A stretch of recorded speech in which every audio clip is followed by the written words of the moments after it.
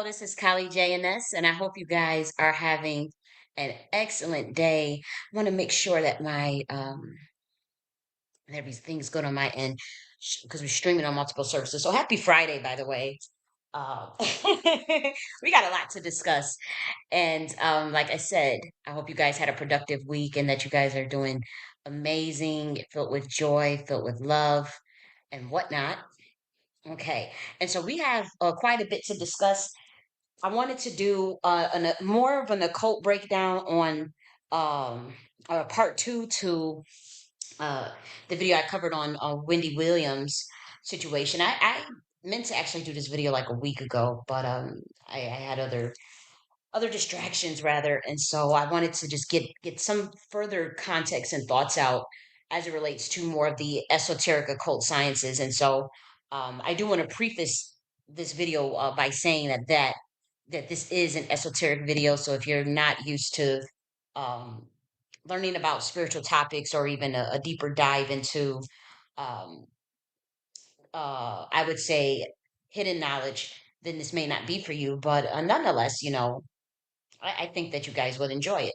And then after that, we're going to discuss what makes someone a prophet. Like what is the definition of prophecy, or what makes uh what are the qualifications and criteria for being a prophet?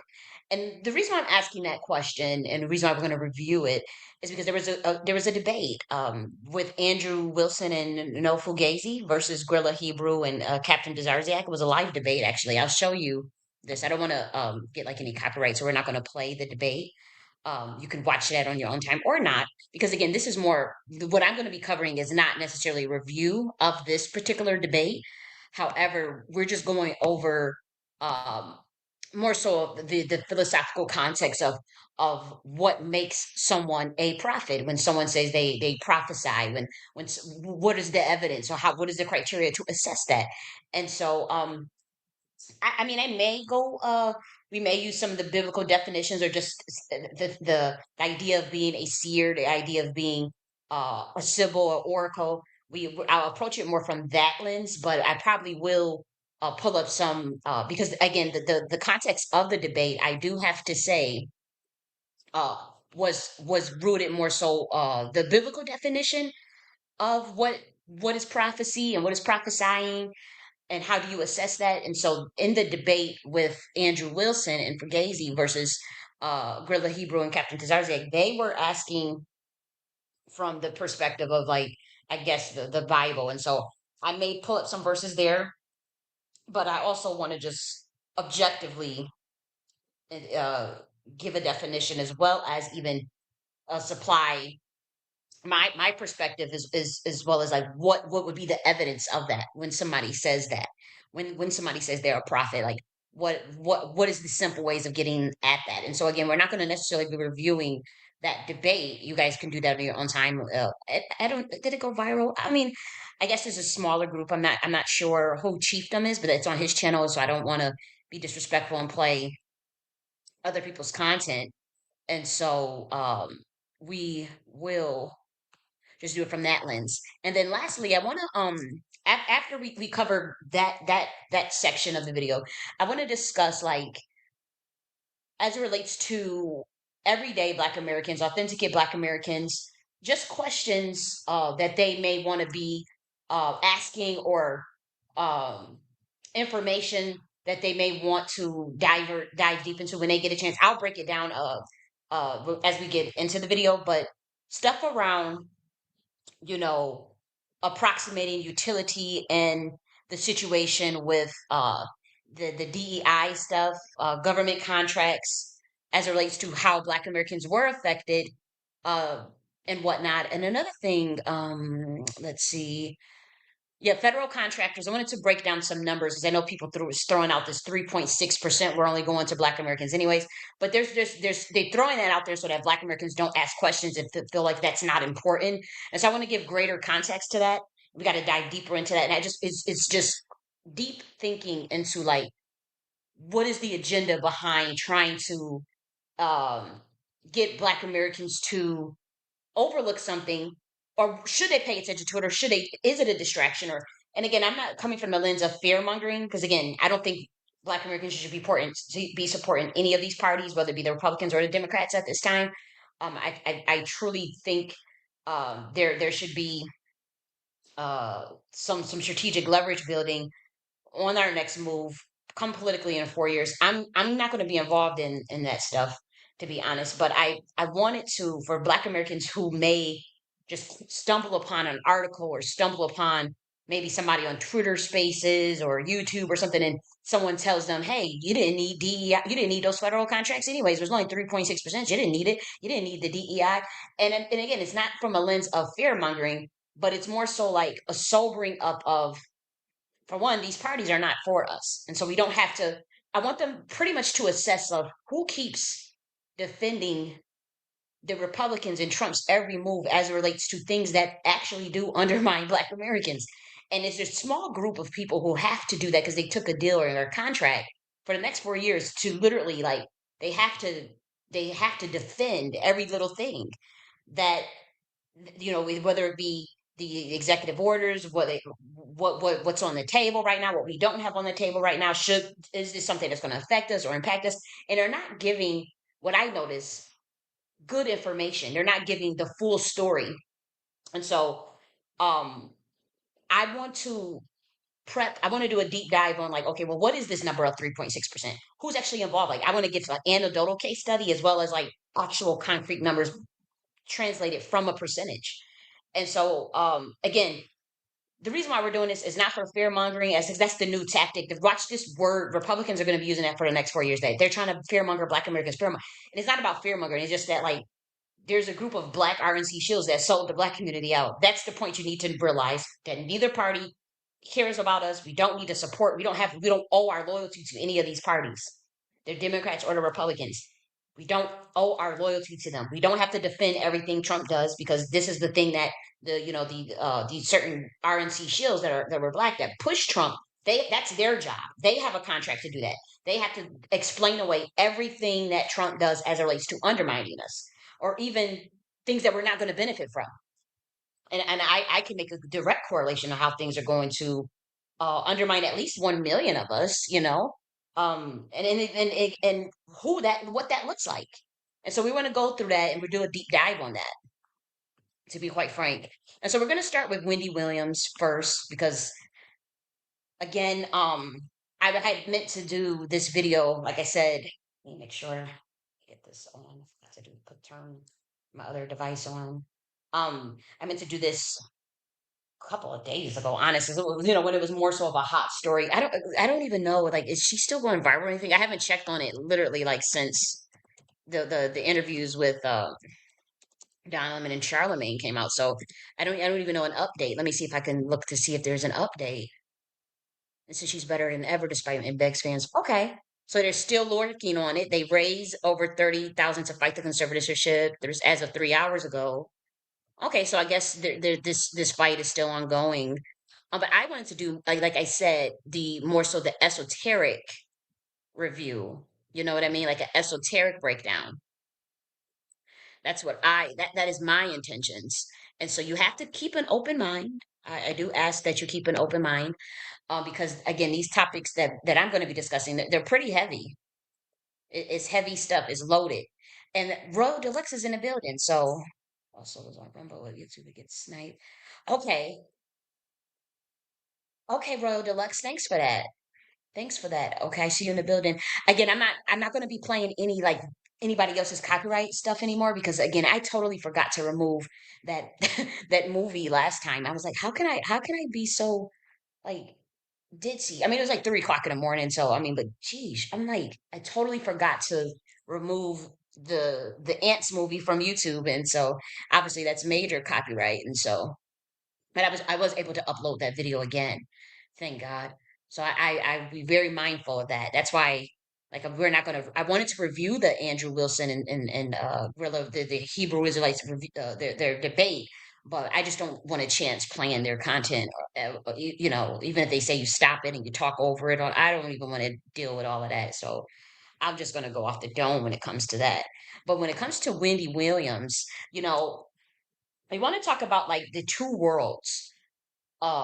of what it means for someone to sign a deal and sign a certain contract on the occult level, but then what that means uh, once someone has to cash in, or once the game is up, or you have to pay the piper from playing the game, how it starts to overlap with one's constitutional rights.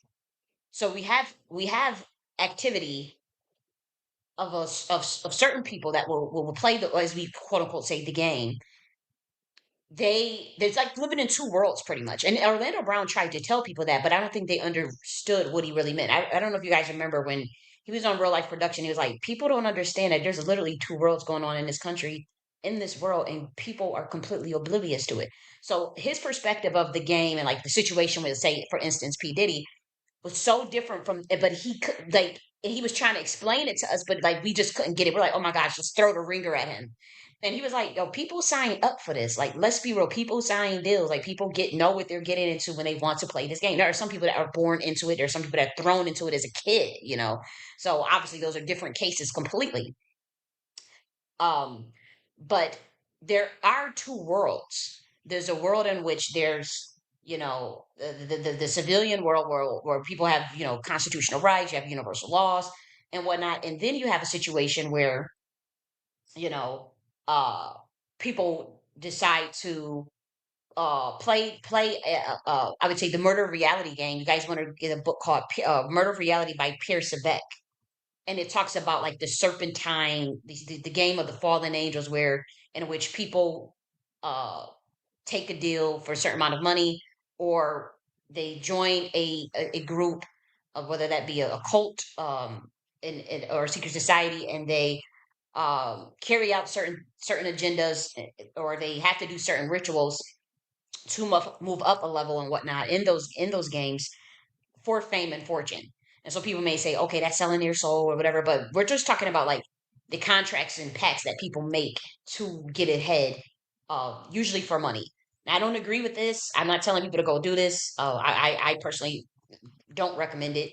But there are, when it comes to Wendy Williams' situation, and again, this is for advance. Like, you already have to know that there's a game that people make contracts and pacts in Hollywood, and when it's time to pay up and all, you have to already be at that level. Like, you would not understand this video if you are not even aware of that world, uh, or if you just think, oh, it's a conspiracy, you guys are crazy. Just click right on off.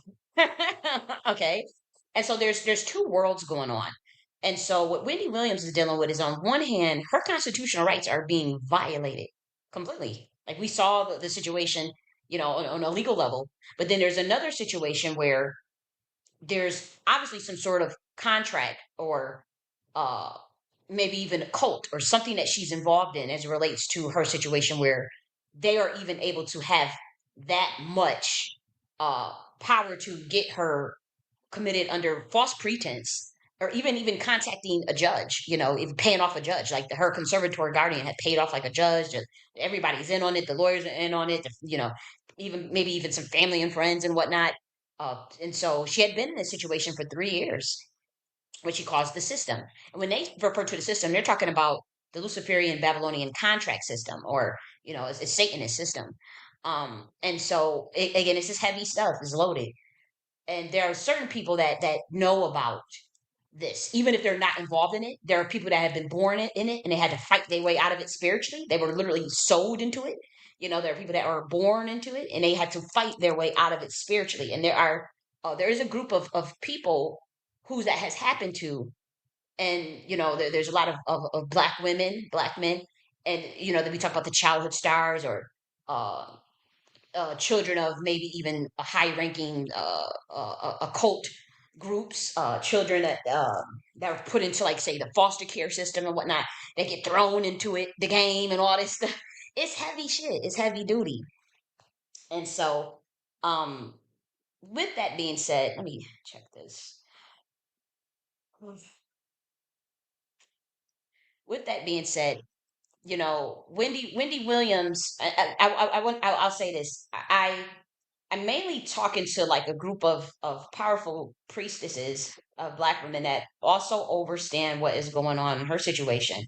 And I'm not going to say any names or anything like that, but um, there's other Black women that had been born into the game, or their parent was like Satanist or whatever, so they got thrown into stuff and they had to fight their way out of it and stay free, you know. And what happens is, usually if you are thrown into that as a kid, it makes it easier to get out of it. I do have to say that it does make it considerably easier to get out of it. And we talk about the heavenly courts. We are going to talk about the courts of heaven. To be honest, that's going to be pretty interesting, if you ask me. And so, let me just make sure my sound is good here.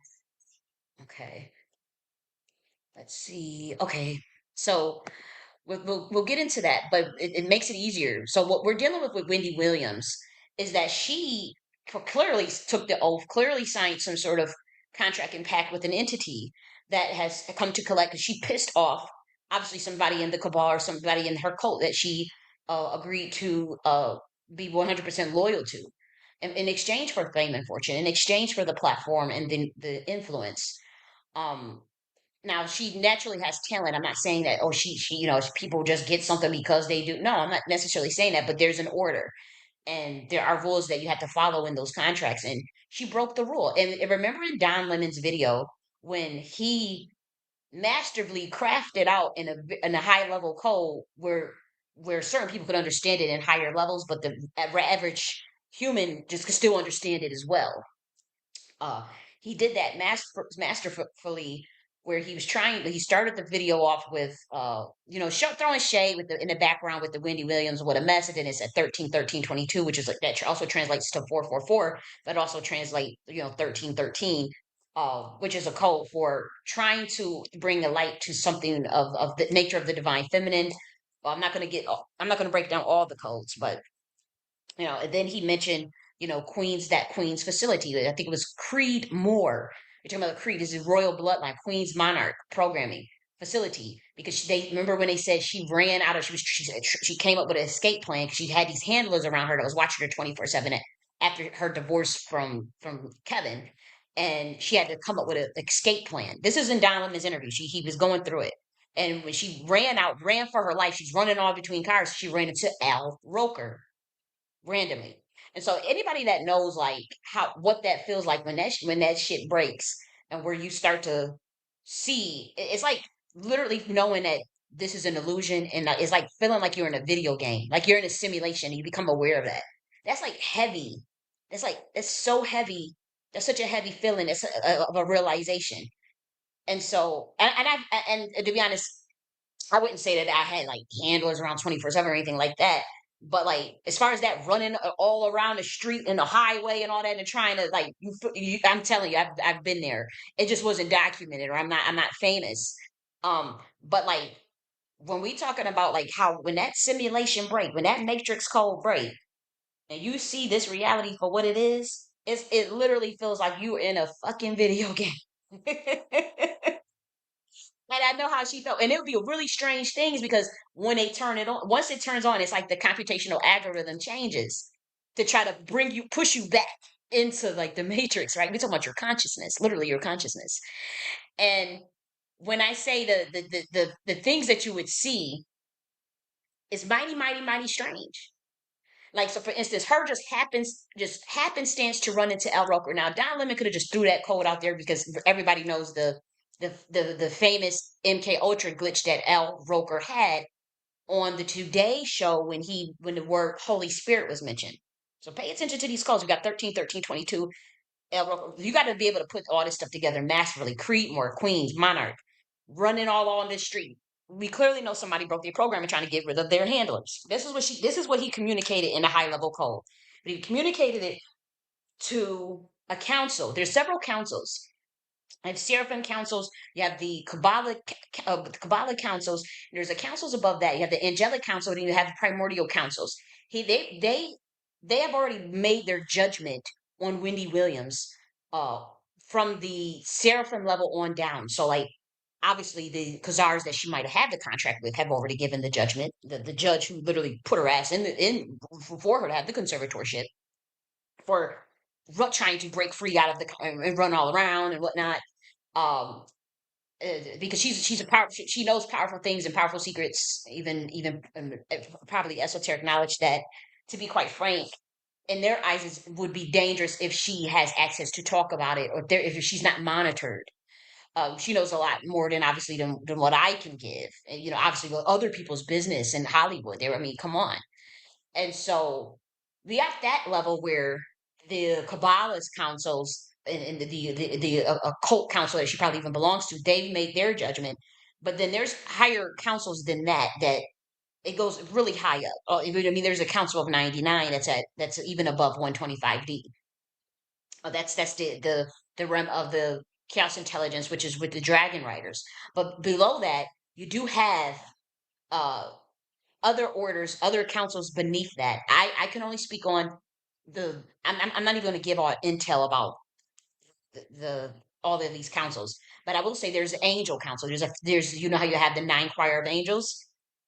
They have councils too, and then beneath that you have the occultist council. So that could be the powerful Kabbalists. Other this could be jinn councils, other entity councils, and then there's obviously then you get back to the human councils.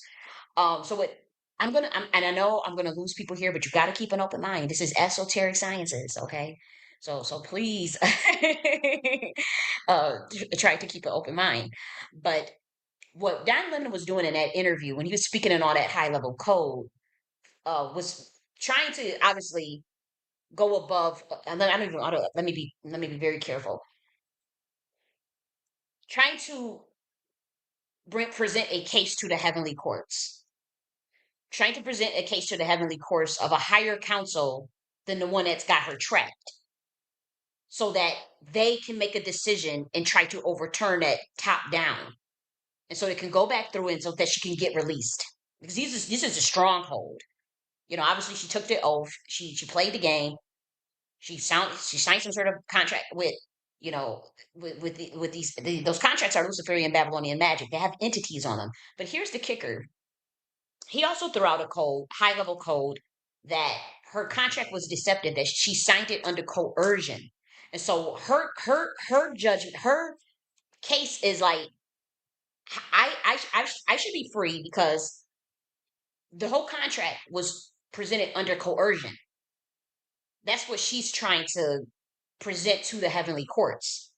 Now, with the seraphim courts, serpentine courts, councils, they still think she deserves to be where she's at, because they feel like you played the game and you did a lot of motherfuckers dirty.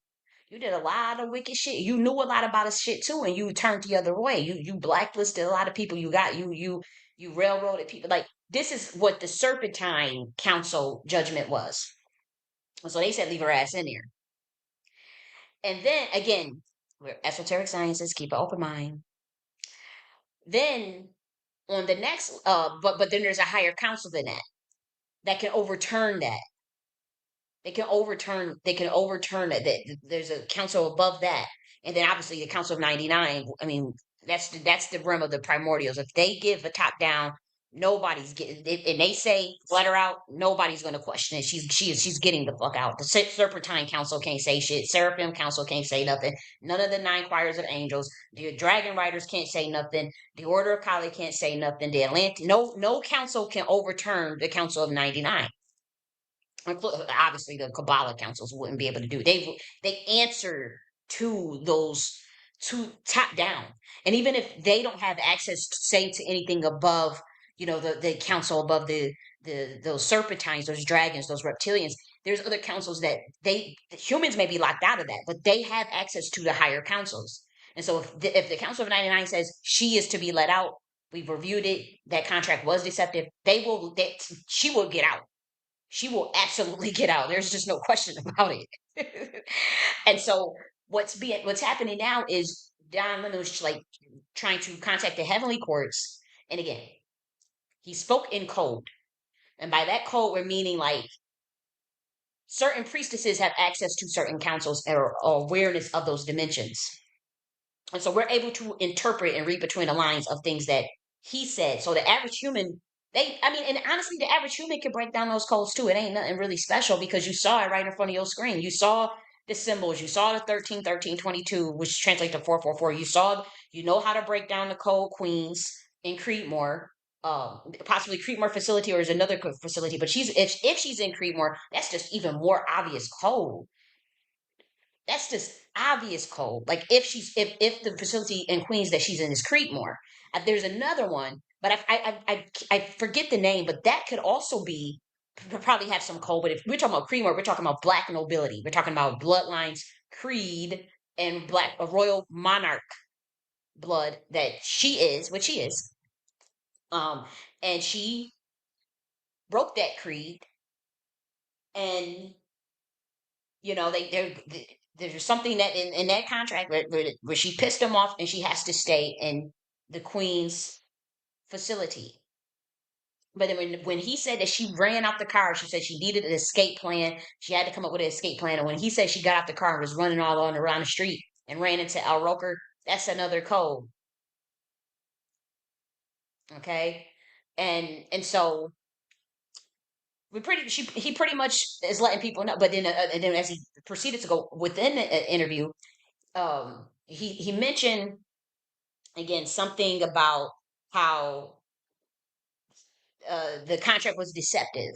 She was coerced, and that she was strong armed.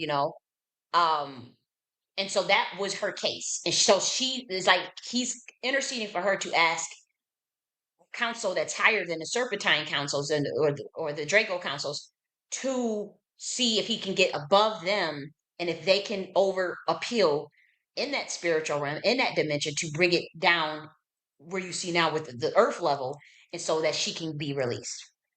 And he honestly doesn't even know if it's going to work. I don't even think he think it's going to work. He does. I don't think he thinks it's going to work. You know, um, but me being someone that has access to the Council of 99, I understood exactly what was going on, you know. And I have to say, Wendy Williams has done bullshit. She has played that game. Everybody knows that. I'm not gonna be sitting there telling all her business. I mean, you saw how Judge Mathis got on her ass. You saw how Judge Mathis blew. He done called her every name in the book, told all her, that what she do. And then other priestesses, and again, I'm not gonna put nobody's name out there, but they could see what she was doing. They say she was wild as fuck, and then other people, obviously there's a lot, she's made a lot of enemies over the years because of the nature of the work of celebrity gossip, whether true or not true. The work itself has garnered her a lot of enemies. So there's a lot of people that feels like she deserves to be like, we don't give there's a lot of people that didn't give a fuck. I mean, it's been 3 years. Where was Charlemagne 3 years ago? Where was the Breakfast Club 3 years ago? Where was Don Lemon 3 years ago? But I also think, again, these are people that are in the know. These people that are also of royal bloodline, and they overstand her situation. They're like, you know what? What if Kevin was the one that was all behind this? What if that contract was deceptive? Like, what if she don't? She's obviously of sound mind. They saying that she has dementia. They got control over all her money, and they can do that to her. They could do that to them. Okay, so I'm not saying that what they're thinking of, they truly care about her, they truly want to help her. I mean, we're just thinking on a common sense level. Like, if they can just throw somebody in a conservatorship and just lie like that, that can happen to anybody. And I already told you in part one how that was one of the goals, even for me, because at the end, you don't have to necessarily be a celebrity. Like, you could have, people have been born to this. People have, had to break free out of, if they were born into it. People have to break free if they were, say, a ward of the state or something. And so, also, even if you're not in that at all, even if you're someone who decides to glitch the matrix. Say you decide to glitch the matrix and you were able to figure out a way outside of their system to amass even certain amount of wealth, uh, influence. They still, feel some type of way about it. They can still get at you. And so, obviously, I do think there's some political aspects to this, I have to say, in terms of like, I think that obviously what I did read is that they were trying to change the laws of New York regarding conservatorship laws, and so obviously this case that would bring considerable amount of attention to those laws, and there was actually a bill written up just that quickly or introduced or whatever about changes to guardianships and whatnot, and I think that's a good thing. And so this also could just be a high level political play. Let's be real. I mean, even just that alone, as far as making it easier for everybody else and making it better for everybody else who gets in horrific situations, um, or exploitative situations where you have a handler trying to steal your money and just lock you up and say you're crazy or something, so they can have access to your money while you're locked up. There, people do that. That's been happening for a long time. That happened with John Amos and his son. Study how John Amos. I mean, we didn't find out that John Amos was dead until damn near 45 days later. Let's be real, it was 45 days later when the American people found out that beautiful John Amos had died. And his Sunday, and for those that's in the spiritual, remember I said, I'm like, this is foul play. I did a whole video on that before it had happened because I said, there's like some sort of celebrity sacrifice, but I said, whatever it is, there's a foul play in it. There's something very extremely deceptive about it. And then that's when, a couple days later, the John Amos situation was released. And the mother, I mean, the daughter didn't even know. Literally, the family didn't even know. But his son was the one that was like kind of like the guardian or whatever. And well, from what we understand, there was abuse. Like they had been trying to talk about how he was being abused. He was in a torture situation. You know, James Earl Jones. James Earl Jones just died. For those that's in the spirit, for those that's spiritual, for those that can see, he was in that same situation. We're talking about like being locked up and not having access to your money and being in a torture situation where you can't speak to the public or you can't people don't know what the hell's going on with you, or they say anything is wrong with you. That happened with James Earl Jones and John Amos just recently. And again, this we're talking about the occult, so it's not like it's going to be something so blatant that you can just see. I mean, obviously you can see the weirdness around the situation with John Amos. Anybody can see that, but you got to just know that apparently the son was a handler that just was taking way advantage and abusing him, his money and whatnot. But when you look at the situation with James Earl Jones, like you have to study, you have to oversee that. Like that's something that you have to realize, like, okay, why was this man like he wasn't talking? Nobody had saw him in like 7 years or some shit, and they just decided to release him. We were talking about release his soul, like he died this year, but he was in a contract. And again, if you don't play ball or do certain things, then that's usually their go to. And so with Wendy Williams' situation, um, will it work with the heavenly courts? I noticed that there are some priestesses outside this that really just don't give a damn and hope that she stays in here. I'm not like that. I'm not one of them because again, I have never been in that situation as far as like playing the game or taking an oath and screwing other people over to get to the top. I have to say I have not been in that type of situation.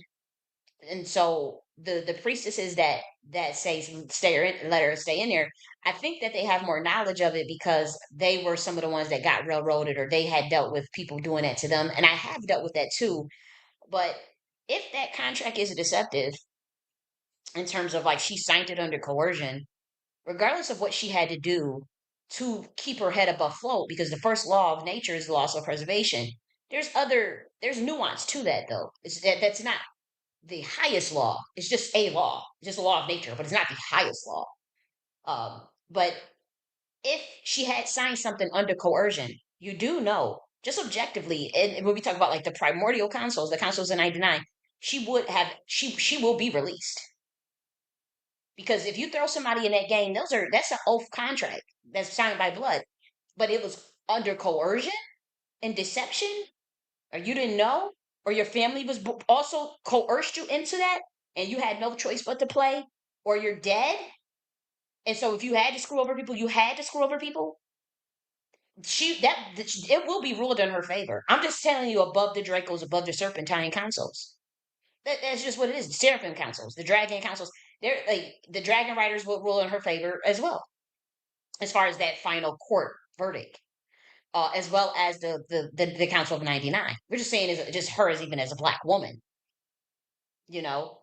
Now, maybe she gets an ankle monitor and has to stay and be in, and maybe she gets a curfew, but as far as her getting out and be able to spend her money and be with her family and see her father, and if she want to go to the mall, if she want to buy her Chanel bags and shit like that, then yes, she would be allowed to do that. Now, if they want to keep an ankle monitor on her ass, that's one thing. I can't say that she won't have an ankle monitor,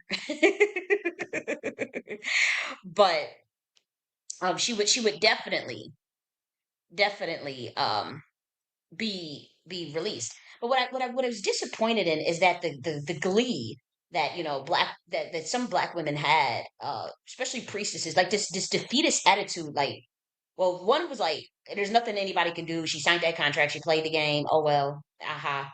You're gonna be there, and there's nothing anybody can do, including Charlemagne, including and nothing that Charlemagne does, nothing that Diamond does. Oh well, and it's almost like a excitement, sort of like.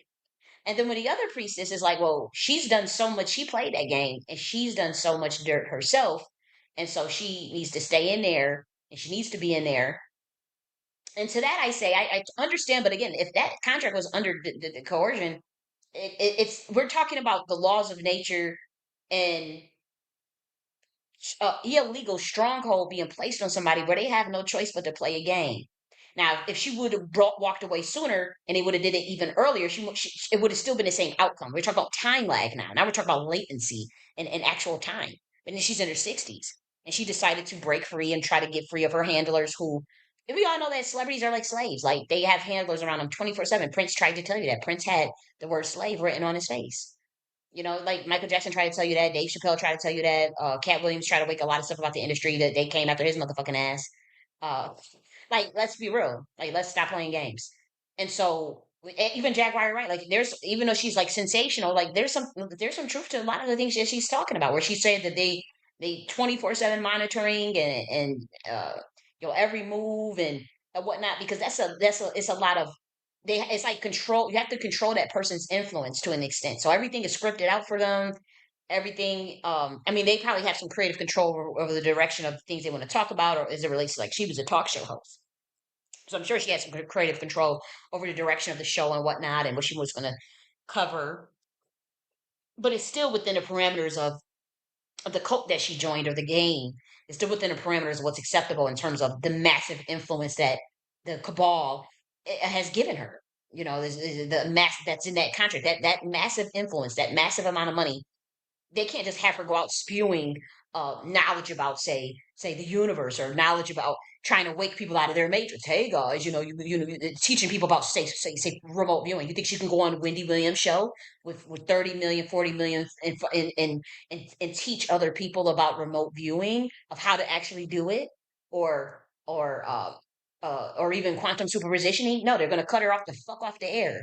And so that's why they always have the handlers just around, always watching and and whatnot, because it's like they still have to keep their matrix going.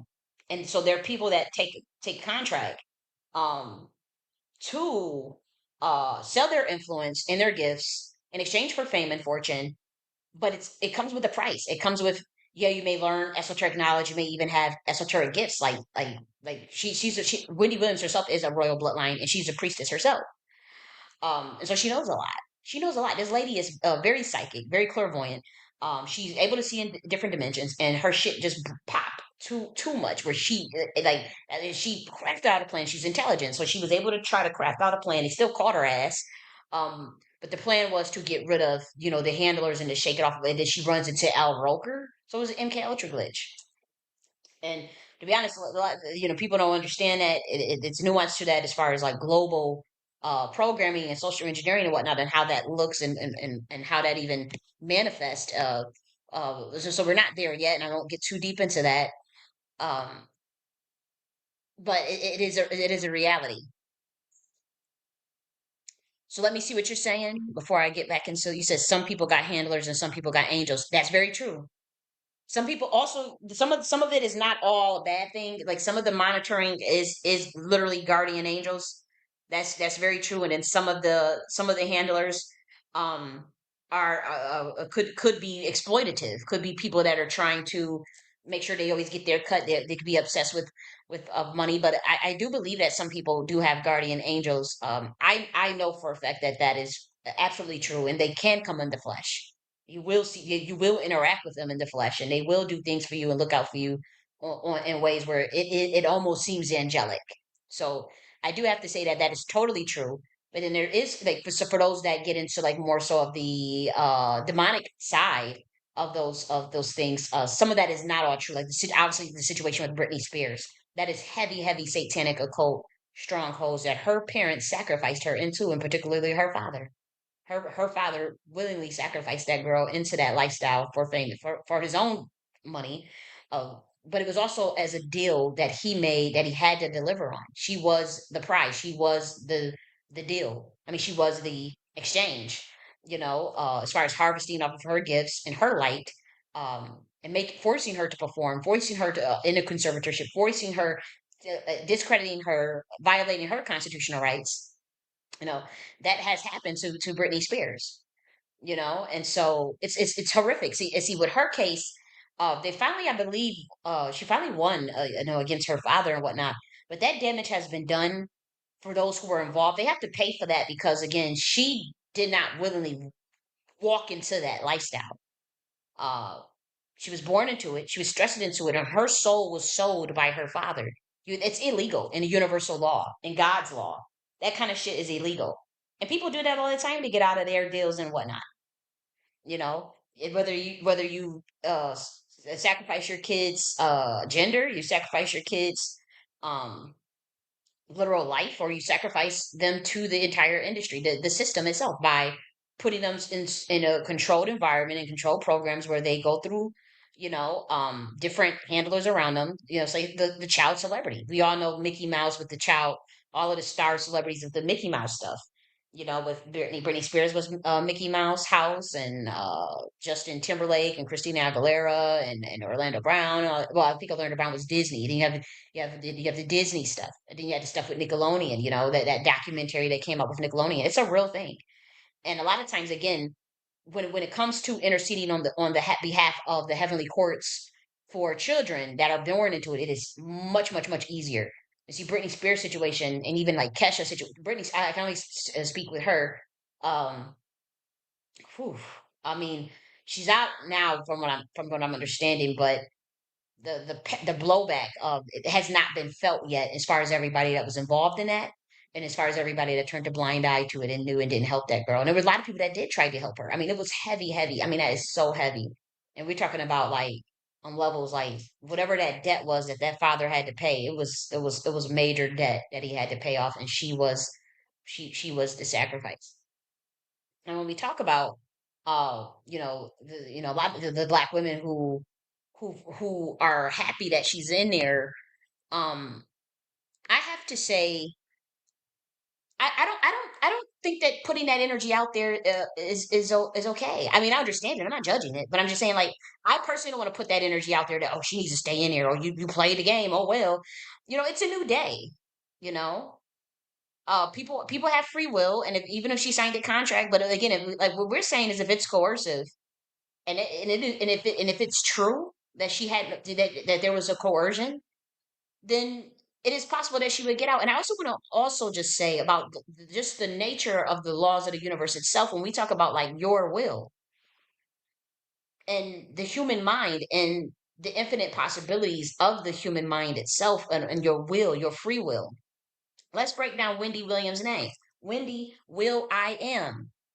Wendy's will I am. Wendy, let's look at the etymology. Let's look at the definition of Wendy. I just want to look at the origins. Um, White ring. Okay.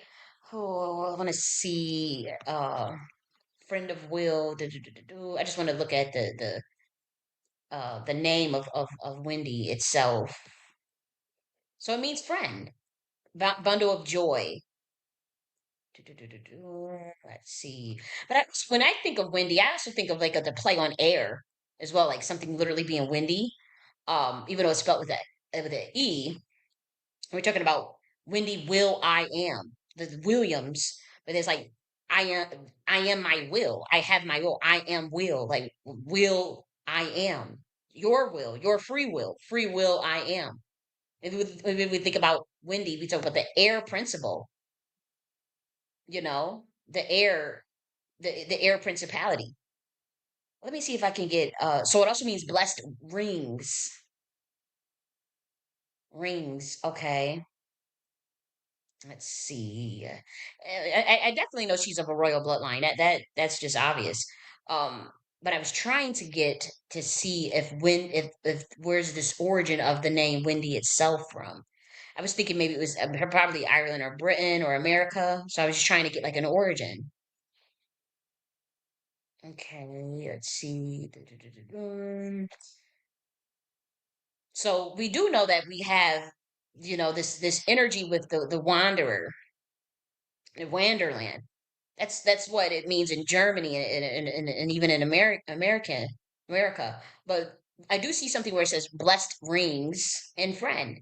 So her name is already crafted out, as far as her will I am. The anagram from I am your free will, your willpower. Okay. And so that she has a powerful name. And so what I mean to say that is that like through someone's will, you can do anything. You are will, like you have your free will. I want to look up the origins again. I'm trying to see if I can get a spiritual origin of his name. I really am. I just feel like there's something I'm missing just psychically. Uh okay. Hmm. Okay. I was really trying to see if it had a play on air because that's what I get psychically. But I was just trying to see water course. We get water course, water bend, island that river bends. That is the English. That's old English. That was the meaning of Wendy. The river bend. Wow, that's powerful. Water. And so we get water will I am. With Wendy Williams. Flowing like water. Friend. Right. These rings. And again, like I said, I do know that obviously you can turn air into water, so I guess we can, this that air element is in there, but we have the water element now with Wendy Williams.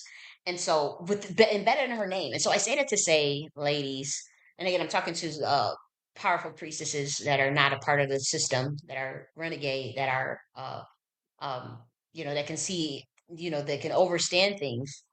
um when it comes to your will, this just goes for every human. If your mind is at if you say what you want, and through your will that you can get that, it wouldn't matter if they locked that lady up clamped in her hands and locked in a fucking padded room with armed security. Through her will, her mind will. That's why they want to attack. That's why they attack this lady's mind all day. That's why they want to give her 7 pills a day. That's why they put her under radiation all day, because they want to fuck up the mind. Because if they fuck up her brain, then they can technically just keep her in there, right? But she's sharp still, and she's fighting through her will. And I want to say that, as we know, the universe is mental. Um, and so, through someone's will, if she says I'm getting out, she's gonna get out. Now you could say, well, you signed that contract. You took the oath. You signed that contract. If she found the loophole, there's a lot of, Michael Jackson was good at always finding loopholes in them contracts. But if she could find the loophole, was like, wait a minute, I was like, Kevin was doing this. I was born into this part of the. I need to have I have to fight this through my will and through the heavenly courts. And if she says that, and if she's a black female of a royal monarch bloodline, and so if she says, you know what, through my will, I will be free. It wouldn't matter if they got her. She could, how they got her all locked in security, whatever.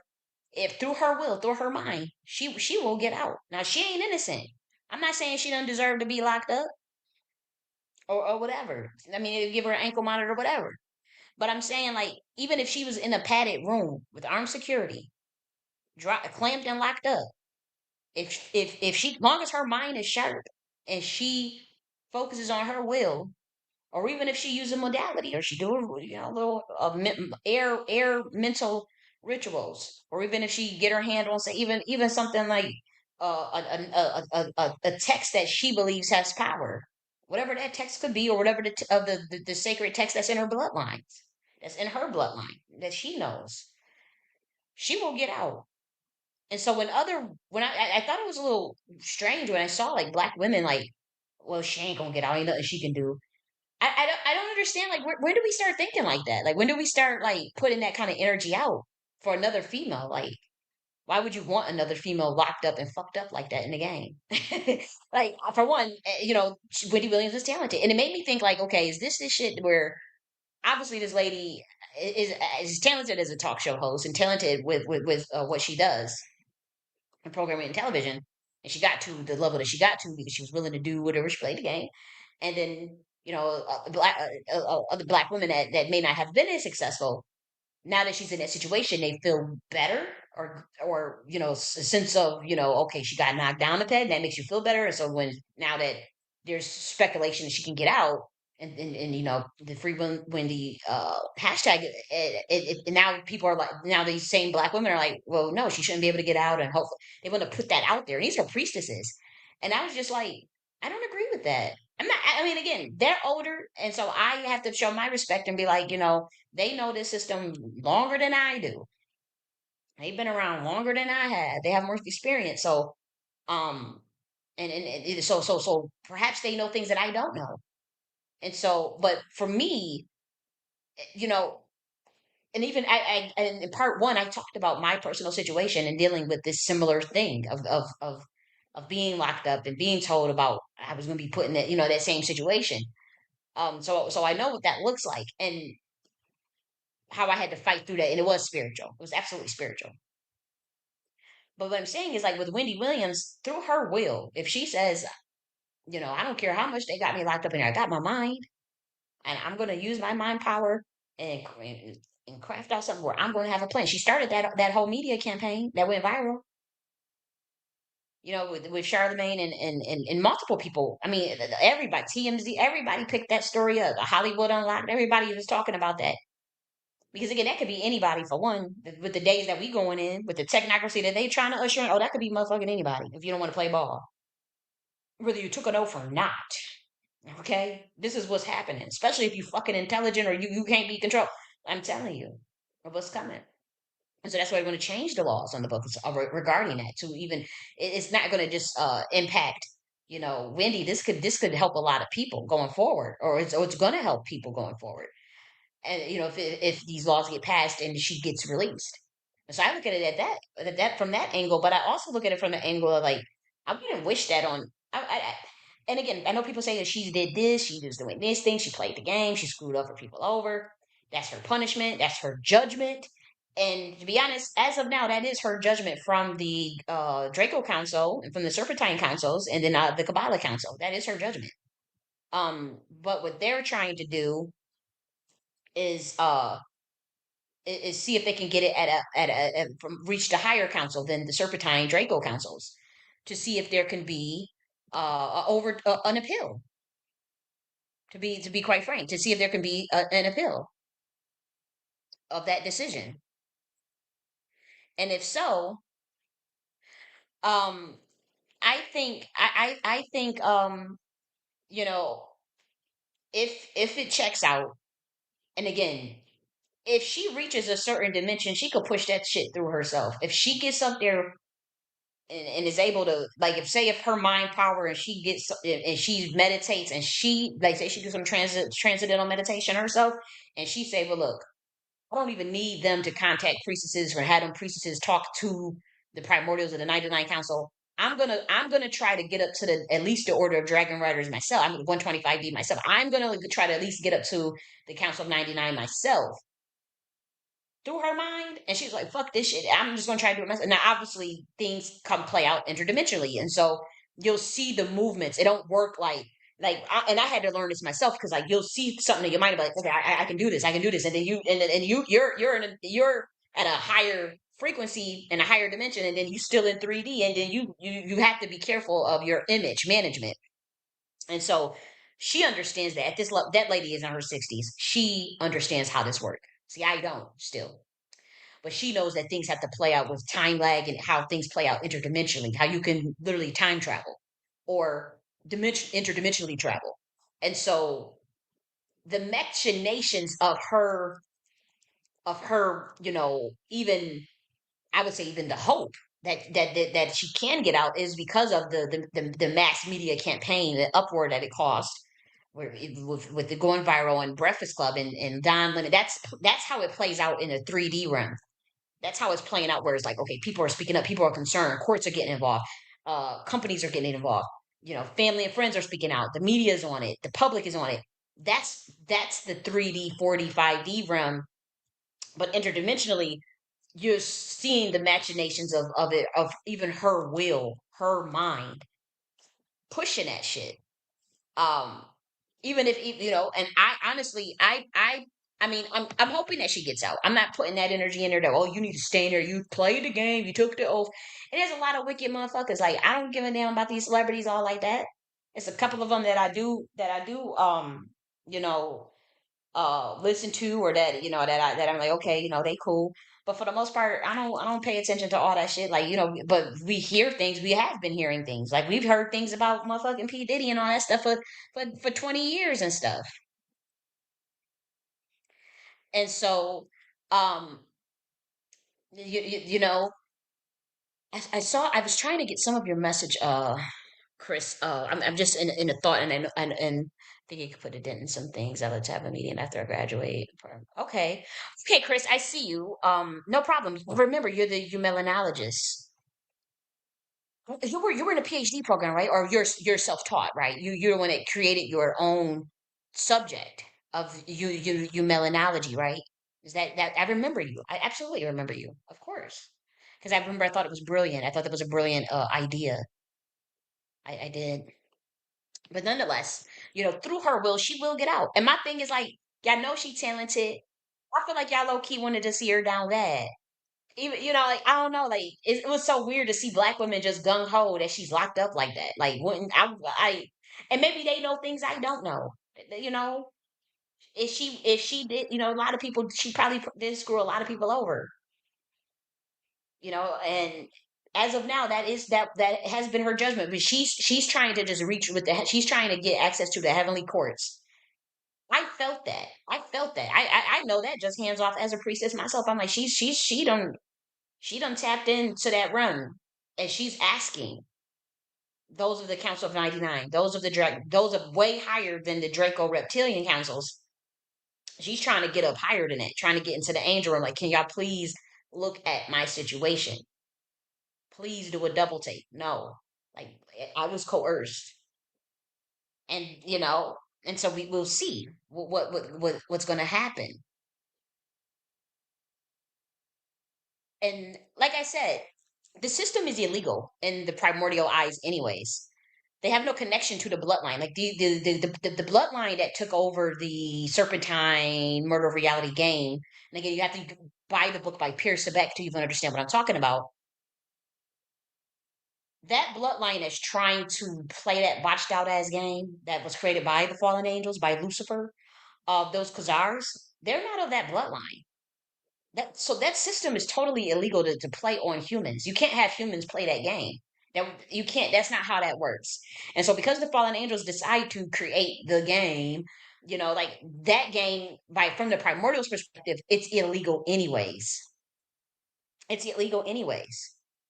And so when I was just talking with other black, with the black women, I think there's a high degree chance that she could get out, due to that game, already being, um on its end. And you saw that just from the way the industry fell this year. Just the situation with the Diddy's and all that stuff coming out, and even before then with Epstein and Harvey Weinstein. All this stuff has, Hollywood, you know, um, conspiracies that are now known to be true. Celebrities who were once looked at as crazy, who have now since been vindicated, say like a Dave Chappelle or Cat Williams, and who else had said things? There are many people that have said things about the industry that were kind of laughed at, or like, oh, Michael Jackson, the guy that talked about the Star Whackers, Isaac Cappy, right? The guy that got killed creating the movie Eyes Wide Shut. Like, everybody now understands what this shit is all about now. They know that, okay, this is deep. And so, I would say to look at it. I'm not telling anybody what to do or change their mind or anything, but I'm saying, like, just know the power of your own will. say if you're even in that situation, you have to. There's an obsession with mind control, and particularly getting people to have low self esteem, getting people to doubt their self, getting people to doubt their power, to not even be aware of their power, because your mind is your greatest asset. And so, if you think something, they say, as a man thinketh, so is he. Abracadabra. As I speak, I will create. Um, it's through someone's willpower. If this lady is sitting there with a last name Williams, if she's sitting there thinking, pushing shit through dimensions, like, I'm gonna get the fuck out, and she really believe that shit, it don't matter if they can have 15 guards out of that motherfucking room, have her ass locked up and padded. I'm telling you, this is a fact. Is she thinking through her mind? Is she got her right mind? That's why they want to drug her up so bad. That's why they need that. They want to do discredit her. But if she in her right mind and she said, I'm getting the fuck out, oh, she will be out. And we're seeing the machinations of that, to be honest. There's a lot of corruption with that lawyer. There's a lot of corruption with the guardian. The guardian, these people of cases have overwhelming cases of doing this to other people. They've paid off judges. Like, this is about to get real. There's a clear conspiracy. There's a clear constitutional violations. Contractual, the occult level, and obviously the demon. I mean, the pact that the demon that she made this pact with is most likely, I wouldn't say a king demon, but obviously strong enough to keep her ass in there. But if if certain councils overrule that serpentine Draco council, um, or even the councils of the level of the nine choir of angels, oh, it's a wrap. She will get out if that shit get top down, and pushed down through, um like, say, one, even if 125D say I gotta let her out, yeah, we overturn it, because they oversee the angel and the demon kingdom, and if they say overturn it, then there's nothing anybody can do. But there ain't no reptilian going, nothing that nobody can do. Nothing. These Kabbalists, these Khazars that stole that magic, that stole that science, that's using the lesser key of Goetia, that's using the Babylonian Luciferian contract magic. If there's nothing that anybody can do, her ass will get out. I mean, I'm an actual, right. You were getting your PhD. I remember. Okay, I'm an actual institution and getting a doctorate as a physician. But it's right. You were a doctorate, and you were getting you were a physician, and then you. I thought you had created. I knew that part of it, that you were actually, because I'm getting a doctorate as well, so I knew that you were in an actual doctorate program. But I also thought that you also created the melanology. Was that you, or was that somebody else that created the melanology subject itself, or a course of study? Maybe you can clarify that. Because I know, if obviously at the PhD level you'll be able to create, whole new factions of study, I could imagine. So maybe you can clarify. Yeah, okay, so that was you. That is you. And so what I would say, even myself, as someone, I do have access to the Council of 99. I say release her. That's just me. I say release her. And I'm saying that as someone who got that message and was able to pick up that case from the heavenly courts. Now, there are other women there's 99 other women that have to, I'm just one person. There's other priestesses that have to have their say on that. Other sibyls, other oracles that have to have their say on that.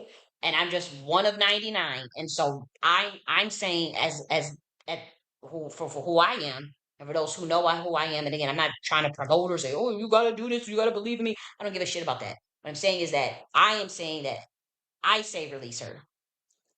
That's just I just have one vote.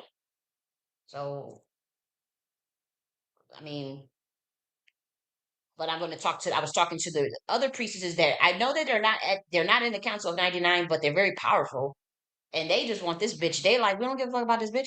But I just want to encourage Black women. Don't want to see people down bad, man. Don't be like that. Like, I'm like, do y'all want to? Y'all, it's like this, like a primal thing where you want to see another Black woman just down. I'm like, and this lady has a legacy. This lady put a lot of people on game. A lot of those YouTubers, y'all copied her swag. Like, y'all was able to make a bag and build your platforms literally off of her blueprint. That's a fact. That's a fact. Hollywood Access, Breakfast Club, TMZ. What's the other ones? All the different, all of Tasha K, all the stuff we grew up, Lovely T. Like, they've been able to use that platform, and they have their own spin on things. They have their own personality and turned it into their own creation as well. but she's the one that gave that blueprint for the good programming um with the celebrity gossip. Now that's not my genre. I don't judge anybody that does that particular uh podcasting. Um but it's just the reality. Like a lot of, even if you say you watch Monroe or something, like we know that's Wendy Williams was that blueprint, and they say that themselves. They like it's a lot of people that say, well, I wouldn't be where I'm at if I didn't use her blueprint, or I wouldn't be able to take care, make the lifestyle, have the lifestyle that I have if I didn't use her blueprint. And I didn't, they didn't even have to play the game. They didn't have to go through all that bullshit that she had to go through in Hollywood and make those contractual deals and contracts and take up all that energy and go through that ringer. They just be the YouTubers didn't have to do that necessarily. Some have not though. She had to go, and she was, at that time we talking about she was running around with P Diddy's and all into the New York, getting into beef with people and get involved with Kevin and honestly, from what I see, Wendy Williams, I think she also was born into that from just something in her mother's side that got heavily involved in that any fucking way. And you'll be shocked who will introduce you to who or get you in a contract with who, or groom you a certain way or to give you information to push you into that shit. And it will be your own family. And you will not know. You will be thinking, oh, okay, you want me to look at this? You want me to do this? And it will be all planned out pretty much is what I'm saying. And I'm saying that energy is on Wendy Williams. Like I see that heavily that could totally be the case um with her. They had okay. So I got me like a little bit of an Instacart, and so I was just checking to see where we were at. Um, you know, I think that it's now or never as it relates to like Don Lemon and Charlemagne taking that chance. Again, I do think it's a bigger play for politics, but it's like it's a lot of people that feel like it's now or never, and we're not just talking about like on a celebrity level. Like it's politicians involved in this. It's people that have just wrote up policies about this stuff. Because they know, like those that know, they know that that was the same situation with Bobby Hemmett, same situation with James Earl Jones, the same situation at John Amos. Like as far as like having to pay on the back end, where John Amos, we all know how he died. You have a handler around you that's exploiting, spending all your money up and shit, not taking care of your legacy, and you don't have access. I mean, we found out that John Amos died 45 days after. Okay. And like I said, the royal monarch bloodline, especially of the black nobility class, especially if you have Sephardic more blood and even Indian blood. I'm pretty sure Wendy Williams has some indigenous ancestry. And she may have done her genealogy and realized like she has some of the royal Indian blood. But she most likely has some of the royal monarch blood as well from Europe. And if that's the case, yes, you are groomed a certain. You're expected to follow the rules and follow the orders. And it's usually what someone else wants, and it can be annoying. It is programming, and her shit glitched. It's she um she got tired of Kevin. She got tired of the contract. She wanted to go a different direction. She tried to escape. She literally told Don Lemon literally told us that she was running all around the street trying to break away from handlers. And like I said, well, my situation when I saw that simulation, like for what it is in that matrix, I know what it's like to be running all in the middle of the highway, jumping from car to car, trying to. It's like you can literally see that it is a fake simulation program. It's like feeling like you in a video game.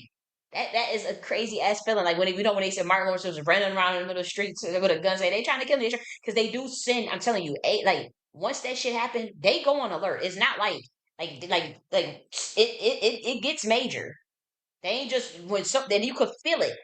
You could feel like you because you could.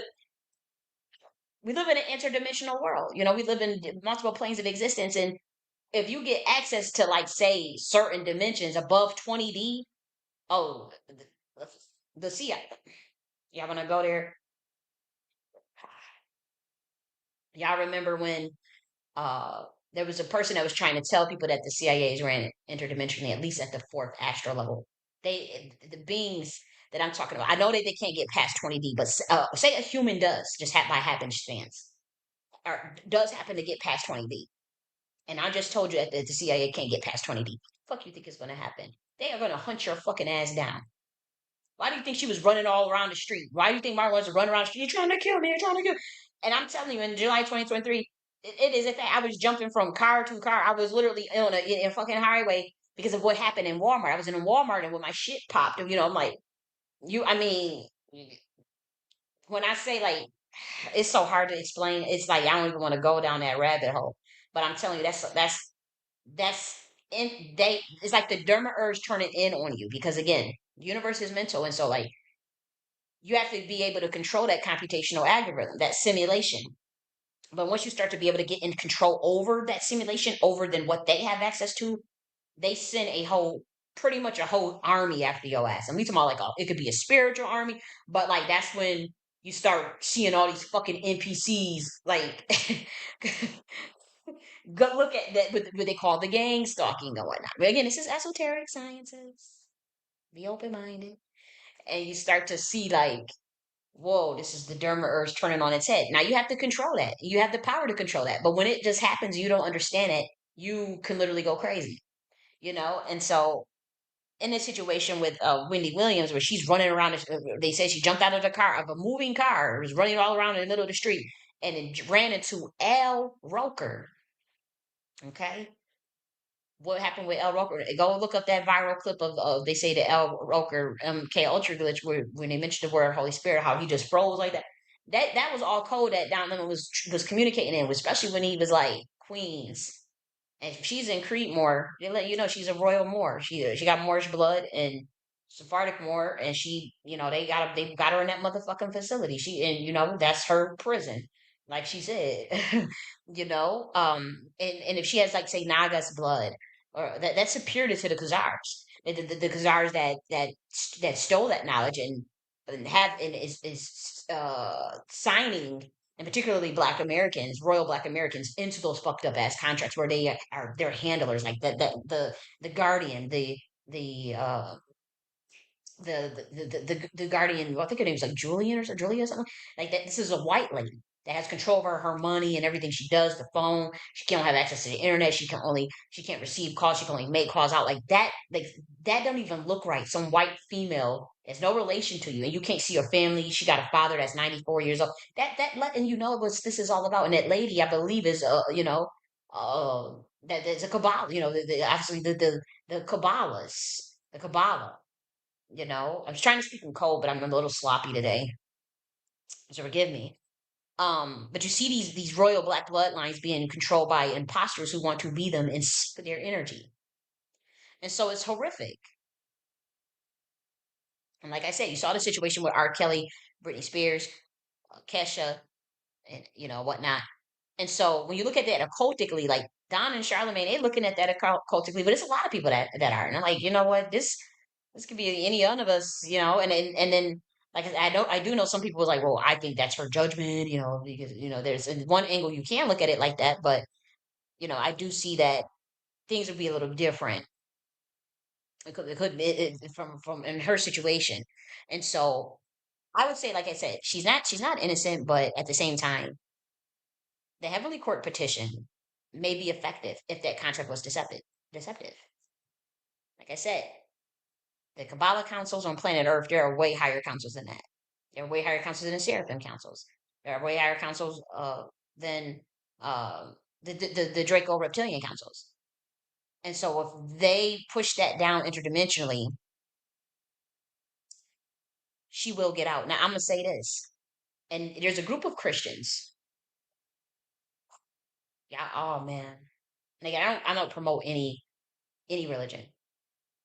I'm saying because they worked on my behalf in the situation that I was in. Because again, if you're a kid, it's a lot different. Whether your family was military, whether your family was Masons, and they threw something in you, or if you were a ward of states, like if you have a foster care system, whatever. Um, if you're a kid and you're thrown into that, there are people that will help you spiritually. There are people that will intercede for you. There are people that will try to step in and try to help you get out of that situation. Now, I will say this: there's a group of Christians who are extremely highly evolved spiritually. They pretty much broke down all of the astrology and the code in the Bible, and they are not looking at it from a religious point of view. they looking at it from this being a code decipher, a grimoire, but also they use it to they broke down enough codes where they were able to get to activate all of the gifts of the spirit, pretty much. Okay.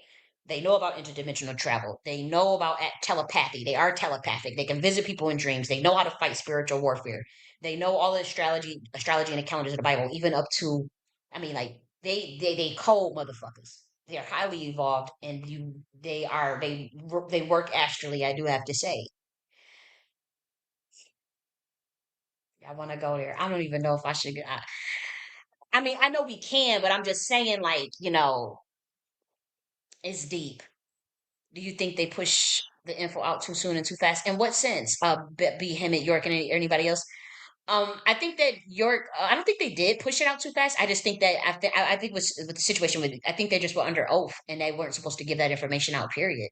At least with Dr. York, I would say he wasn't supposed to use it to uplift, his community. With Bible situation, I don't know. I just I don't know when it comes. I do know they didn't want him. They didn't want him teaching that to the Black community. That is true, but I also think there was a violation with something in his contract, and then either that or some of his families decided to sacrifice him. But I honestly think there was something with that contract that could have been with Bobby Hemmett situation. With Dr. York, I do think that he was playing the game and got into their system, and then you're not going to go and flip their system on them. That's their game. It's their game. And they taught you them sciences, and they let you get a pass, and they let you rock, and then you think you about to go start a whole city up in Tamaray, Georgia, and teach all these Black Americans all this stuff, how to build a city. They get at your ass. I know, even if they got to trump up charges, or even if they got to set you up for entrapment, or even if he really did some things, and they're gonna exploit that and lock his ass up. You know, um, and so that could be the case too.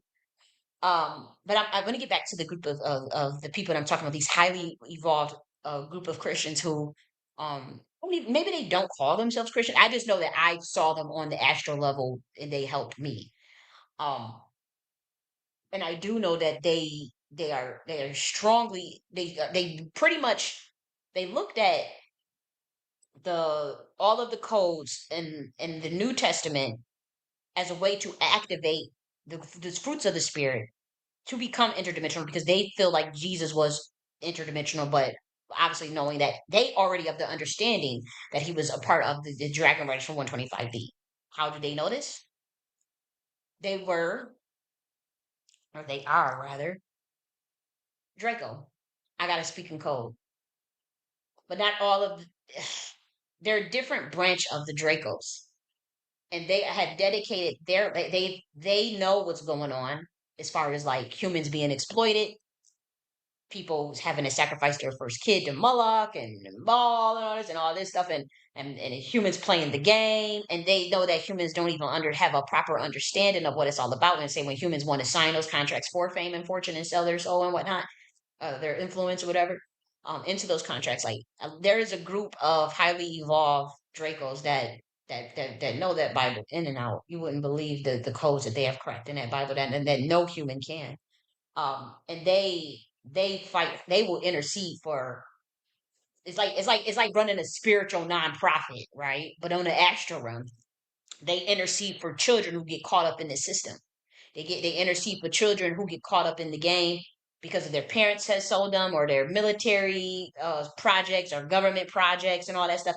They'll intercede for you and to break a lot of them strongholds, because they obviously they are Draco, but they literally identify as Christians. And I thought that was fucking mind blowing to me. So again, this is esoteric science video for those who are coming in. So you have to, for those that understand the astral realm, and I don't fully understand the astral realm myself. I do have to say I'm not initiated in anything. I'm a renegade, self taught, and I have learned from other women. My master teachers are females, and I'm also self taught and whatnot. But I don't proclaim. I'm not trying to, oh, you need to do this religion. I don't give a damn about that. I'm just speaking my truth and my reality. And so that group on multiple occasions have had to help me it, I remember like being under severe attack, and they had to help that group. And they decide who they're going to help because they're more powerful than humans. So they decide, okay, what cases they're going to take on and who they're going to assist. They decide that. We don't, and because again, there are people that through their own free will, they do willingly walk into that. But like, if they, because again, it's a lot of work. It's a lot of monitoring. It's a lot of work. It's a lot of energy. And so they pick and choose which, and that's how they feel. Because for one, they don't think like humans do. And so they will pick and choose based on utility and based on the gematria of who the fuck they're going to help. It's as simple as that. And luckily, I was one of them. Uh, and I remember, like again, in the astral realm, I didn't know how to fight off what I was particularly dealing with, and one of them had came and just like it was nothing and just assisted me um through that. And again, this was in a dream. This was in an astral realm. It was in a dream. And I thought that was really. I was like, damn, them some cold motherfuckers. And it was they're telepathic. They do all that. They cold, and they do appear human. They do shapeshift. Yes, they do, and they do keep to themselves. And again, they are so evolved. It's nothing like me telling this is nothing. As far as like I'm not gonna get in trouble or anything for me talking about this because I did not give out a name of them or anything like that. But I'm just saying that they identify as Christians. That's what I do know, that was what was communicated to me, and that they are of serpentine bloodline. But they walked away. They don't do the murder reality Pierce Sabet game. They don't do the that fall they don't do what the fallen angels do. Pretty much they do the opposite. They try to help people get out of their situation, and particularly children whose souls were sold into those in illegal contracts and whatnot. And so they help fight spiritual warfare. They know astrology, the calendars of the hidden astrologies in the Bible, all of that, all of it. And so they could also make a move to help Wendy if they want. If it's true that it was deceptive and it was coercive, they could decide also if they want to help Wendy. They help me. They know more than me. You know, will they help her? I don't damn know. But I'm like I said, there is a group. I would say this: there's a group in the cabal that want out. I ain't gonna give too much on that, but it's like it's considerable about that want out, and so you're gonna see some shifts and changes in 2025. You're gonna see things like that, like just like that's why when I heard the priestess is like, there's nothing she can do, and she's gonna stay in here. And in my soul, I feel like there's something different going on now. There's something totally different going on now. They could be right, and I could be wrong. But all I'm saying is like I intuitively feel that there's something going on deeper. You know. Um. Again, I'll also give you another story. Please keep an open mind. That's all I ask. I have prefaced this and told you over and over again, this is esoteric study science. There is there are reptilians that get blacklisted. There are Dracos that get blacklisted because they don't want to be a part of the cabal. They want to be a part of that system, and they want to do their own thing. So they will get blacklisted. So that means you can be banned from countries. You won't get access to their system in terms of like their access, the marketing, the media, the business stuff. You'll be financially blacklisted on top of being blacklisted. But here's the kicker: if they even if they are blacklisted, they still say, again, I don't like to use the word reptilian because it just sounds so kiddie, like it sounds kind of childish compared to what we talk. So I'll say there are serpentine um Dracos that do not want to do what they're doing, but they still from the same bloodline and they are literally a different species. But here's the thing: they are extremely powerful, way more powerful than humans, and way more powerful than the Khazars that stole that information. Even the ones that claim that they descendants of Nimrod, whatever. There are literally humans on this that appear as humans that are we talk about powerfully, like just spiritually more powerful. We talk about, teleportation, quantum teleportation, astral projection, remote view, all that. They do all of that. They can see in different dimensions, all of that. And so I will say this: there's some that are blacklisted, and so they, even though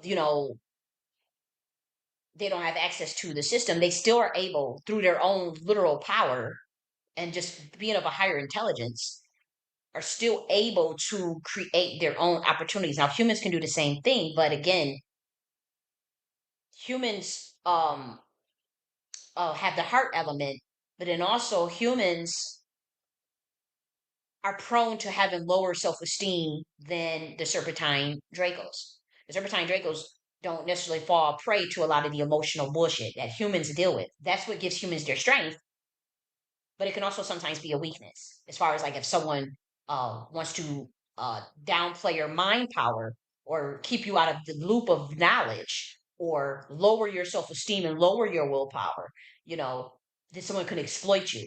And see, I'll say this: those serpentine, the Dracos, they're already aware of that about the human nature, and they've been exploiting it. But then there are some that's like, I don't need to exploit it. I have my own power. I don't need to exist at that level of frequency. I don't want to. They get some people that's like, I don't want to be vampiric. I don't want to be parasitic, and so they use their power to obviously try to get it maybe a different message out, or to even help other people, or to bring awareness to certain things to actually enlighten humanity to an extent, or to give information to humanity. But I do know of one that is actually blacklisted. And so I was in two worlds. Okay, so I would say in October of 2024. Oh no, no, no, no. October 2023. October 2023.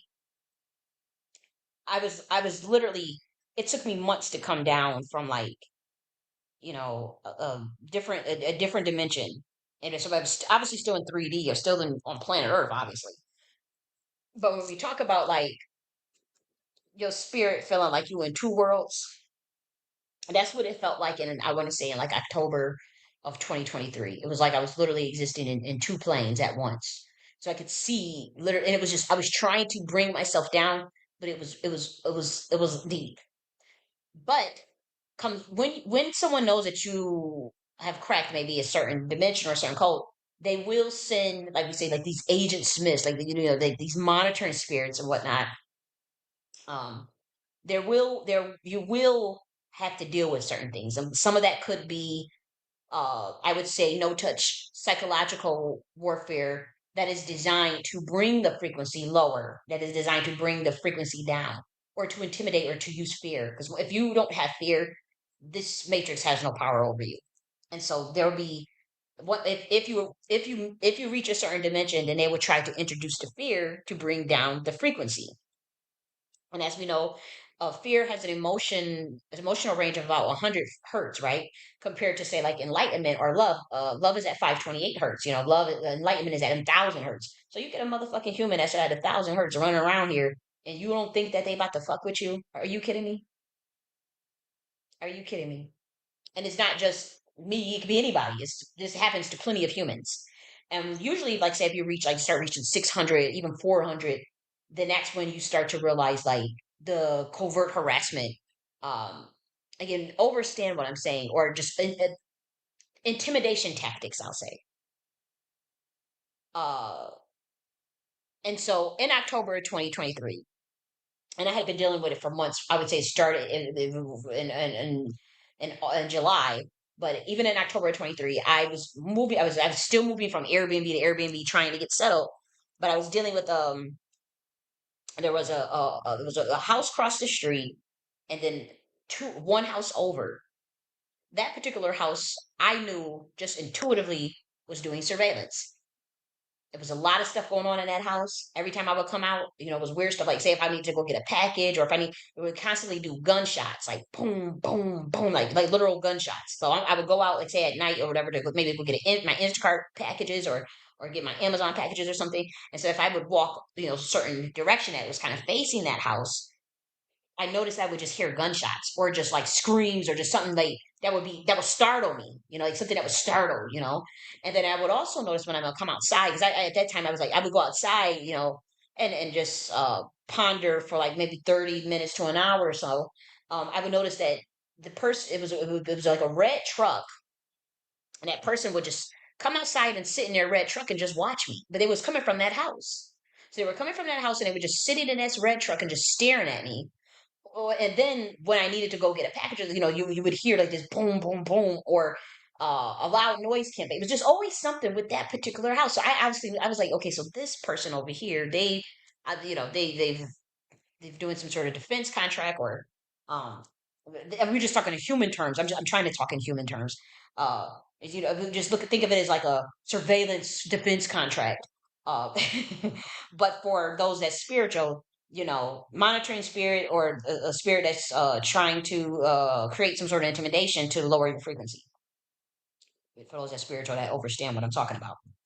And so, to be honest, I know that person. I was like, this person, whoever that's in that house, like they just every time I go outside, you and your motherfucking car just staring and watching. It was just like it was creepy. And so at that time, I was very aware that there was a digital matrix, and that how how in the matrix where they was making a phone call, that the person can come through the phone, but it was an energy thing. We're talking about like thoughts or radio waves and radio signals, and how you can send your frequency through a phone. You can send you people. You know how this stuff goes. In that movie, that was obviously a more dramatic version of that. But like when they was showing how people just will come through the mother, you make a phone call, you pick up the phone, and you go through that phone through those telecommunication wires. There's these radio signals. Those are frequencies. There's like that people could travel through the frequencies, and certainly through quantum teleportation.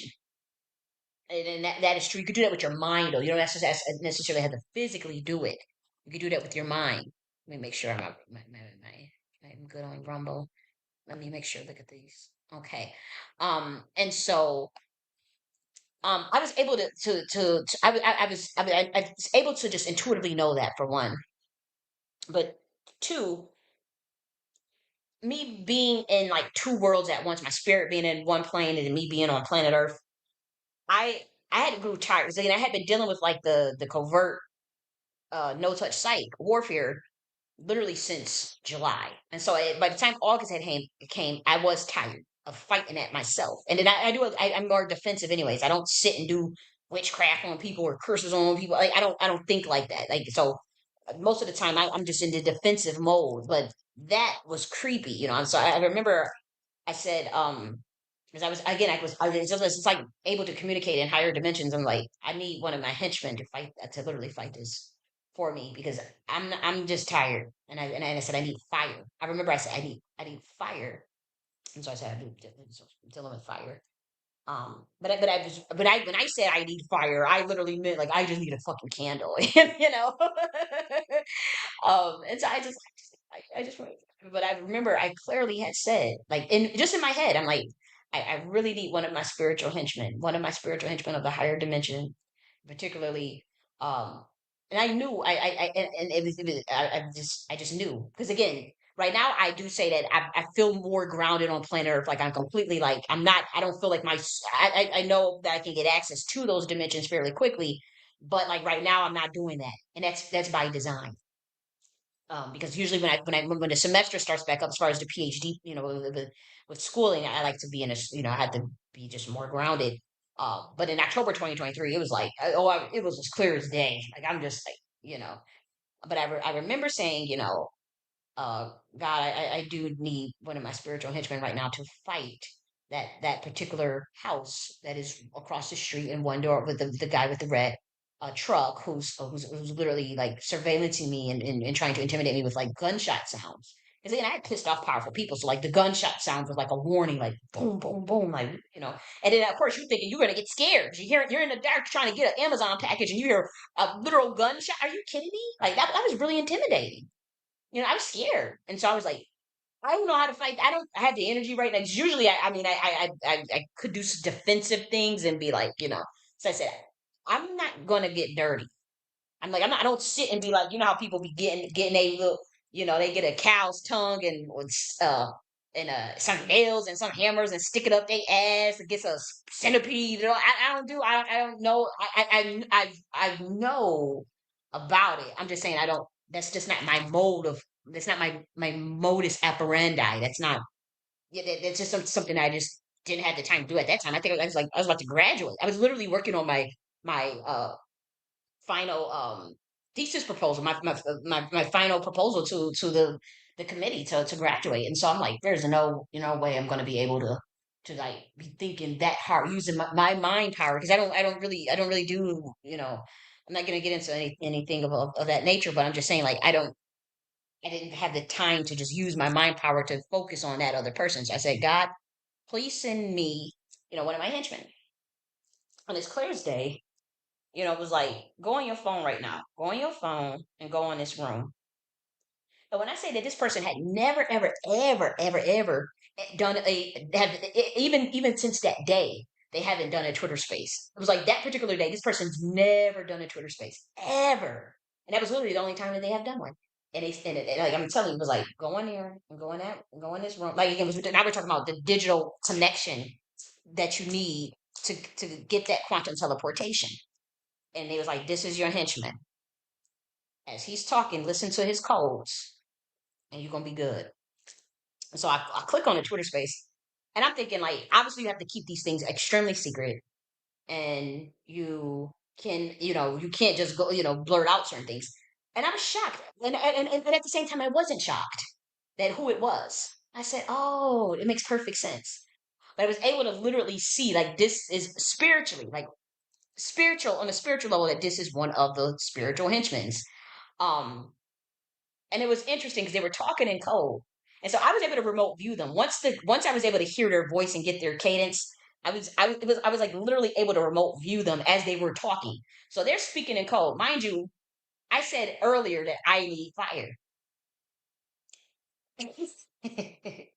He's talking, it's speaking in codes where I can pick up. He's just, but the rest, obviously, he's talking about, like, how people would try to intimidate you and use surveillance tactics, and how you deal with that, and how the astral realm works. And so that I already immediately got the confirmation. I'm like, okay, so I'm what I'm seeing is not just, I'm not just, oh, crazy. I'm like, okay, so, well, okay, this shit is real. But no lie, I'm remote viewing this dude. And when I say I've never seen that level of power, someone just sitting in a chair on a phone, but he stood up and he started, like, it was like he needed to establish geo, geo geographically, as far as coordinates about where I was at and what the issue I was having. And so it was like, he's talking to, there's like thousands of people, but he's like, okay, so where is it at? Like, and I'm like, I'm communicating. Again, this is quantum teleportation. This is esoteric science.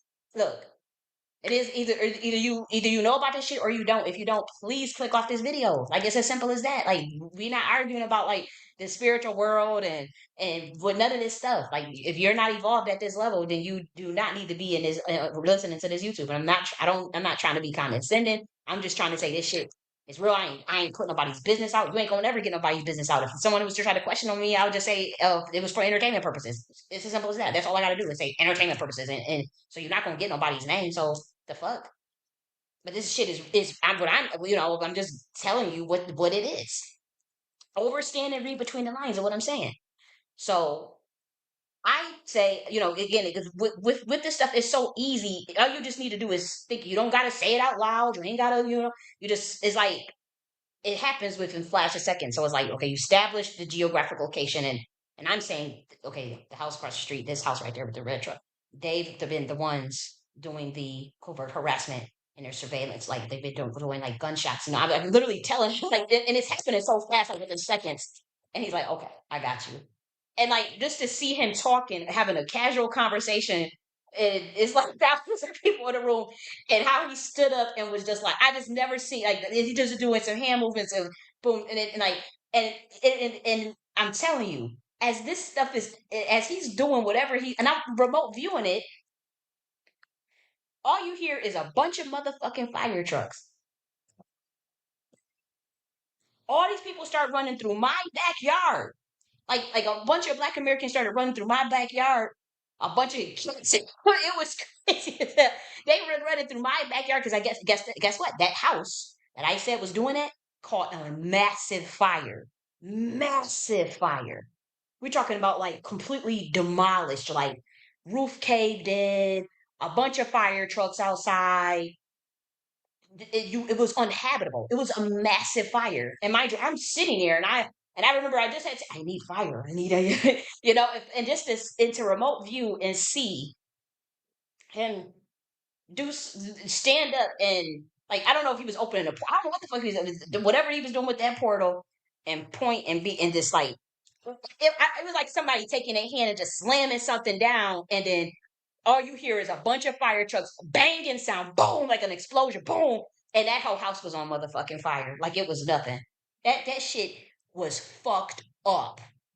It was right across the street. Again, it probably made the news. Like this is not like something I can just make up. Like this shit probably made the news as big as this fire was. Not only that,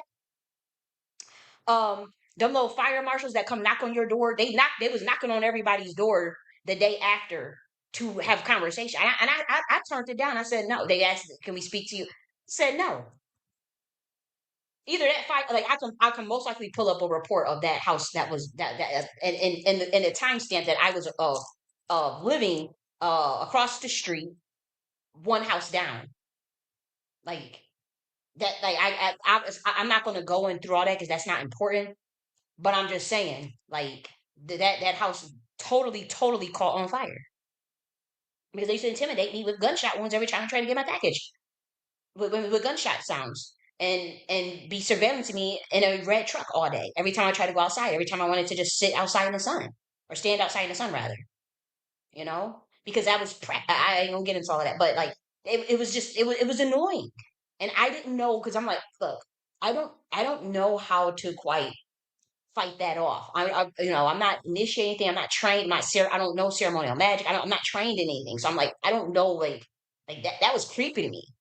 And so I said, God, I really need one of those henchmen, and for that to just happen like that, like pick up that phone and get on this person right here. That's them, and they have never done a Twitter space since then. And like I knew even before that had happened, I knew that they were Draco's serpentine Draco. I knew that immediately.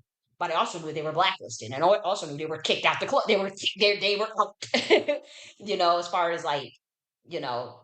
But again, even though you can be out and blacklisted, they still will try to fuck with you. It's just that he's just such a cold motherfucker. They don't really like to mess with him because it's like that level of power. I mean, I've seen it myself. I felt it. I'm like, whoa! Like I was remote viewing him when he did it, and he just stood up, like it was nothing, and like did his hand. I wish I could do the moves because it's like kind of like how that lesser banishing ritual, that lesser right ventral. It was something kind of like that, something like that. But I wasn't familiar with the hands that he was doing, and just pointed at that house. Boom! Big ass motherfucking fire. That that house was completely up in shambles. And that dude with that red car, oh, I never heard them gunshots again. I ain't never see him sitting out in that motherfucking red car again. I mean, how was you gonna sit out? I mean, your motherfucking roof is your whole house is your shit is completely wide open, like And I didn't do that. Like, I don't know how he did that, but I needed that help at that time, and you know, um, I was grateful for that. But I said it to say that there's Draco, serpentine Dracos that also will help. Um, that at least me. I mean, I can't speak for every human, but I do know that they do help. They try to get information out. They'll try to you know what I mean. And so, like I said, as I was listening, even as the codes he was sending, it was pretty much a validation. Like, I don't want you to think because again, sometimes I do need those extra codes because I'm not familiar with the spiritual world, like say how other people are that have more experiences than me, and so I don't fully trust myself when things happen or I second guess things, and it kind of messes with my with it kind of that's why I'm like sometimes I like to I like the way where I'm at now. I have no choice, but eventually I have to get back up there. But like as far as when I want to go to the next level, or when I need information, but you know, sometimes it's heavy because then it's like okay, you have society that tells people who are spiritual and tells people who are gifted that oh you're not supposed to see that or especially if you're not initiated or if you're not under their control they have it out for you. The biggest threat in 2025 would be spiritual renegades that are not initiated in their stuff, and particularly Black women. I mean, I mean, I know of at least three priestesses that they don't try to fuck up in the game who won't, who's renegades, who's not a part of the cabal or whatever. Um, and how it's hard on us. It's really hard on those that's like, well, we're gonna do our own thing. We don't figure this shit out on our own. It can be hard, and I don't have that experience there. As far as like truly understanding what it's all about or how it works or what's going on. But in October 2023, hands down, oh, hands down, I knew, hands down. Hey, Kaylin. Hey, Kaylin, and hey, Royal Deluxe. So Royal Deluxe probably know. I think Royal Deluxe he knows more than what he gives. I ain't trying to pull all his business out there, but he's spiritual motherfucker too. I mean, I have to go learn about some of the stuff he be talking about because I'm like, man, I don't. This above my pay grade. The things that he be talking about on his channel. So he's I would say more advanced on when it comes to the astral stuff and all. I'm still learning, you know. Um, but it is real for those that's in it. And again, this video is geared for those that are aware of that. It's as simple as that. And there are people that I know for a fact that are way more evolved than me on these topics and on this around the whole thing. Way more. Totally. Totally. Are you kidding me? You have no idea. There are people that, and I do think that some of them want to keep their gifts hidden and silent and whatnot, and then, and I respect that. But I'm like, wow, it's some cold motherfuckers around. It's some don't underbet. I mean, it's some cold. I mean, it's Black men I know can teleport, can physically motherfucking like it's Black men. These motherfuckers will astral project telepathically, all types of shit. And then obviously you're supposed to just sound crazy, but I'm just saying my experience with somewhere Black men. That one that did that fire though, that was a white man, and I was just like, whoa. All I asked for was a henchman. All I said, I need one of the henchmen from the GIA. I need a motherfucker that's cold because I'm having an issue. I need a GIA nigga, right quick. We gotta have it. And again, it is you get upset. You be like, nah, that don't sound, But I'm telling you, I was like, get that phone, go in there, like, get on there, go in this room right here, and that's your henchman right here. That fire came and blew. I mean, as he was talking, you could hear the power in his voice, and it's like the rage and the quickness in which he did it, like boom, and he's talking, and and he was letting me know, like, yeah, they do this surveillance, and he's pointing and da da da, and boom, and it was just fire everywhere, and then I mean, we talking about it was a lot of fire trucks. It was everybody in their neighborhood. Obviously, everybody want to come outside and see what's going on. And y'all know that meme of Simpsons. You know that meme of the Simpsons where they show uh I think it's Bart Will Simpson sitting and it's all this fire around him. Is like it's nothing to see here. That's literally how my mode was. That was literally my mood. I didn't move a pinch. And it was people running through my backyard to get to that house. That's why I knew that they knew the energy came from my house too. They knew. Oh man, them people was looking at me like they knew. They thought it was me that did it. It was my henchman that did it, but they knew that it came from me. They knew it was like, oh my gosh, like, and I'm telling you, them motherfuckers did not. We ain't have a problem since. I mean that they. I ain't see nobody sitting in no motherfucking car watching me. I ain't hear no gunshots. I ain't hear no covert harassment. None of that. That from that house. Oh no, I ain't. No, you know. But people would, I mean, let's be real. Think that shit is real. Like I said, I felt that power of watching him remotely talking on that damn Twitter space. That man ain't never had a Twitter space since. And he don't do that. He ain't got no damn Twitter.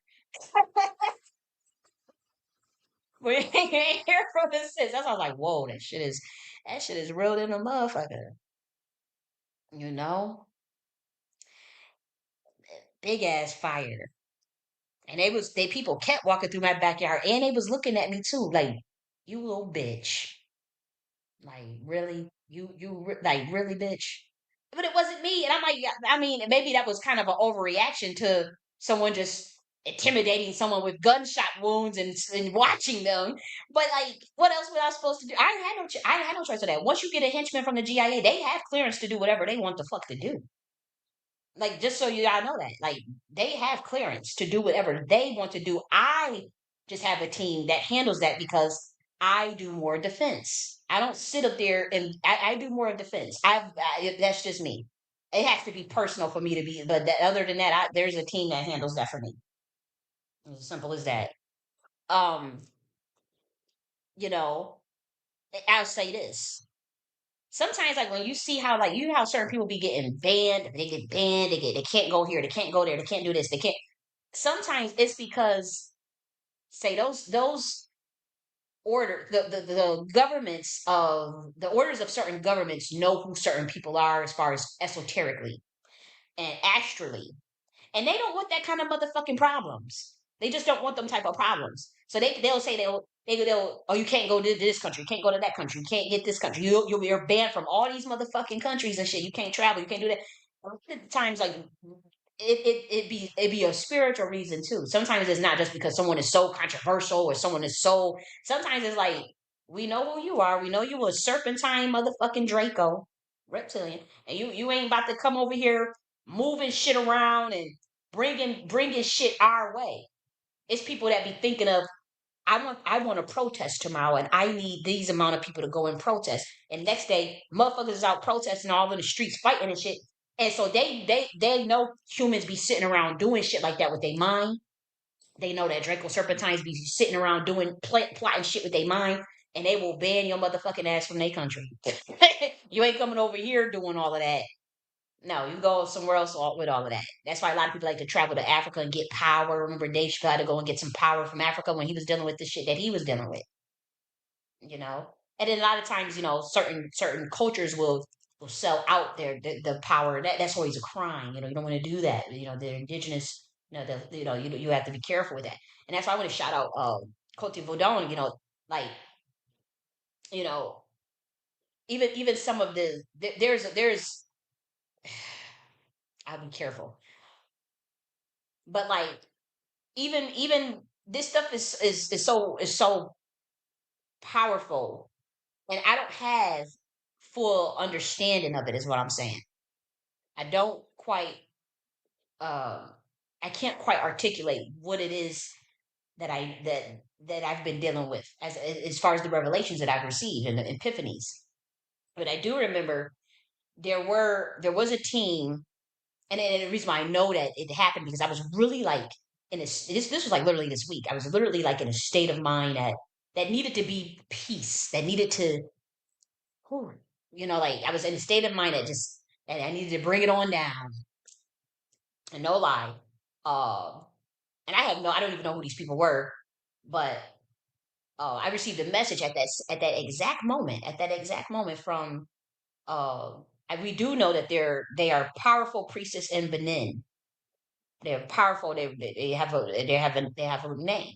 I'm not going to, but we do know that they're in Benin, and they messaged me at that exact moment. And what I was thinking in my head, as far as like, "Whew, let me just release this energy. Let me just." They sent the same exact message to me at that exact moment, literally that exact moment, and I read it like, and when I say they had helped my soul so much, because I was like, "Whew, I really," and it confirmed, because that has been happening for years, to be honest, with whether it be again, we in a spiritual world. There are people that are more advanced than me. There are people that understood my situation, and so maybe there are people I would think that maybe they were trying to help me. Like, I'm not sure how this all works. I cannot give again. All I'm saying is, at that same moment that I told myself 3 words to get my mind to calm down was the exact same time I got this message from this group, who are powerful priests in Benin, that gave that same exact 3 words. And they were just, rooting for you, like, hey, everything is good. And that I went to bed. I mean, it was like 5 o'clock in the morning, but I went to bed with such a calmness after that. I was like, I'm so thankful that they did. It was pretty much like, we still watching you, and we still got your back, and we understand, you know. and they're not the only ones to do that. So I mean, it's quite fascinating. At first, I thought I was losing it when it was happening. At first, I'm like, I thought I was like, oh my gosh, what the fuck? Like this is creepy for like like how did this even happen and why me? But see, but they could see on those astral realms, they could see in those dimensions, and for whatever reason, with my energy, it is really really powerful. And even though I'm reckless and don't even understand all what's going on, you wouldn't believe how many people that are way more experienced than me have told me that. And um so I don't know like how they're able to clearly see. I have been putting up more protection and veils and stuff. Like I've learned to not be so open, to able to control my energy better and control um myself better. But I suspect that there are people that are way more evolved that understood what was going on, and would know that I would freak out if it was, if they were to say astral projected or to like say visit in a dream. And so they would use something more concrete as far as sending a code to where it will help me understand that the spiritual world is real, that you're not just tripping, that you're not just losing it like this, and you can relax because it's all good, and I needed that. I totally I needed that. And so, like I said, it could be a political. We'll be back to Wendy Williams.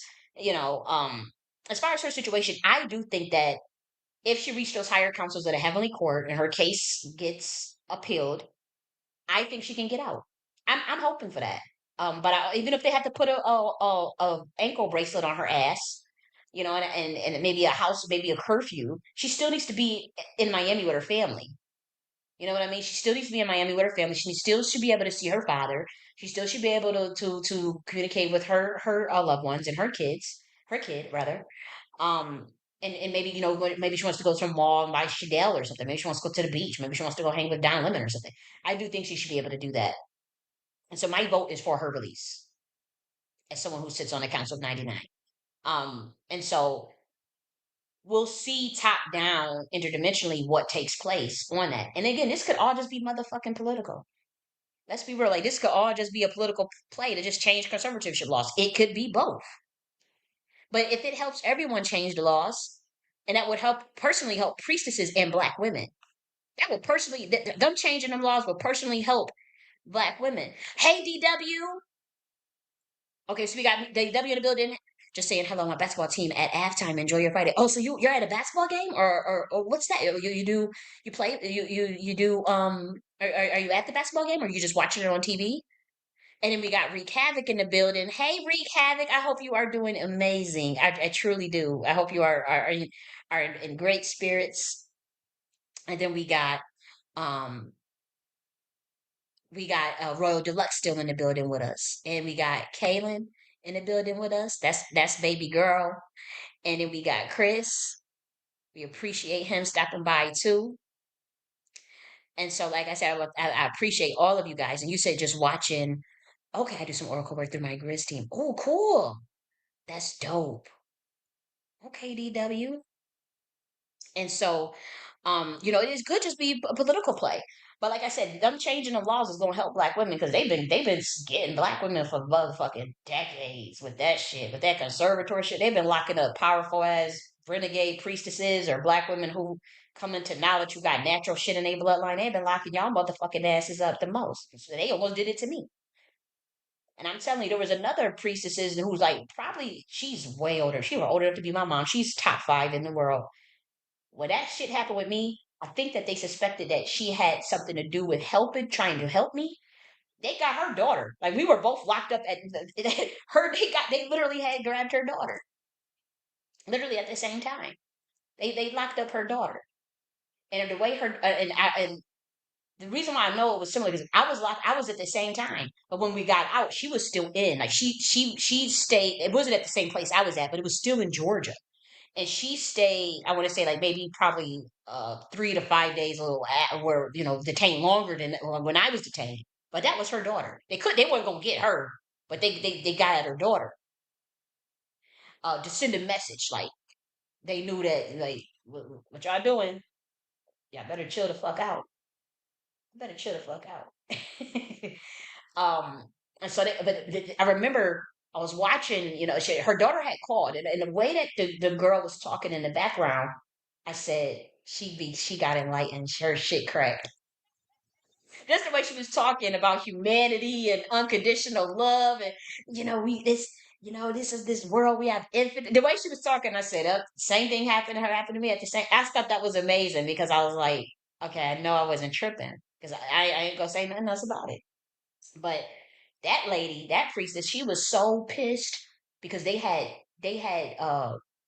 she knew the person had her daughter had got drugged, and so she knew the person who had did it, and it was supposedly the girl, she was at, how people would sleep something in and whatnot because they were trying to bring her down. That's how they was able to get her locked up. But they brought her on down, and she was able they released her.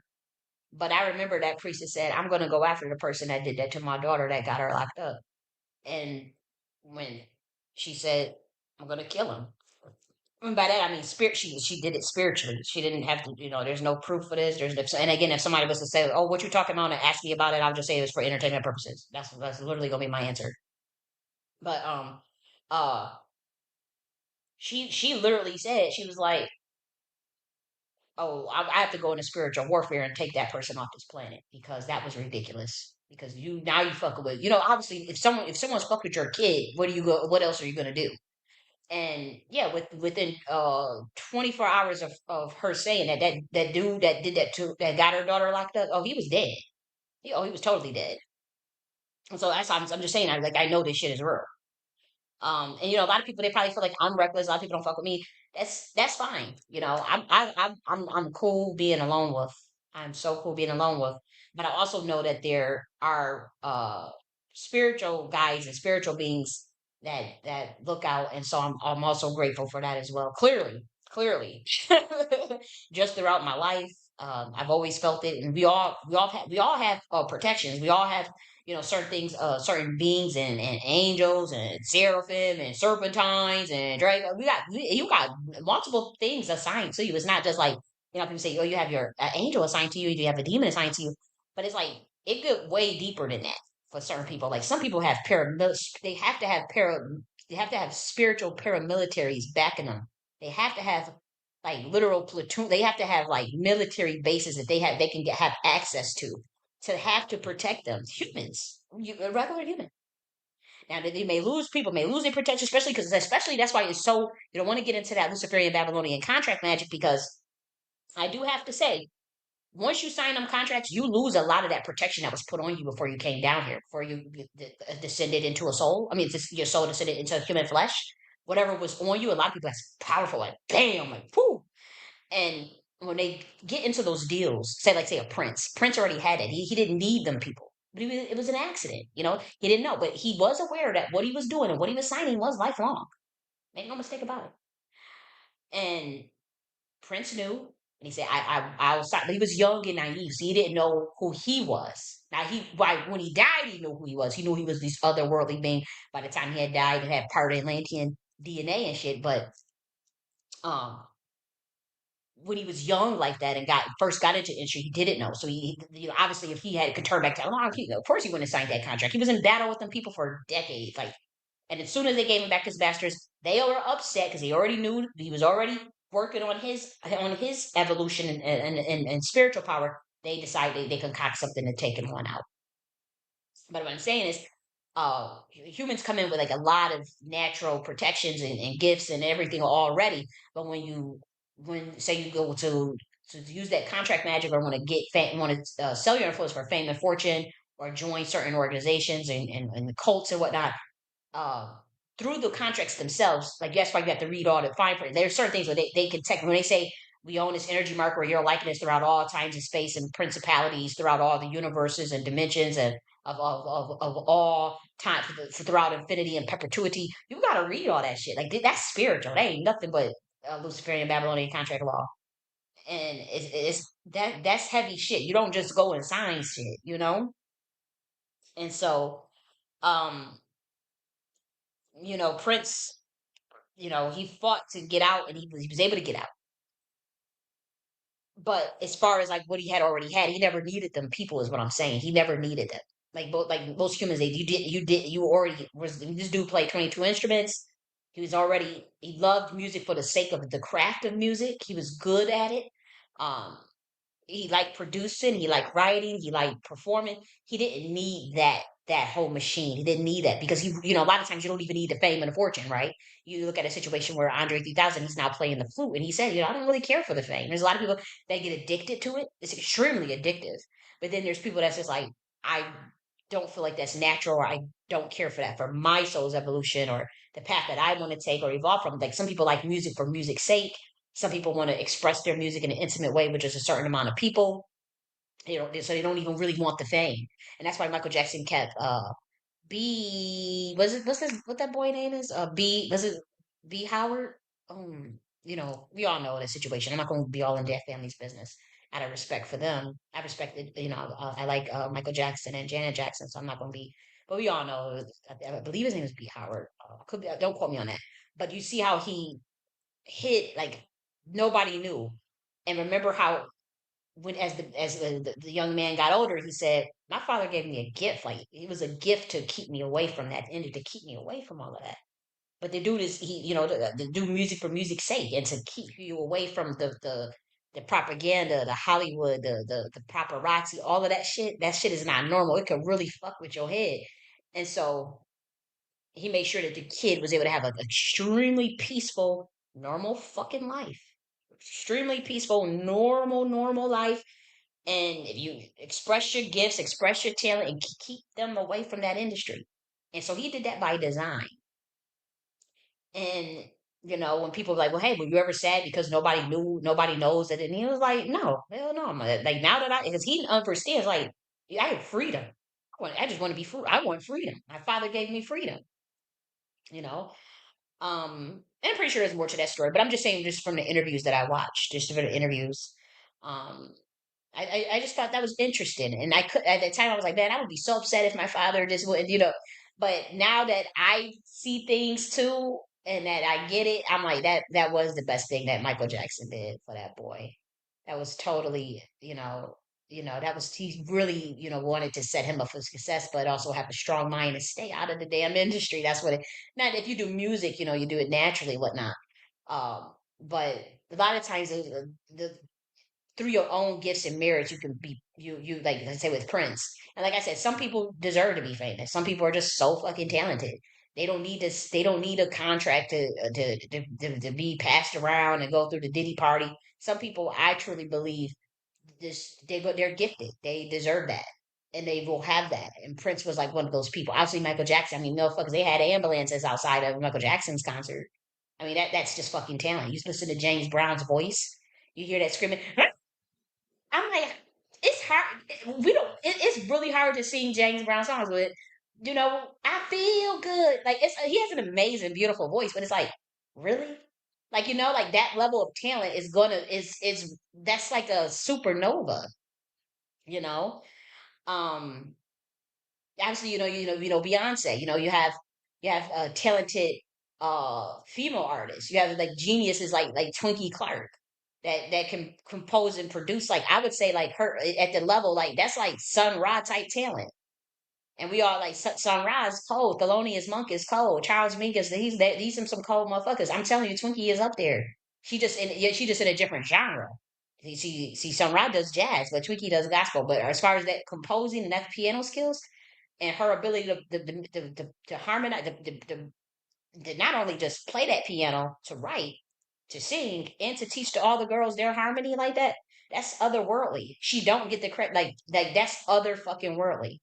It really is, just like how Sun Ra was, And so I'm thinking that people should be known for their gifts, like on based on a merit type thing, not because they have to sign some contract and go to some Diddy party to get put on and have some handlers all around them. And that's what, with the movement of cruelty free artistry, I totally support that.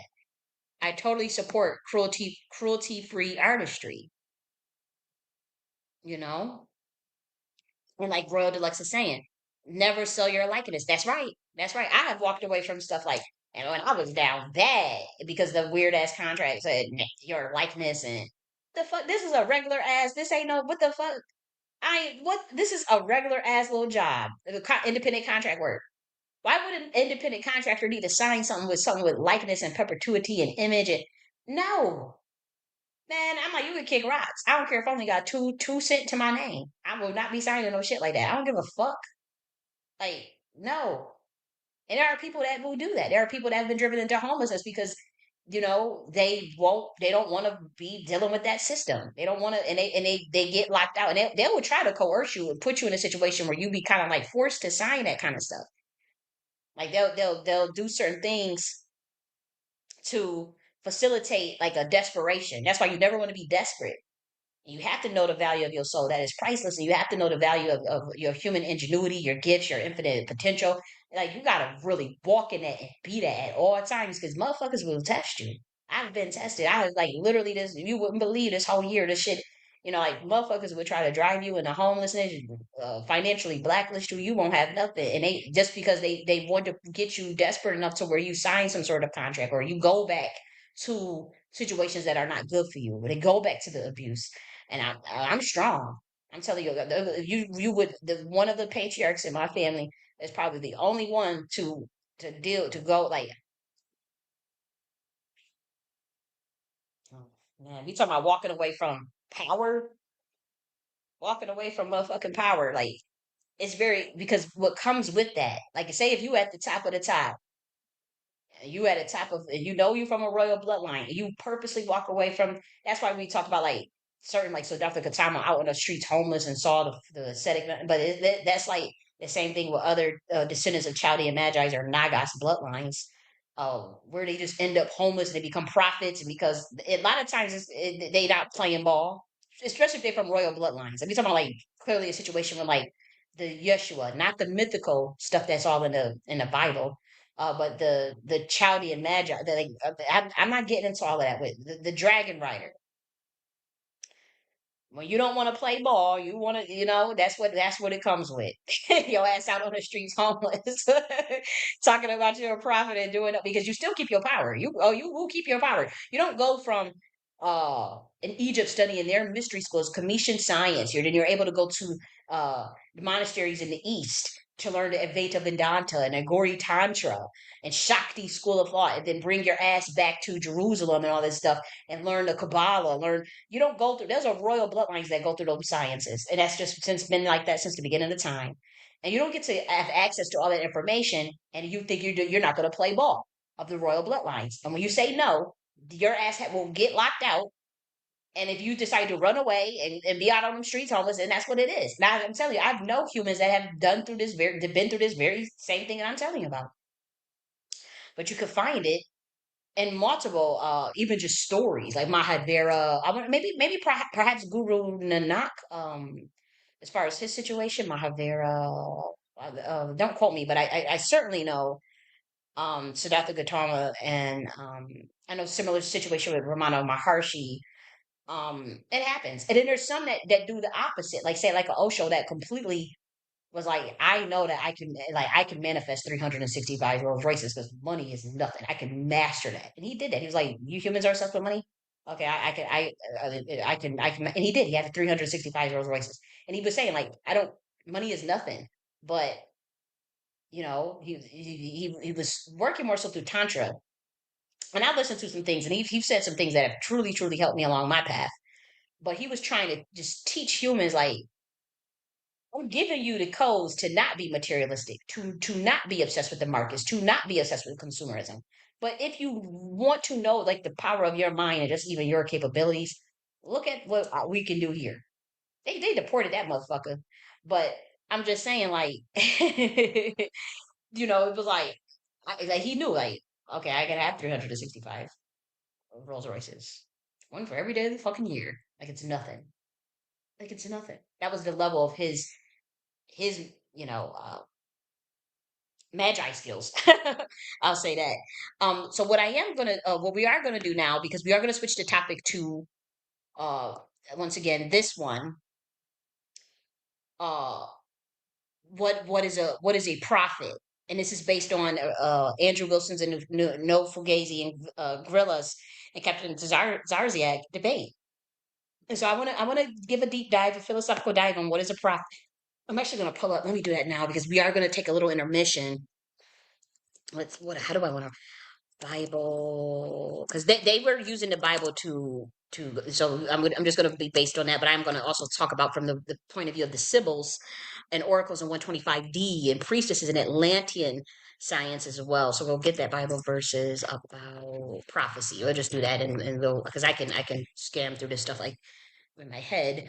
And what is the criterion and whatnot? I wanted to go to Deuteronomy. Okay, okay. So we got some cool things that we can work through. So we are going to take and here they go messing with my stuff again. We're on Rumble.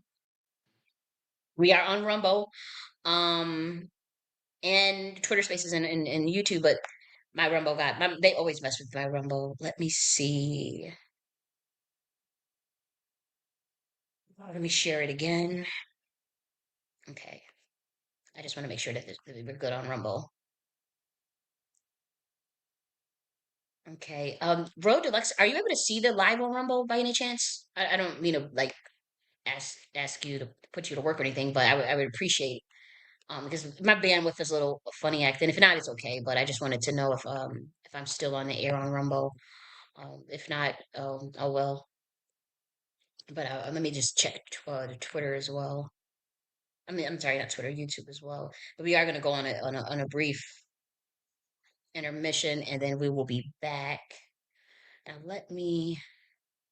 I was trying to see if I can do like the thing that says stream be right back. I want to be able to put that up today.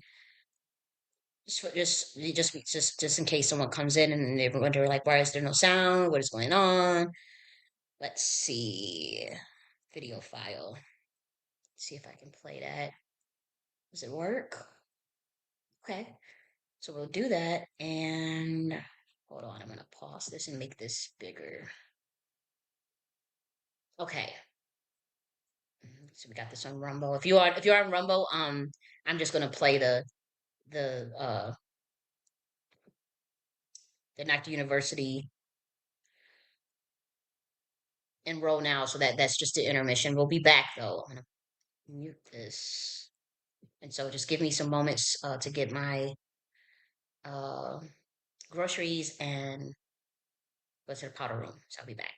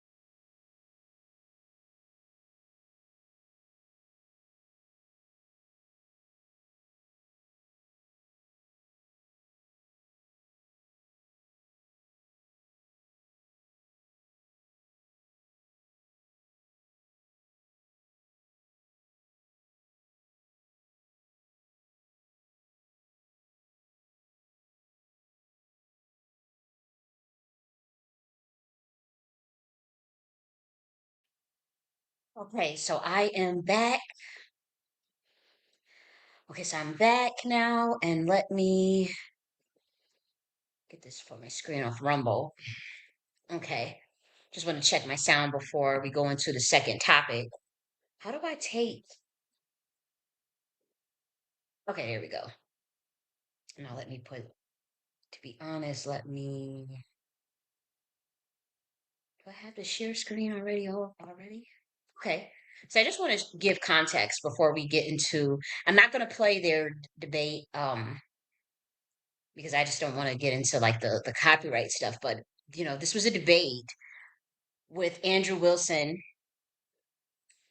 Is it playing? Okay, so I didn't share this. I have to share my screen on YouTube, guys. Just one moment. Present.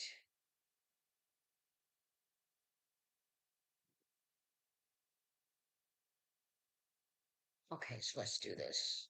For some reason, it's not connecting. Okay, so now let's do it again. Okay, this one right here. So there was this debate by Andrew Wilson and No Fugazi versus GRLA, Hebrew, and Captain TAZARYACH, and it was centered around like what is a prophet? How do you know what a prophet is and whatnot?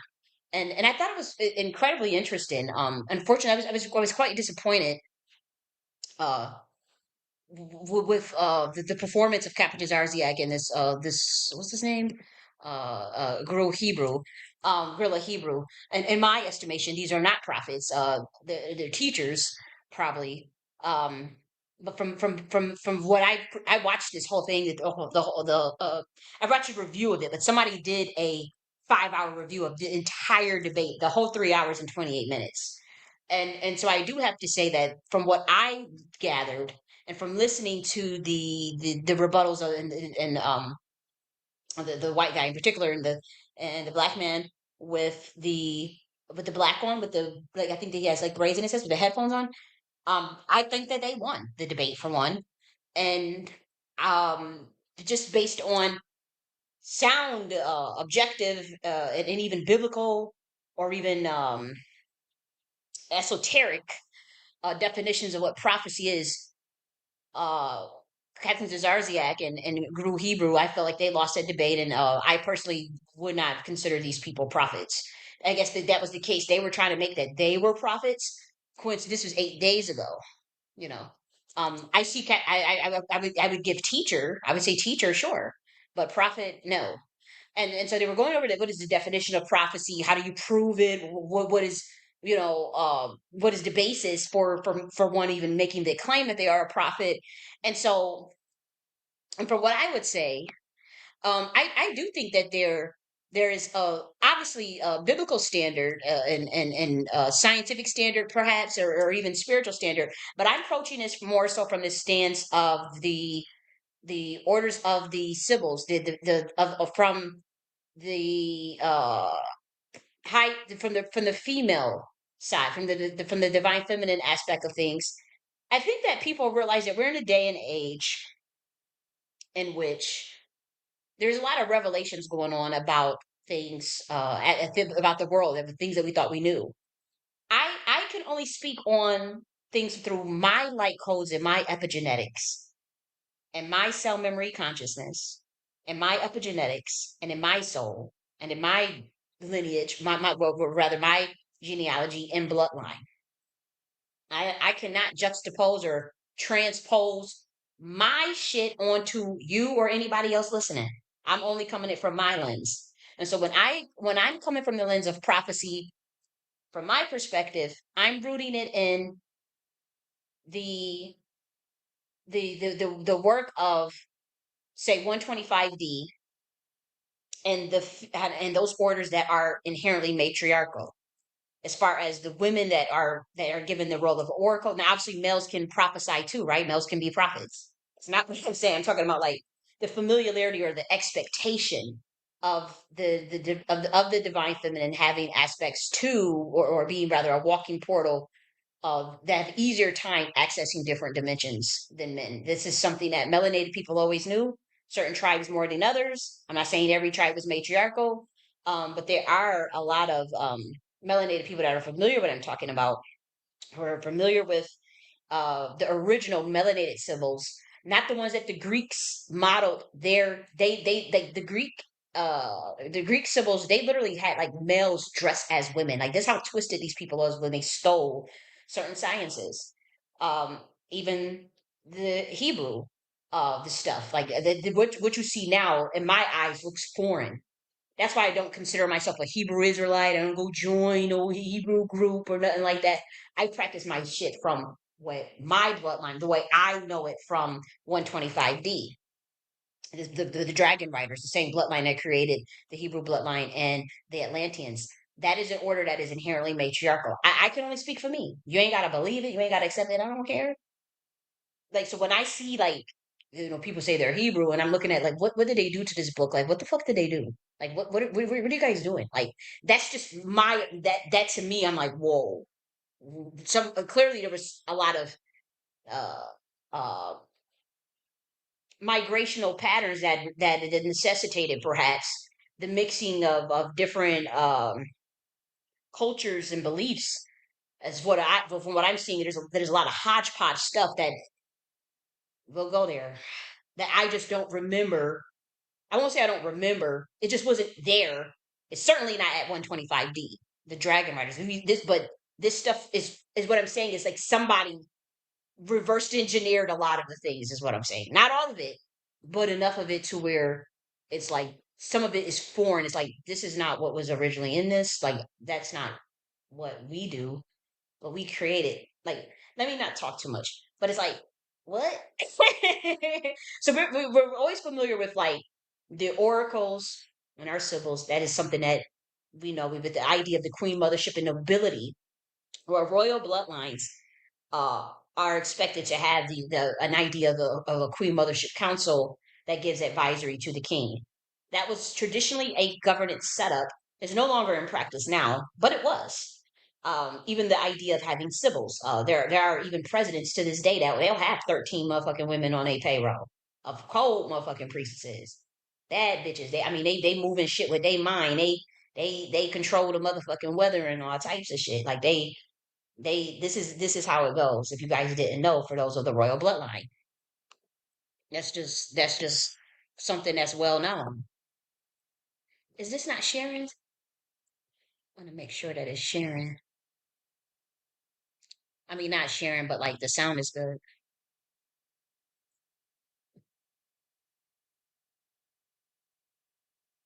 No, okay, okay. So Royal Deluxe, you said you look at the is good on Rumble too. Okay, good. Hearing to say anything or help, I just appreciate it. Oh, thank you so much. I appreciate you too, love. I do.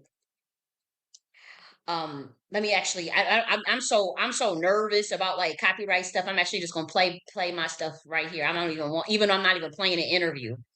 um but you know it's a known thing now. Humanity is now just being open to this. Like, all this information is just now freely available now. Like, the again, when y'all say symbols, like, don't just stop at that Greek shit. That is not even, no, that is foreign to me. That is abhorrent, to have some males dress up as females and label themselves Sibyls. That's crazy as hell.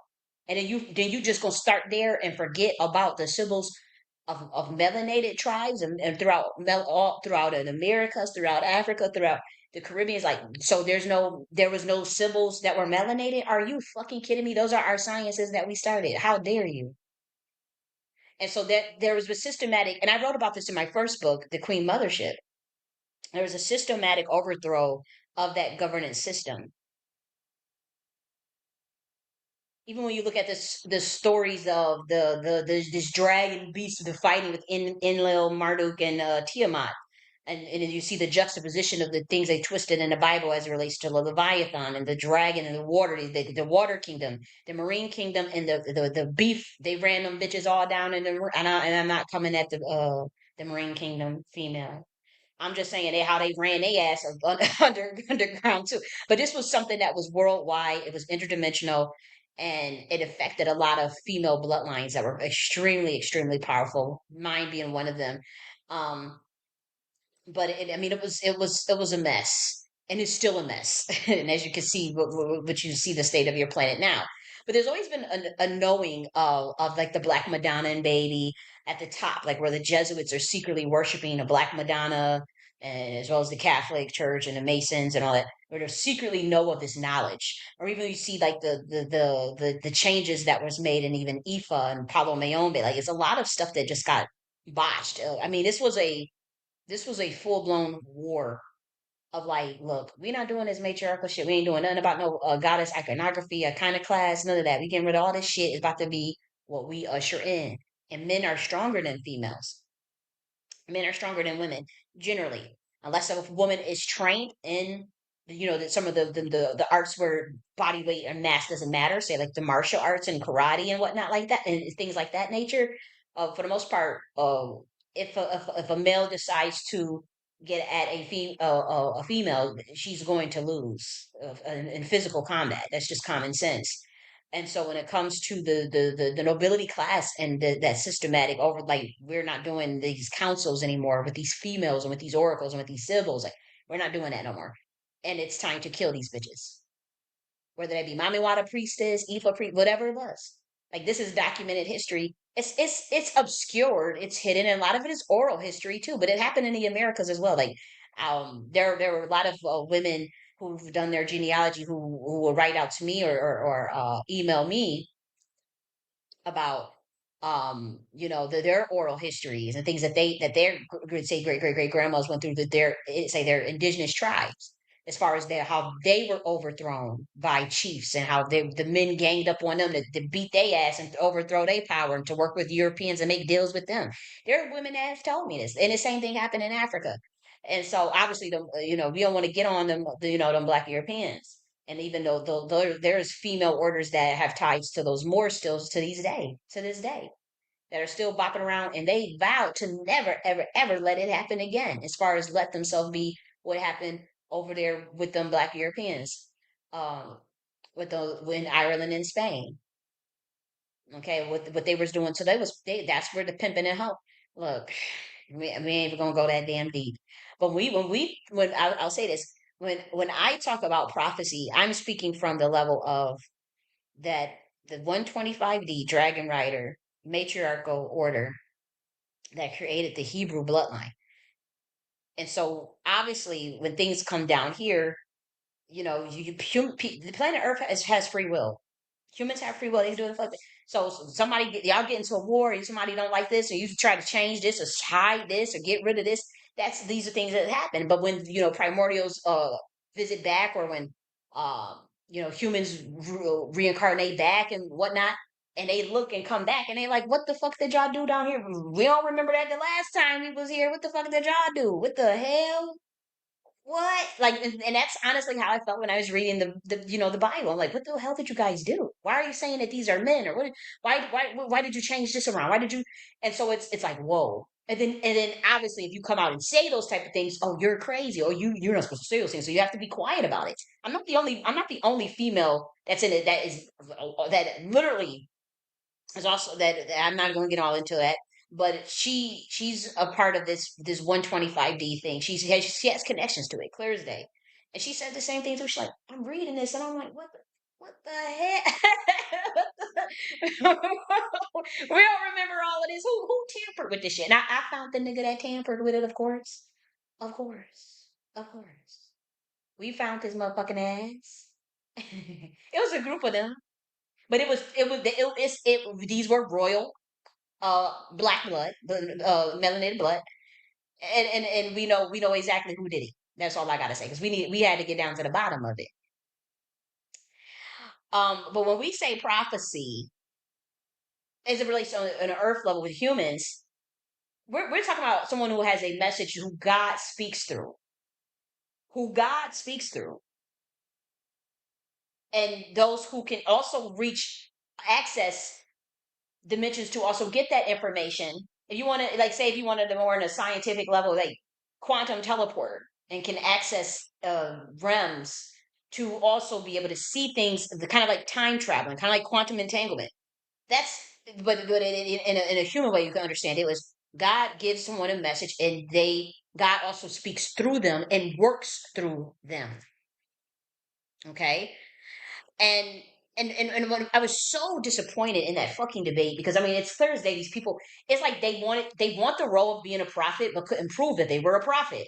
And then the white guy, I'm telling you, these white boys is not playing. Like y'all could go with you. Like the thing is, like this is the people I guess like Captain Desire that used to do the conscious community stuff, and it's like you could go to the black community with that shit, and they'll eat that shit up.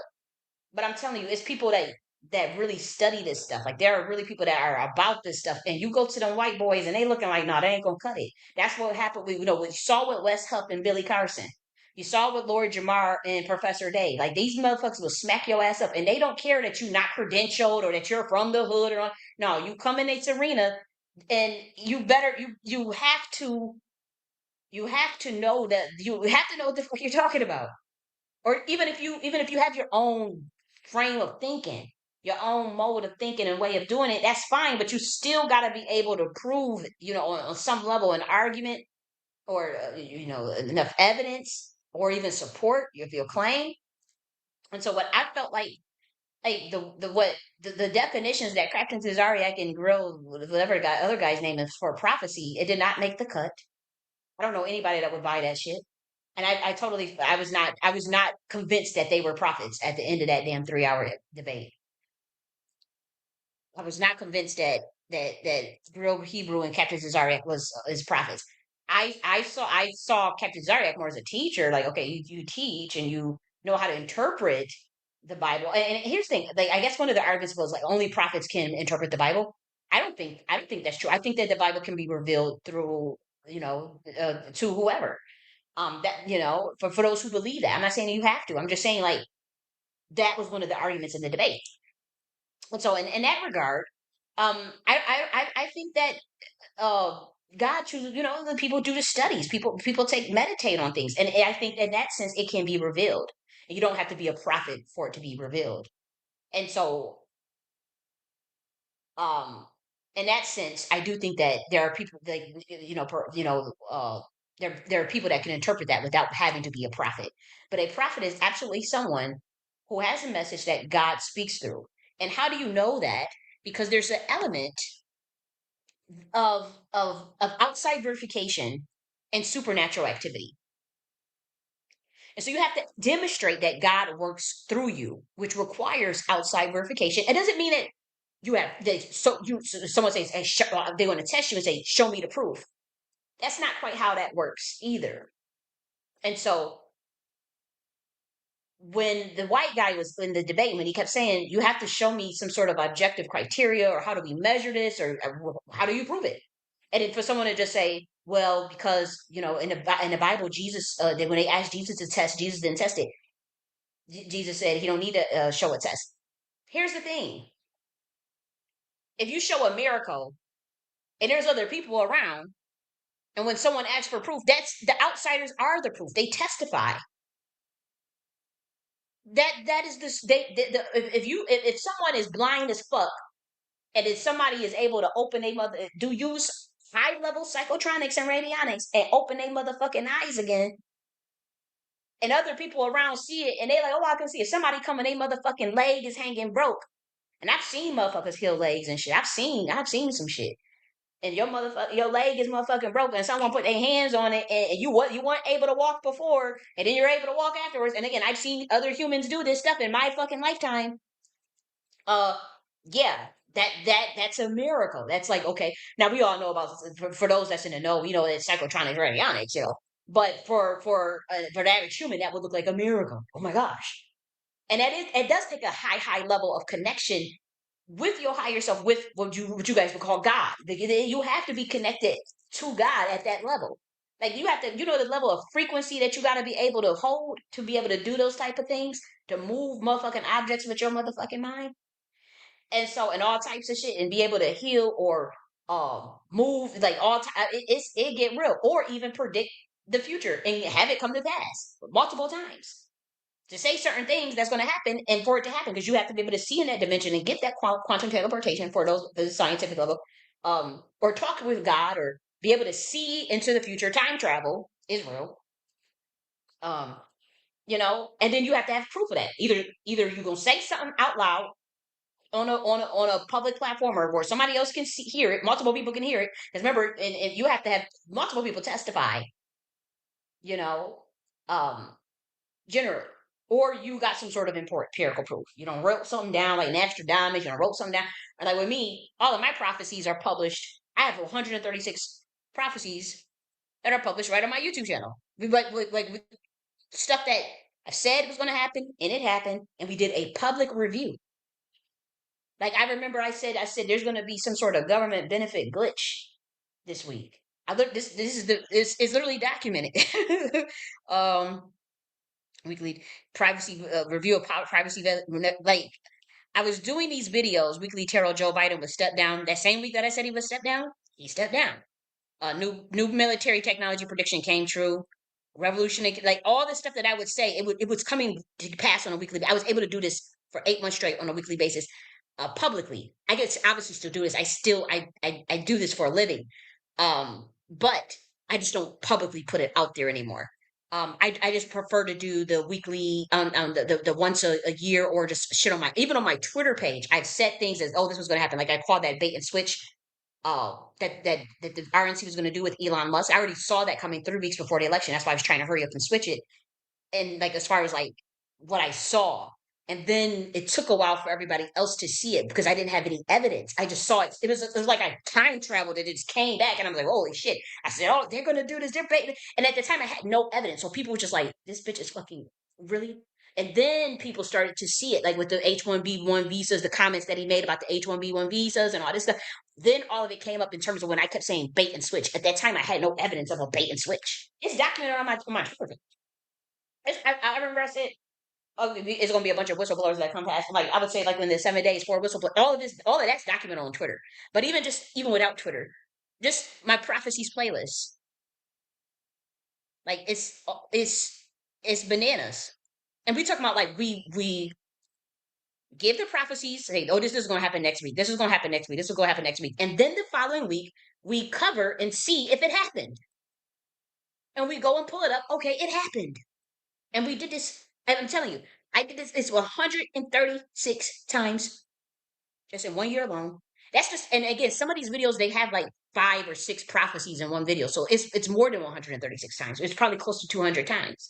Because in some videos, like say like the weekly tarot, solar eclipse principalities and world events. And these were world events. All of them was global. This wasn't like one-on-one. This was like stuff like, I remember that I said it was going to be, and I was trying to look for that one because I am a prophet. Um, and I can, it's not even just I can prove that empirically, just biblically I can prove that I'm a prophet biblically, but just as my order, as a symbol, as a priestess, I can prove that. But then I also have the proof of it. Like I have the proof of just in black and white, in video format rather. Shake up atoms, more resignations, uh sacrifice prediction. Oh yeah, them housing and that housing predict in apprenticeships. This one was pretty interesting too. Some of this stuff kind of freaks me out. I ain't even gonna hold you because I didn't know how I was gonna, I didn't even know how I was seeing it or how I was doing it. Uh, weekly tarot, like it's all documented. But I remember some of the cool ones that I do remember offhand was a payment glitch that was federal that would affect, like it was a federal payment glitch that I knew was gonna be, that was gonna be fucked up. And I said that people, is gonna be a delay, and I was trying to warn humans like, hey guys, if you guys want to make sure you get enough food, you kind of ration out, because I said if you get benefits, it's gonna be a delay. There's gonna be some sort of technology crash. You're not gonna get it on time. I literally, this is documented right on this YouTube channel in this playlist. And 3 days later, that Monday, there was the food payment benefit glitch that affected 1 million people in this country. Like people were in food, it made viral news everywhere, and people were in pantry lines. Obviously, my channel is extremely shadow banned.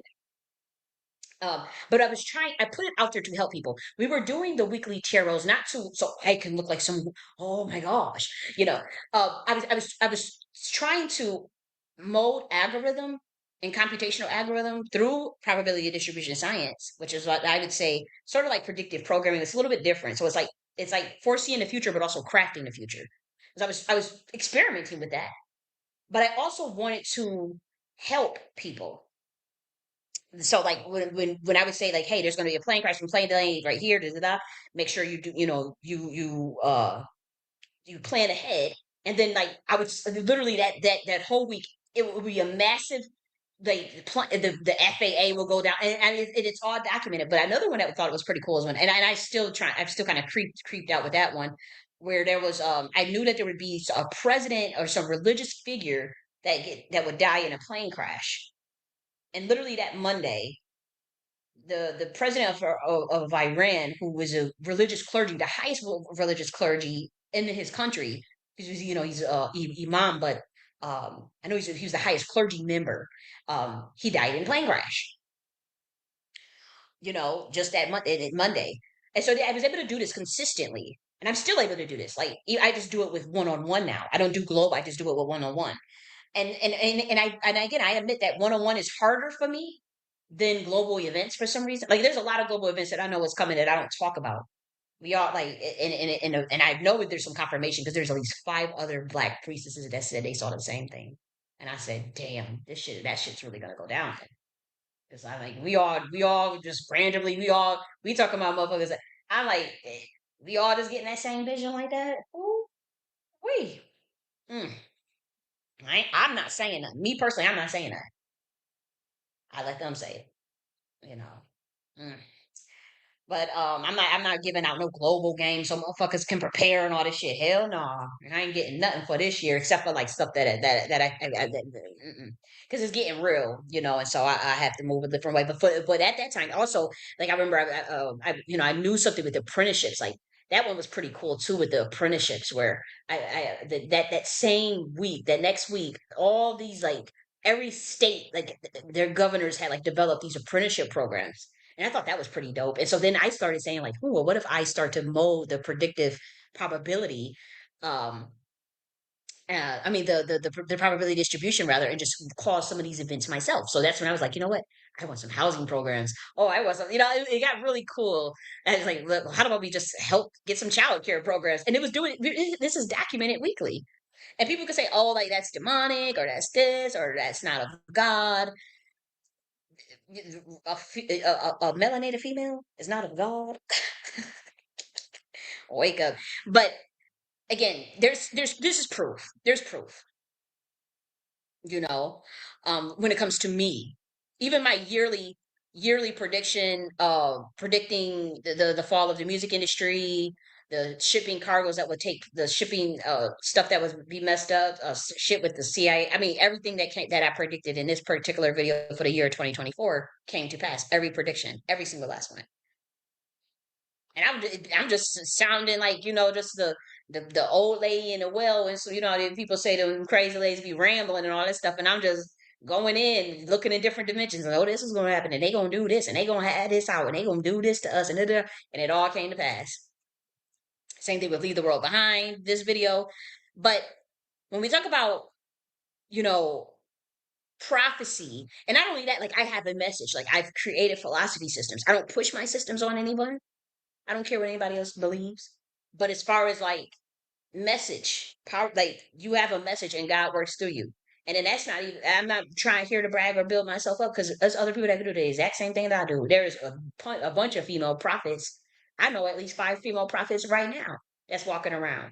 And they in their hood, just like the Matrix, the Oracle, the black female in the Matrix and shit. It's a bunch of black women that fit that criteria, you know? Let me type in, it's another movie too, where trying to somebody, actually a friend of mine's, The Shack. A friend of mine's obsessively begged me to go see this movie with her. The Shack, in which the God was portrayed as a black woman, maternal black woman. They put that shit right out in the front.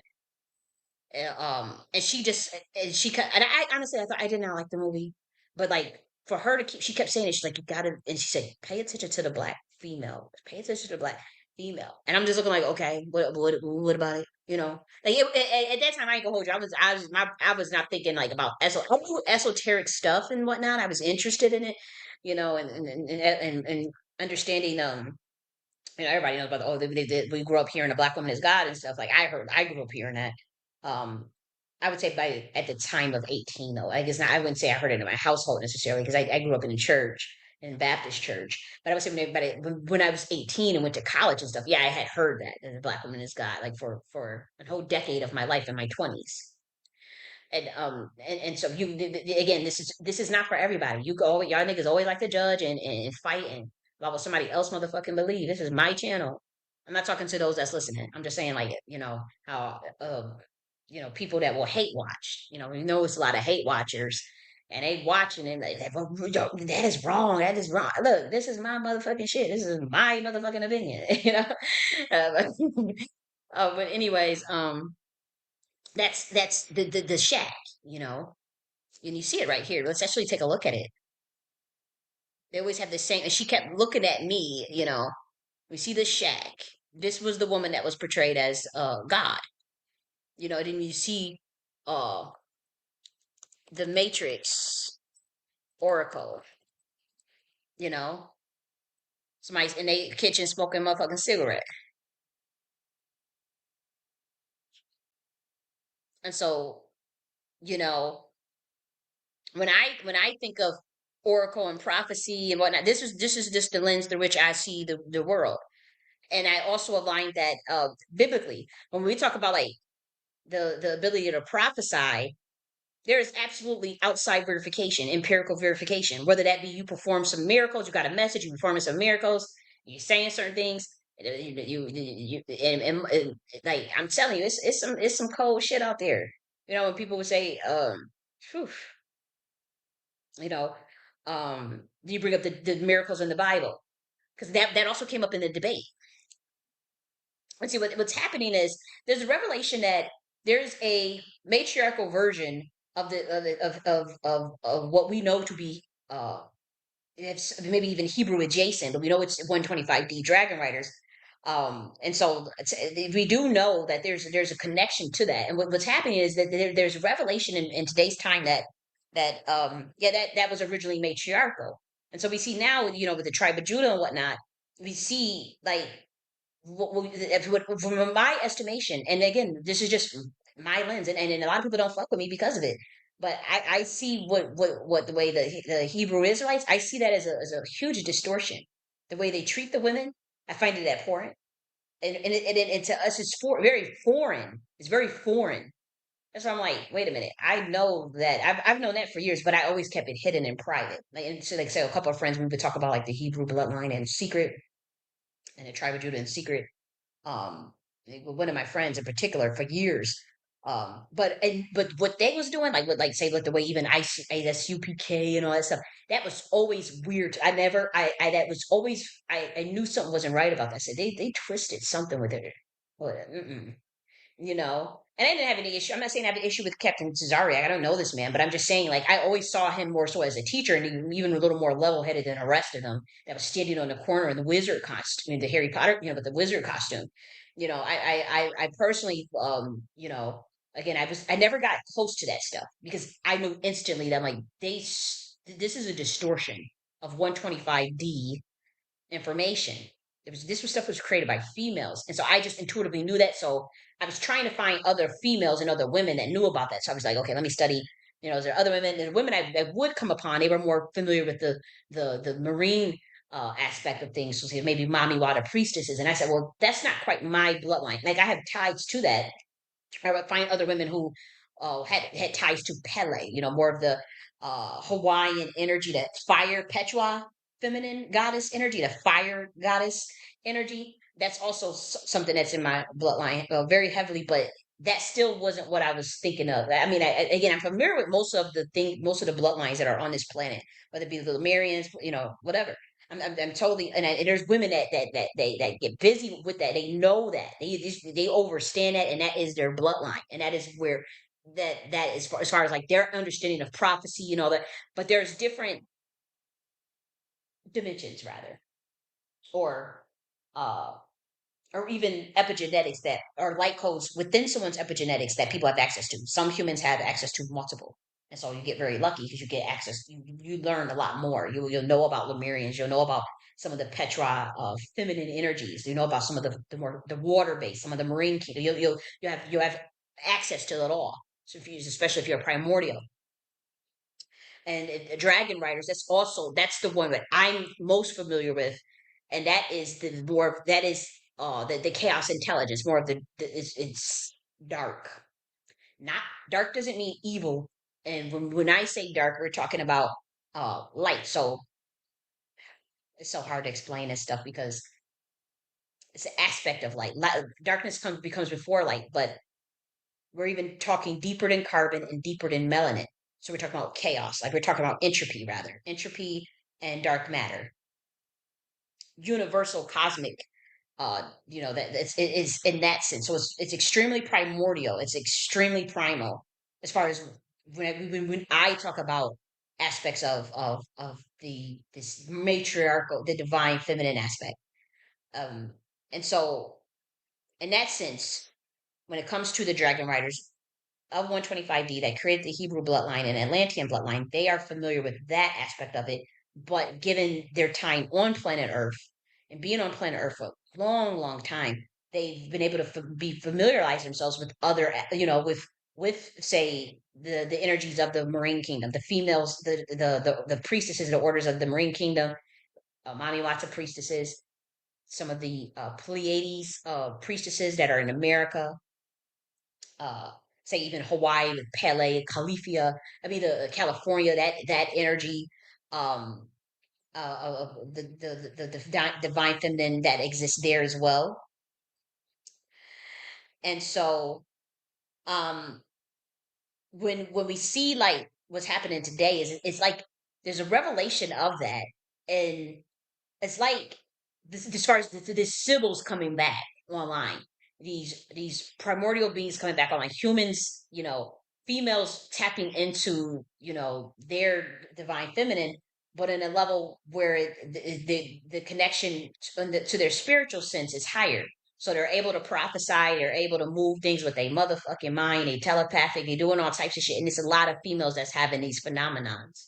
They don't have to be initiated into things, so they're not being manipulated by males. They're not using their magic for males, their craft for males. They're doing this stuff on their own, and they're linking up together, and they're remembering their original orders. They're remembering different past lives, and they're also able to see the future. They're teleporting, all types of stuff. Like I've been blessed enough to experience some of those things myself, even within the last 3 years,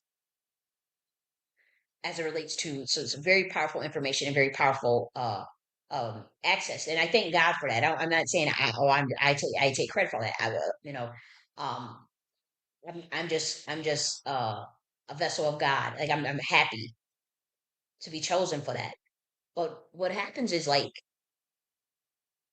there's a shift, and it's like people understand it. And what I'm noticing is like all of a sudden these males are going to be prophets. That's fine. A male can be a prophet. Males have always been prophets. But it's like when I was listening to Captain TAZARYACH and this other person, they did nothing that was convincing that they were a prophet. Absolutely zero, nothing, none whatsoever. Even their definition didn't make sense. Like it was offensive, to be honest, because there are people, like I said, there are people that will get busy with you. I could say something that was happen in 1 week in times, and it will happen. And I've done that at least over 150 times. Like you only see 136 videos just right here alone, but like there's a lot of these weekly tarot videos. Again, they have about one or two or three prophecies, and then we review it the next week and say, "Hey guys, let's see if it happened. Let's see if it happened." And we go and we look it up. Oh my gosh! Like, and we're talking about viral, like global, not just some like small time shit, like global. Like, okay, unfortunately, okay, I think I've seen a CEOs that's going to die of. I think he's in finance. I think something within the investment world. Jim Simon died that same week. Jim Simons, the creator of the quants, like one of the like you think like we always know about Warren Buffett and Charlie Munger and shit and Kathy White and shit. Like Jim Simmons was on that level, if not on a higher level. I don't think he liked fame. I don't think he wanted to be well known, perhaps, but I mean, he changed the investment world. And I kept saying this, I'm seeing something big gonna happen in the investment world, and these videos are up here. It can be verified. And then the next week we say, okay, hey guys, let's Google it together. And I show Googling it. I'm not manipulating it. It's like we're talking about like stuff that every news channel would publish, every news so that everything it will go viral. It can't. And I used to tell, when I used to do this video, like it's not going to be something small. It has to be global. And I did that for one to honing my skills, but I'm like on some level, like if you're gonna say you can prophesy, you got to be able to prove that shit. That's just me. You ain't about to just get up here and say God worked through you, and you can't prove that shit. And that's what that white guy was trying to get them to understand, and that black guy with the braids with the headphones on. I personally think that TAZARYACH and GRLA Hebrew got washed. I was not convinced, and that white again, it was kind of like a situation. They trying to bring these people up into the mainstream and shit, and they can't hang at that level, like where it's like they not prepared to like say what you saw Wes helping Billy Carson or Lord Jamar and Professor Dave. They want to bring they these niggas want to move up in the game, and even with Captain Desarze, they can't hang at that level. That white boy was asking them over, and they kept you relying on the Bible, which is fine, but even they wasn't able even to meet the criterion that is even by the Bible. Because he kept saying you got to prove it, but they kept saying, well, when people asked Jesus to prove it, he said you don't test it, you don't test it. That I mean, the motherfucker was was walking on water. I mean, and calming storms. And I know that shit is real. I've had experience. I've seen it where you can make when you want motherfucking thunder to come, and when you want to start, like this shit is real. You need fire. You need like people can do shit with their minds, and it's the black women's. I'm telling you, a lot of this shit, a lot of this power is solar flare star. Oh, I'm good for motherfucking solar flare. I would get you together with a motherfucking solar. I would fuck up these radio communications when people was messing with me a year ago. It stopped. So I'm like, we're solar flare time. Solar flares, radio telecommunications all fucked up. Your radio signals all fucked up. Keep playing. Like it is black women that's doing this shit now. It's black women. These bitches is cold. It's these the some it's not just all also the black women's, but some of them old school Russian. They be studying us. I'm telling you, one time because again, I'm not initiated, but apparently there's people that could see them like that girl don't know her power. That girl don't know what the hell she doing. She reckless as fuck. She all on the internet talking about this shit. We all keep this secret. We all keep these things, and she out here just blabbing away. And so and a lot of things I don't say anymore. I don't. That's why I stopped doing the public stuff and the public weekly tarot. And that's why I don't go and be all in. Oh, they gonna do this to Trump, and they just gonna do. They plotting this, and they doing do all that. I could do that. I could do that and make and I judge other people that do it.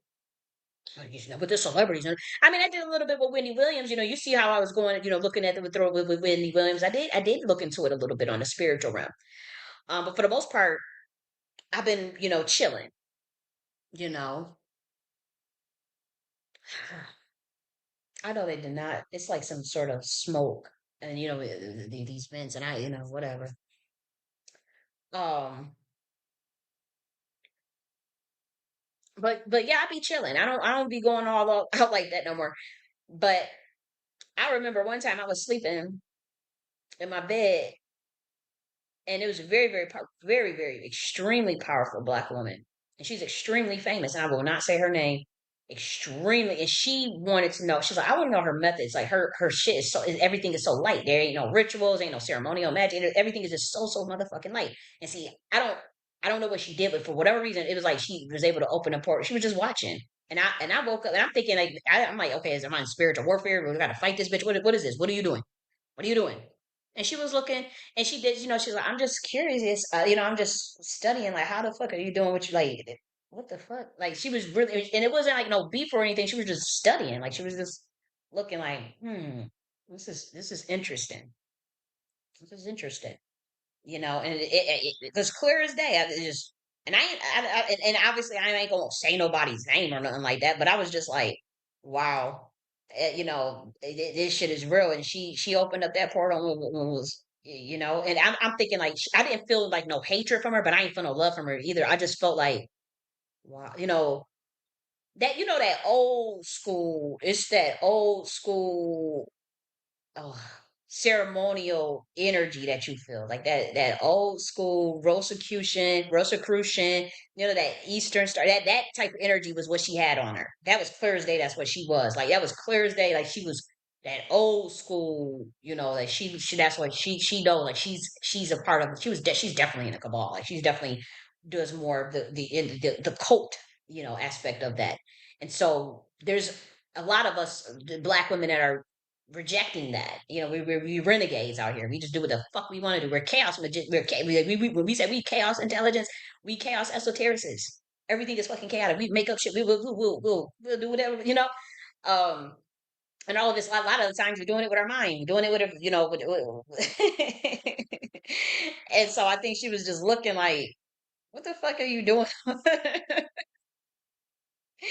And I was nervous. I was like, really? What is this? Okay. But I could tell she cold motherfucker, you know? It's deep. It's deep. But it's like the days of the oracles are coming back. The days of the symbols are coming back. I know for a fact that I am an oracle and a priestess. I have hang with black women. They come from these royal bloodlines. I mean, these motherfuckers. They got their genealogy. They know way more about their genealogy than I know about mine. They go back. I mean, I've literally one of these women. She got her American. She got her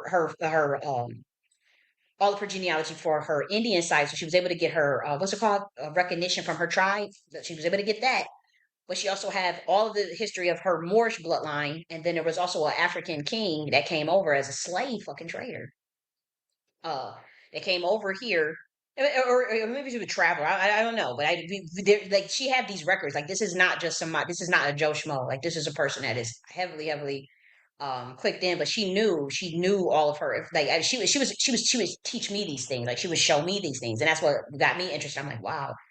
But that king that came over here, and I guess he was making some of the deals with some of the American American Indian tribes, like some of the indigenous tribes over here. Whatever he did, he clicked in with with the Indians over here, that they clicked in. And there was also some I want to say some I think it was Moors from Portuguese or whatever, but she was definitely like, she also was able to have a trace a clear line to her indigenous, where she was able to get the federal, what's it called, federal recognition from one of them tribes, the tribal card or whatever. She was able to get that too. She had that already. Um, but what was interesting is like, she did the name of that. She was showing me the name of that king and who it was, and this was a Black American. Now you say the Boule or whatever, but this was a Black American. And I was just like, I was really like admiring how she was able to do her genealogy and find out all that information. I thought it was dope, and inspiring. And she wasn't the only one that had this stuff like that. I mean, we talking about Black Americans that will show all type, and it was really interesting. And I was happy to see them proud, because it makes you proud to know certain things about your bloodline. And so, it's a lot of the Black Americans. There was another Black American who was also, again, the granddaughter of a literal chiefess. I mean, they was really trying to ban. I mean, one of the videos went viral. Had like 3 million views in like 2 days of her showing how there was oh man, I forgot the name. I think I maybe the screenshot somewhere. But she it was viral on TikTok and shit, and on Instagram, and she was showing how she was literally, and this was a Black American, like a Black American that was on Section 8 in the hood, whatever. But she was like literally showing like a clear documentation, like her great grandma or her great grandma, something. She was an Indian chief, that the government actually like memorialized. Like they had a whole, because they had gotten into a fight over the land and shit. Then they come to find out, this girl that's thinking she's some slave from Africa, that she doing her genealogy, she find all that out. Do you know how powerful that is? And we talk about clear records that prove it. Clear, like it wasn't like she just was making this shit up. Like it was proved. Like they took that video down and she put it back up. But like that was interesting.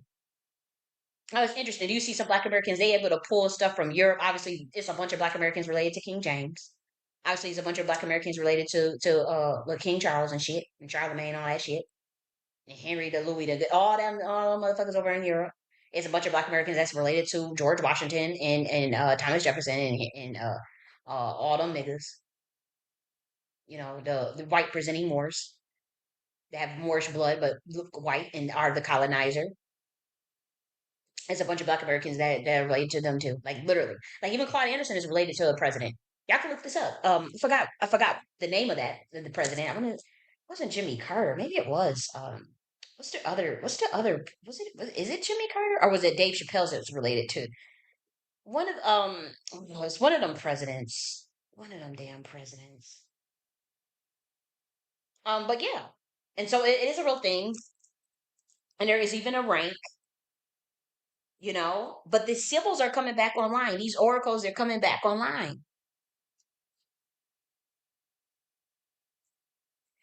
I'm looking at your. I wanna look at what's going on in the comment section. Right.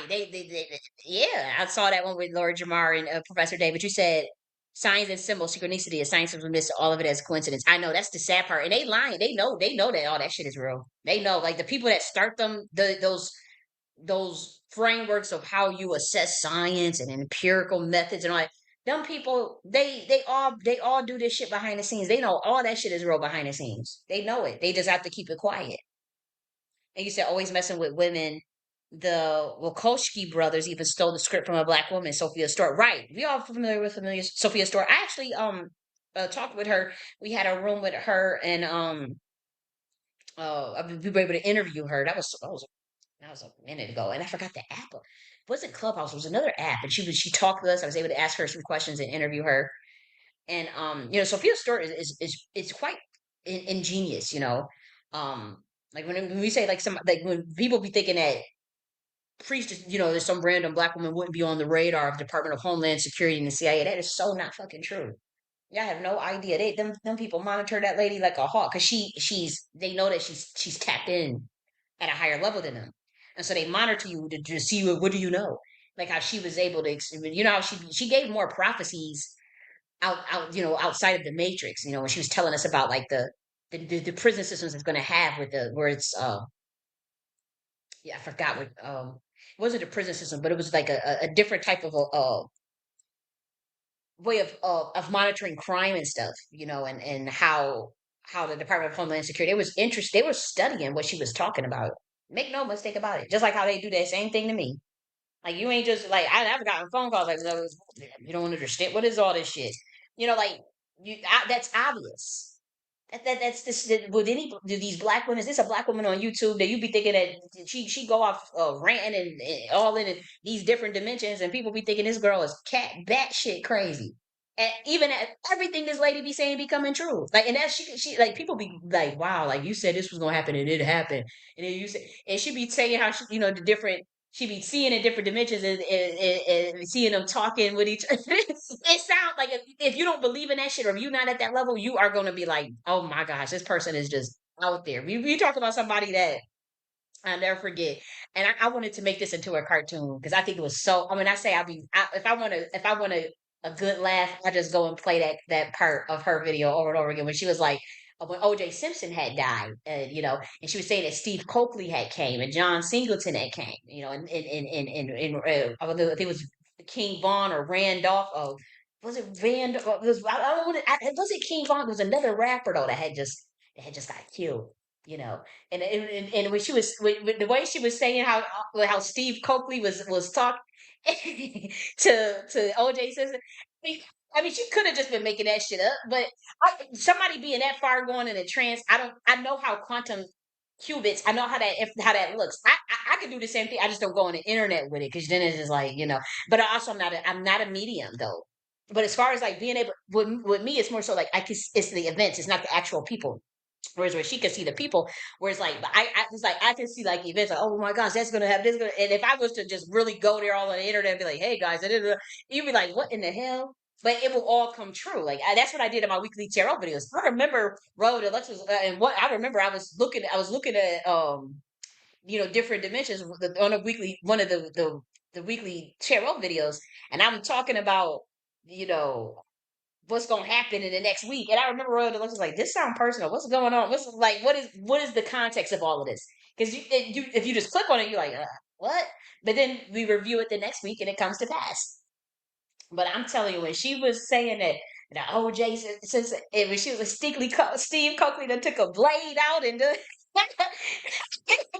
cuss out, and they cussing out OJ since say, "Didn't we tell your motherfucking ass?" When I say I mean when I say I was, oh, I was so going. When I say like when I have never laughed that hard in my life because I'm like, this sounds complete. But I'm telling you, everybody in the comment section just busted out laughing, just busted out because it's funny, it's interesting, it's damn sure interesting. You know what I mean?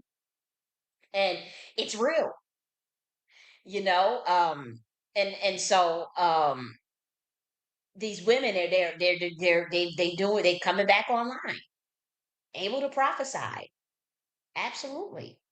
And what I've noticed is like these men are trying to like. Here's the thing: there's a rank, and that those that run this system, they know like there's some things that just have to change. There's just a lot of things that have to change, and that there's some revelation even about the Hebrew bloodline that has been um confirmed. Like and that's how you know this. So there's a lot of shakeup in what you see. And so even if you see like you know what we're seeing now is like these men are saying like, oh, well, I'm a prophet, well, I'm a prophet. And then we're like, okay, show us how. Or show you have to demonstrate. Like, what do you teach? What is your message that comes from God? Or how do we know that God works through you? How do we know that God works through you? We need to see supernatural. Even, I mean, you can be obnoxious. I mean, I'm obnoxious. Many prophets are obnoxious, but it's like you have to show some sort of evidence of some supernatural activity. And my thing is like a lot of the people today that could do that supernatural. We talking about like obviously they'll let you rock with the clairvoyant shit. They'll shadow ban and shit out. Like all of my tarot videos with that weekly prophecy with them global events, all that shit is shadow banned. But when we talking about like when you start moving shit like shit with your mind and all this stuff, that's all classified. And see, the government study that they know exactly in this country who can do them type of things, but they don't want the public to know. They will not let the public know about that stuff. They will not promote that. You will not be that video. They will find a way to get that video taken down if they see some shit like that. And you will see you. Are you kidding me? Are you kidding me?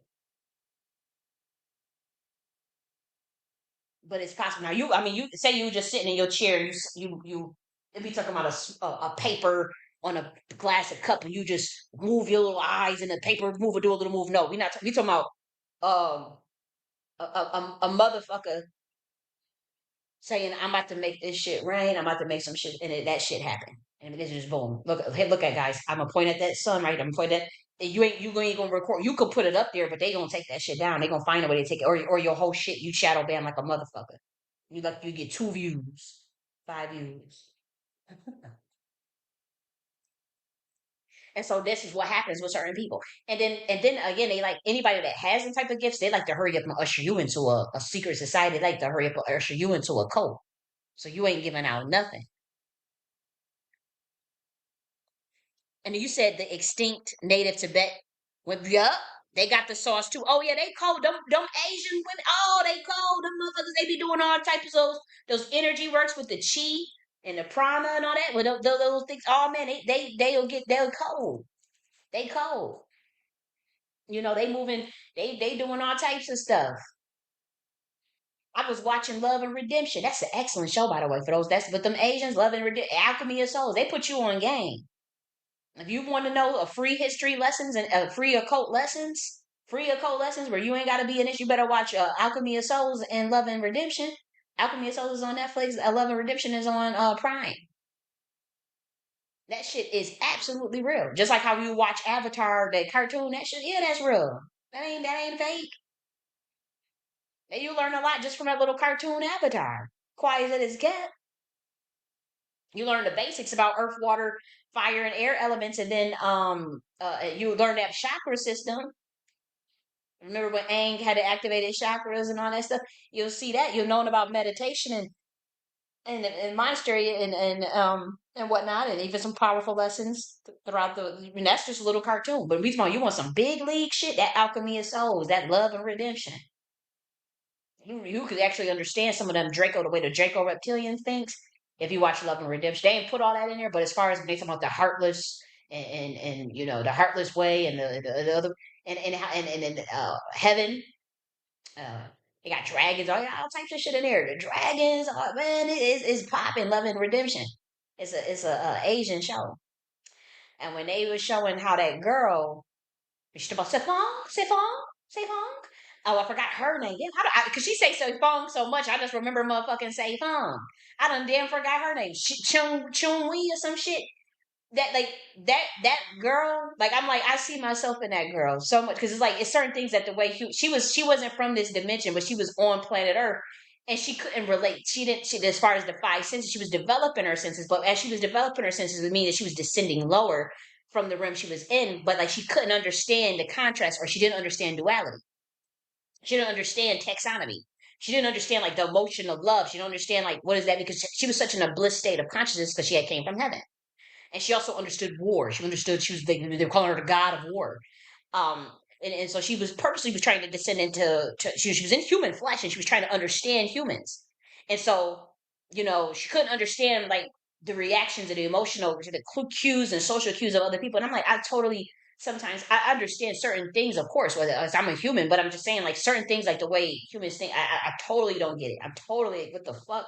Like and when I be watching that show, I'll be cracking up because you know it's like you learning from them. It's like okay, so this means that. So what does that mean?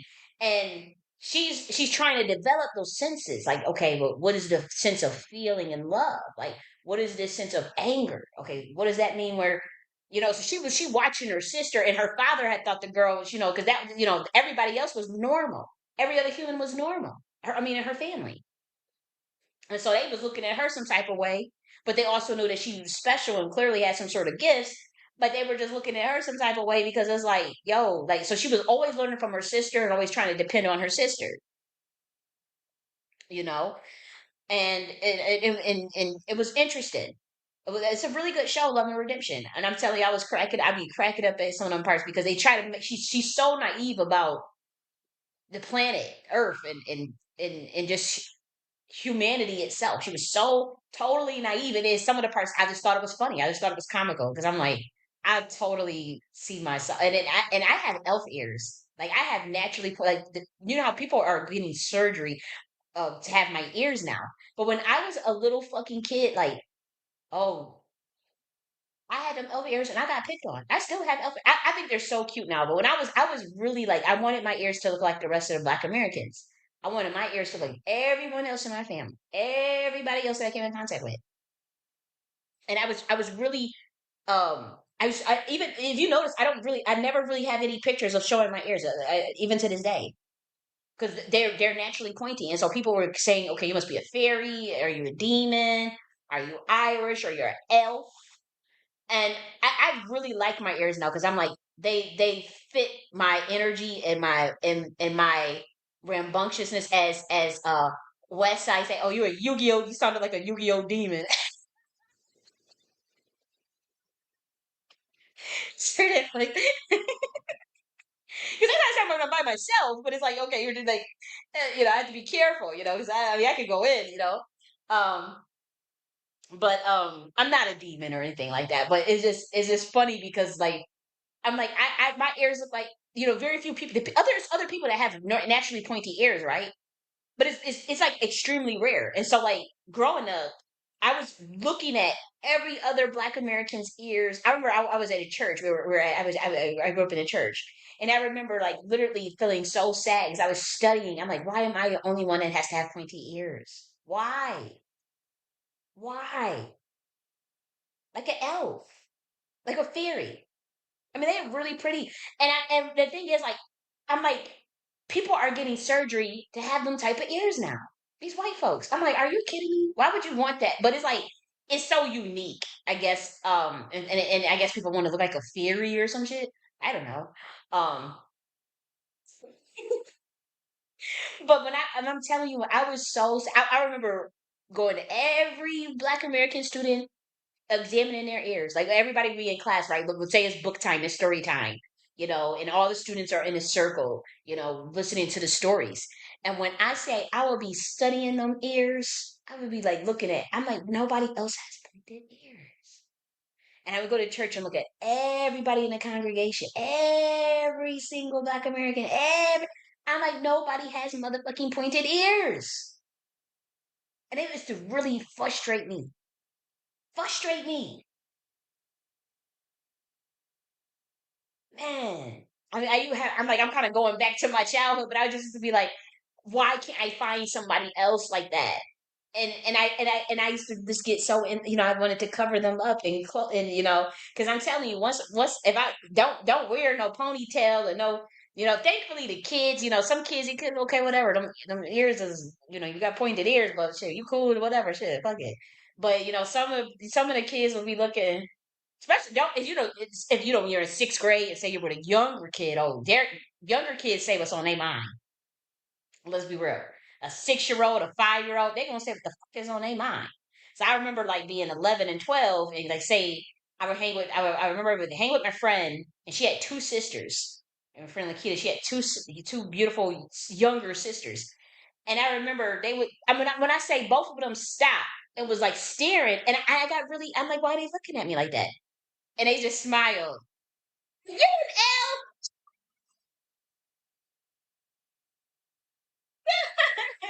Because it was like and I said, why would you ask me that? And it's like those ears, and I was just so they didn't care, but I mean, it was really, I mean, they were clearly these were some really observing girls. They had that gift. Like there's some kids that just always are observant, and they was those ears. I'm like, man, leave me alone. But anyways, this gift of prophecy, it's a real thing. And you must be able to demonstrate that God works through you, through the supernatural. You gotta say some shit and that shit come true. You gotta show that you can quantum teleport. You gotta show that got some sort of quantum entanglement. You gotta show that you got some sort of quantum superposition and skill. These are on the scientific level, but for those, you gotta show that you can reach dimensions and be able to time travel, to see some shit and say that it's gonna happen. And also preach a message, have a message. And how do you verify that? Usually, it has to have outside verification. It has to have outside verification, or you ain't no motherfucking prophet. So that outside verification, it can come from others saying, "Oh yeah, they told me this was gonna happen, and it happened. They told me this was gonna happen, and it happened." Or you don't got it documented in some sort of writing, like Nostradamus, or you got it some sort of in a damn video where you done said something gonna happen, or you done wrote something that's gonna happen, and when it come to digital, the next week or something, that shit happens and it's verified. You went back and you verify if the prophecy came true or not. And all of my global prophecies came true every on a weekly basis, global events. And so and then like you usually have some sort of other backing up, but again, it's not smart to be sitting up there moving shit with your mind and putting that shit on the internet and all that stuff. I wouldn't recommend nobody do that shit. And then a lot of times, like again, we saw them videos where them Asians can make fire with their motherfucking hand. Like we come on, like let's stop playing. Like could make fire with their hand. Could you give them a light bulb and they know how to turn that motherfucking light bulb on with their hand. It's just you know but again, a lot of times you ain't really getting access to that stuff online. I mean, it's on there, but as far as like people spreading it around, it's very rare because then they're gonna be like the reason why is these governments, they want humans as sheep, they want humans as cannon fodder. And so if something like that was to go viral like that, they all for one they're gonna tell you it's CGI. Oh, there's a CGI, it's fake. They always do. But if humans were to get verification that that shit was 100% real, that a human did it, they gonna say, well, and they telling you, phew, and that dude gave heavy secrets about how to do it. Heavy game. Then some others, it's gonna be some humans that take the time to say, well, you know what? If he could do that, then and he told me that I need to do this, and then I'm gonna go and practice that until I can do that. And they don't want that. They want, and if you do, or if you are capable of doing it, you are monitored and controlled. You are in a cult, of some sort. Is what they would prefer. And so, for me, I have to say, to be a prophet, you have to demonstrate that God works through you, which requires outside verification and supernatural activity. It's as simple as that.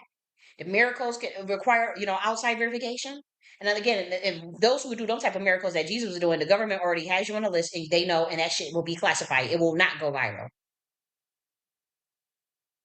It will. It is highly, highly classified. The government knows exactly who's doing what.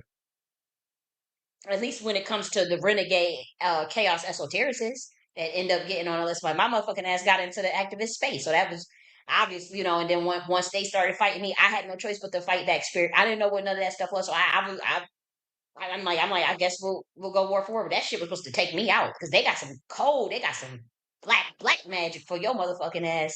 And these motherfuckers choke your ass in your sleep, all types of shit. Have your have voices on. They will fuck with you when they want to do their little Obia ritual or ritual to get you to scramble your shit up. They don't play.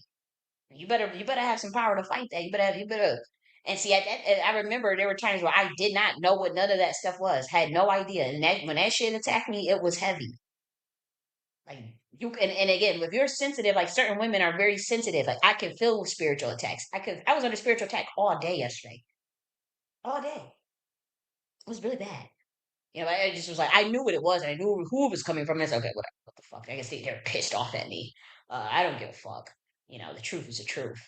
Um, you know, uh, but generally, a certain sensitivity, you could feel that. And if certain sensitivity, you can even find out where it's coming from. God would tell. I'm like, God, where the fuck is this coming from?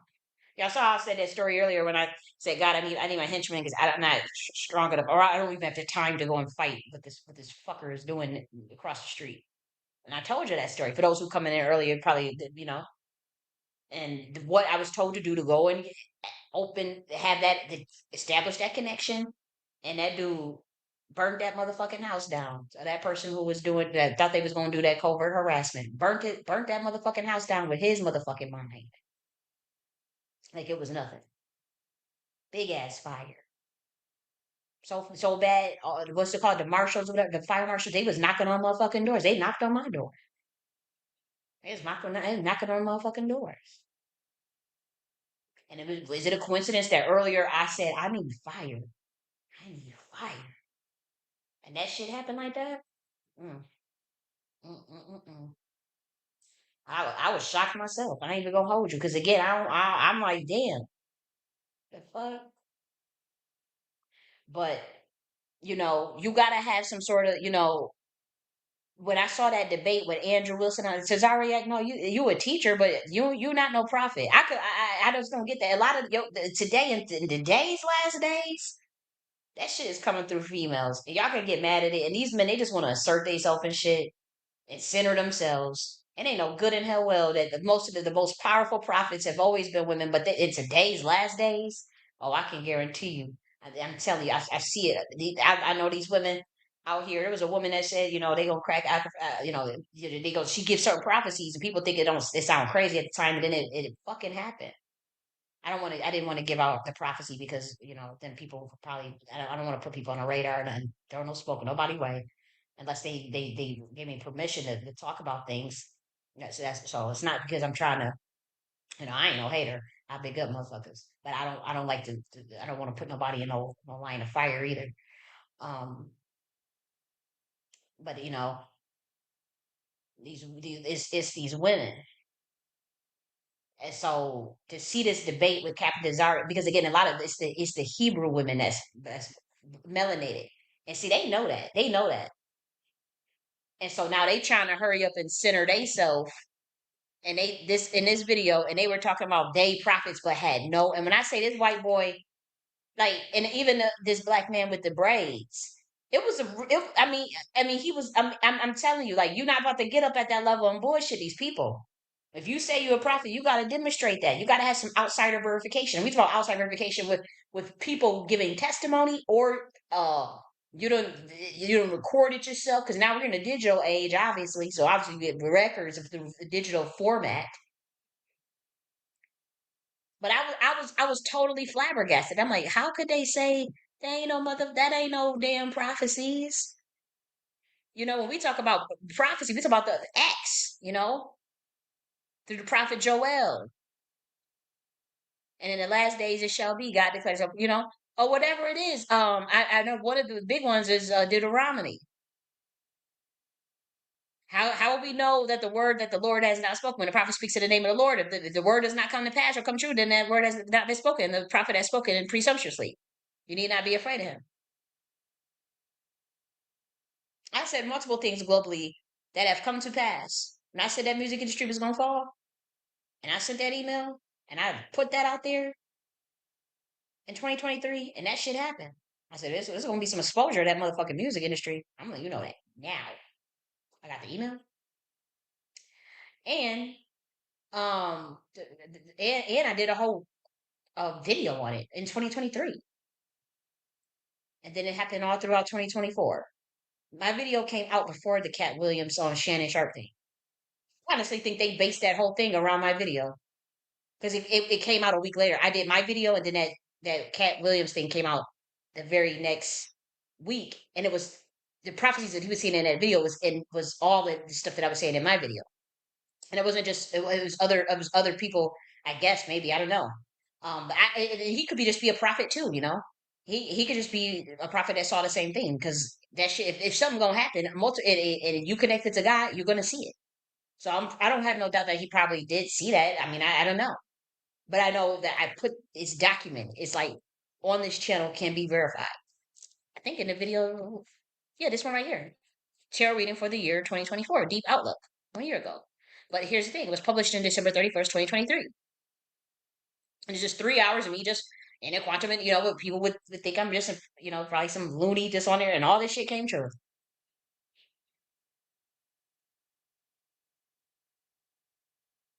And then we did it on a weekly basis.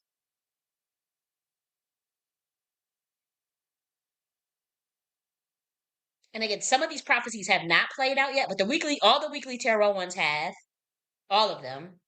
But then, like, even this golden age for America. Look, because this stuff came. They stole this stuff from me because they tried to hurry up and switch birthrights of the Mashiach. And again, we're talking about leadership. So it has nothing to do with Messiah or saving anyone. We're talking about the leadership of the title of creating the new order. But it's not what you guys think. This was published June 2nd, 2024. Golden age for America. And this was presidential policies about my president for 2028. And Trump and them, they stole this stuff. They tried to like put him as the golden, bring it in the golden age, and it's not. It's a false light. It's a disaster. I'm telling you, you have no idea the price he's gonna like. I ain't even gonna say nothing because everybody know, all the priestesses know, and it's like, okay. Because I didn't even know I didn't know nothing about no golden age, guys. God just said, go in there, and you're gonna put this in there. God said, put golden age for America. Presidential policy was 2028. Now, mind you, all of these policies, I have to say, have generally been implemented by the government. I didn't have to really do much work, except for the UBI one. But I've also have new ones because I wanted to update this. And that's why when I saw what everything that was happening, that is why I declared. That's why I was like, I declared myself over the shadow government because clearly the shadow government had been monitoring this video. If this is published June 2nd, 2024, look at the date that Trump started using the golden age. It was way after this. It was after this, and everybody knows that.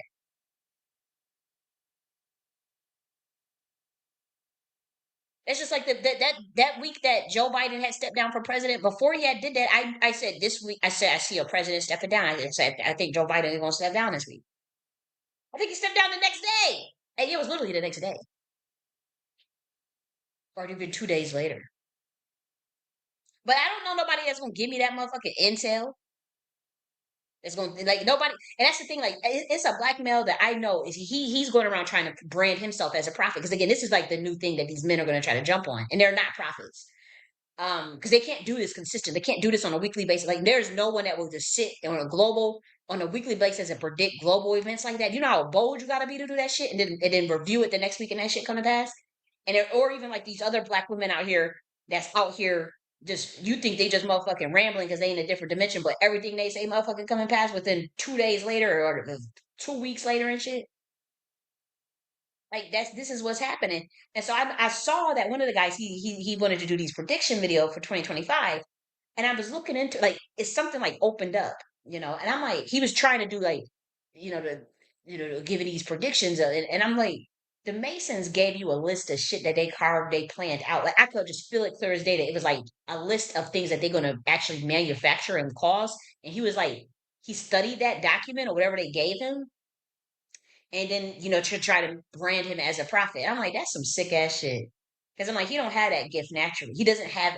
I think he has somewhat of a gift, but they're trying to rebrand it because they want that stuff to come from males still. And see, they know that there's such a drastic shift in the energy. And so they want to push these people out here. But I was like, you read from a paper. Now there are male prophets, but they are locked up or dead. Let's be real. I'm talking about true male prophets. You ain't in no motherfucking mainstream with no millions of motherfucking people, millions. No, that's not how they ain't doing that shit. Or even like with the Captain TAZARYACH debate. You ain't about to. They ain't putting that shit out there like that. If you a true prophet, you ain't get your motherfucking shit is shadow banned. And I had to realize that because I get upset because I'm like, why this stuff can help people like that federal payment benefit glitch that I predicted 3 days before it happened that affected 1 million people in this country that went all viral all over the news. It was motherfuckers that had no money, no food for their kids. And I was telling people, you get in that pantry, go to the pantry if you can now. And it was all of the news. It was women crying and saying, "Oh, I got kids, and I had to go to the pantry. We had to stand in the line. They ran out of food, and because we didn't get because the government had a federal glitch. They little fucking computer shit thing happened. Where they didn't pay out the payments for like I don't know if it's food stamps or something. I just knew it was. I said it's federal benefit payment glitch. And I said because I wanted to help people. Maybe get to the food pantry or ration out their meals if and you guys can get upset and say like, oh no, males can want to center yourself in this, but this like it is what it is. This debate did not prove that these two fellas, Gorilla Hebrew and Captain Zarzak, are prophets. And just because you teach, you're just a teacher. That's a teacher. You can even have a message. But if you don't have the supernatural activity and the outside verification, then you're not a prophet. You have to have the outside verification and supernatural activity. You can have a message. You could be a messenger, and you can be a teacher. But I don't understand where people are trying to conflate just rent. I'm telling you, this debate was. I was just like this, and that's why that it was kind of like to me giving kind of West Huff Billy Carson type shit or Professor Dave or Jamar type shit. It's like this white guy was literally like asking because I'm like, when did y'all change the definition of prophecy? Prophecy always meant you foresee, you can foretell something and then it come to pass and there's verification of that. What the fuck? They literally like Captain Desert. They was literally trying to justify like, oh, if you just teach, then that means you're a prophet, or if you don't have to prove it, then you're not a prophet. Because this white dude was like, how the fuck do you demonstrate it? Then you have to demonstrate it. We know about prophetess growing up. Prophecies like I'm telling you, we was a cold motherfucker from Jerusalem. She was a bad motherfucker. She was to come. We used to have the revival. Small time revival, small time shit. Where these motherfuckers was opening up portals. But when she would do her the prophesying, uh, her stuff came to pass. And the thing about it, I know it was a true prophecy because I've gotten that prophecy from like 4 other prophets throughout my life, and they all say the same thing. She said, people are gonna think you are fucking weird and uh like they ain't gonna get none of this shit you talking about at first. She said it's gonna take a long time for them to get it. She said they gonna get it, sweetie. We're gonna see. And it kept saying like I would never get another guy. And I didn't know I was supposed. I was gonna write 20 books or anything. This thing. It was a black man that prophesied that over my life when I was like 18 years old, and I didn't know what he was talking about. And he said something with pen to paper, and he said because he was talking, he was looking at me in his eyes. He said pen to paper with writing and guys on it. But he said, but people gonna think you fucking weird. Ain't nobody gonna understand what you're talking about. They ain't gonna, you know, they ain't gonna get it at first. You and they kept saying that same thing. That lady, and she at first, and she said something because again, she's like I don't think you need to know. And there's certain people in my family, they didn't want them to for me to know that head of time. And so they knew, but they always kept it quiet. And so with her, with the lady, I could tell clear as day that she was holding back because she like, she ain't gonna be able to handle that. But she gave me this look like, wow. But she did say you gonna be persecuted. Like you ain't these people gonna come for you. Like, but she said eventually they'll get where you're coming from, and I ain't gonna tell everything they all said, but I thought that one with the writing, I thought that was interesting because I would have never thought. I mean, at 18 years old, I would have never thought that I would be a writer or that I would write books, But when he said that, it was really powerful. But he did say, "Yeah, you're gonna get crucified. I mean, when we say crucified, you're gonna be persecuted. Like people are gonna just say you're weird and try to write you off." As far as with the crazy things, he had already prophesied. It still bothers me, but now that I look back, I'm like, multiple people had told me that, multiple that, but then they always say eventually people will evolve and understand. It will all make sense in the end. Pretty much it will all make sense in the end. But I thought that was so, so that prophecy, you have to demonstrate that. You ain't just about to, like, I couldn't believe that they was putting that up there like that. I'm like, now y'all want to be prophets, can y'all do this? And I'm not even being you know arrogant. Like, can you predict a bunch of events for 3 hours in 1 year, and then all that shit come to pass like that in 1 year? Like, my thing is, it don't even matter the modality. If you ask me, it don't even matter the modality because seership, again, the way the oracles and the symbols work is different from the traditional prophecy. As far as like, but then uh women, we work with ideograms and pictograms, and we can also do ideograms, pictograms, or no tools.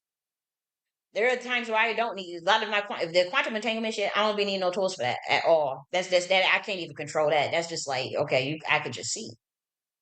But to guide some of that energy in a more focused sense, sometimes I do use the tools.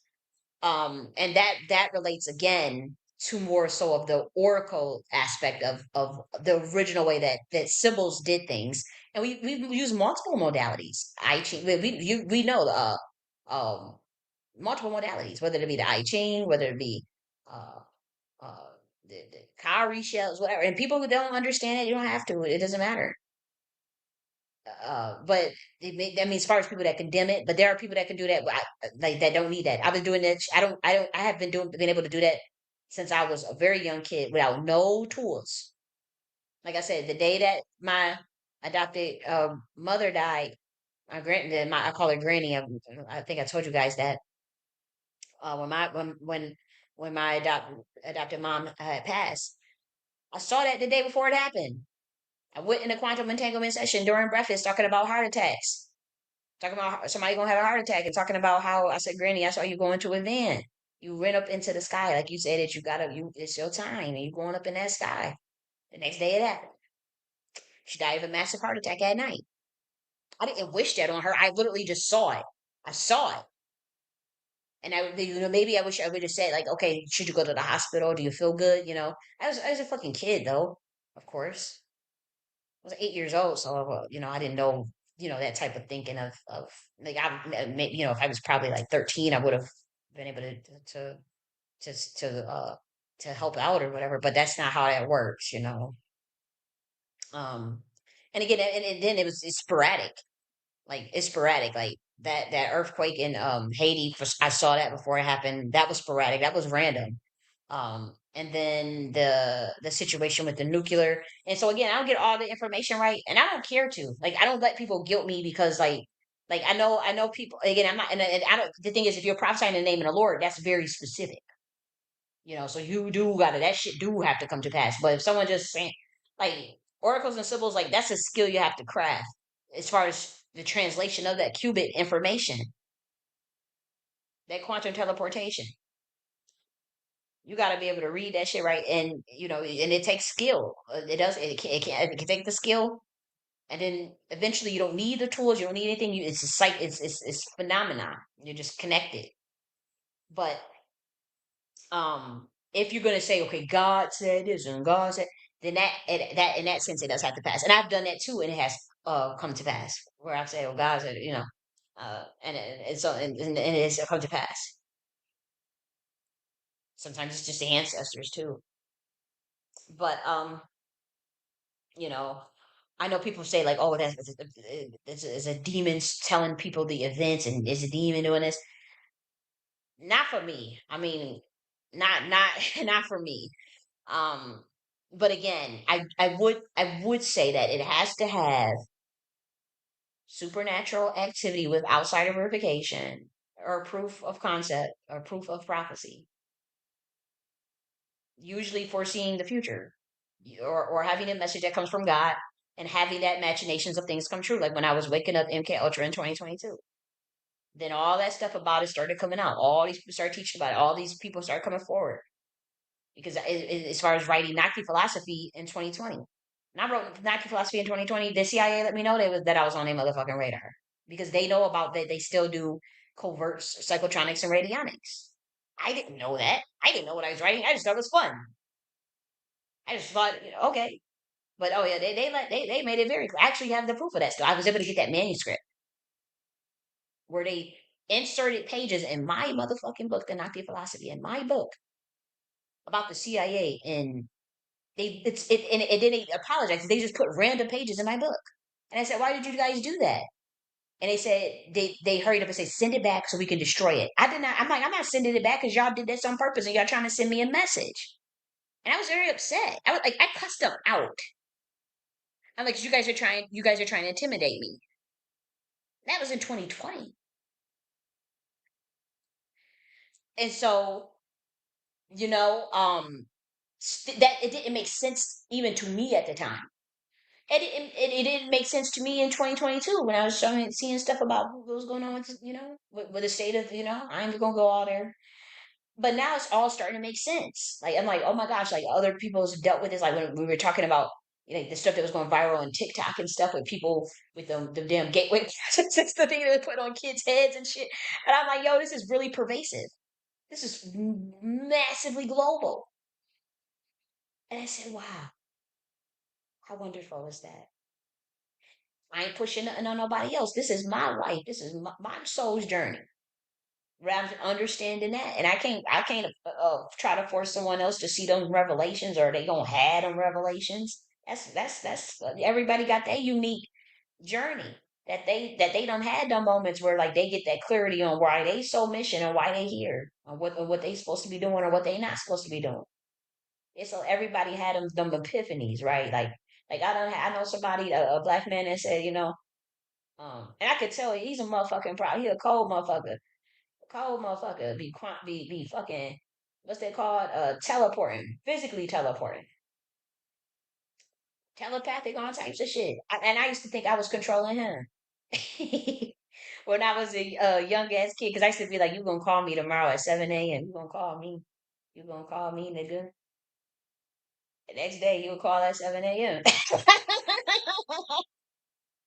So I'm thinking, because he would wear shades around me all the time when I was a kid, and he would look at me like he was scared, like he would be like, and he used to say she could see through my soul. She knows too much, and she could see so deeply, spiritually. And I don't like that about her.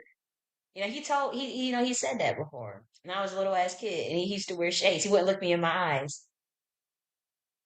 That movie, Apocalypto, when that little girl, when she started just prophesying, he pushed her. She was looking sickly. Let me see if I could show that part right here real quick. Apocalypto, Apocalypto with that little girl. This right here. And you see, she had just went into a trance and just started talking. Like that's how I used to do that. I used to look like that. I used to do that as a little kid.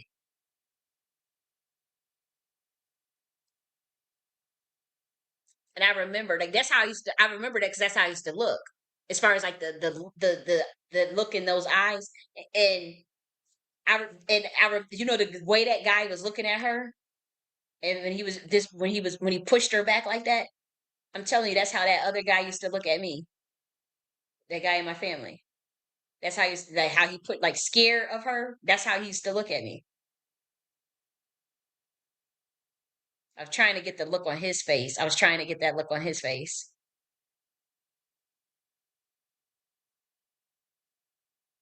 I think it was one of these guys when he was pushing her back, and that look of fear that he had because he couldn't quite understand what she was saying. But I have familiarity with that. That's some real shit. And I remember the way. I remember when you know, like, I don't know, and I got them pointy ears. So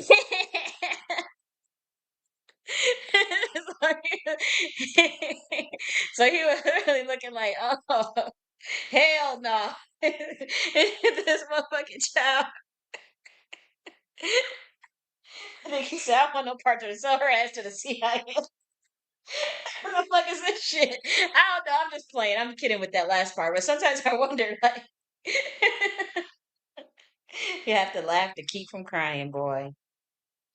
Um, nonetheless, nonetheless, prophecy, that's real, and again, a lot of them women, they had them gifts when they had little motherfucking kids.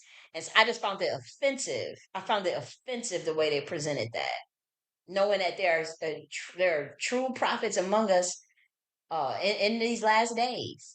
And knowing that from what I see and from the women that I go and learn some lessons, man, it's some women, man, and it's crazy because it's like it's females that I'm like, they see something. I will never forget. It was a one medium priestess.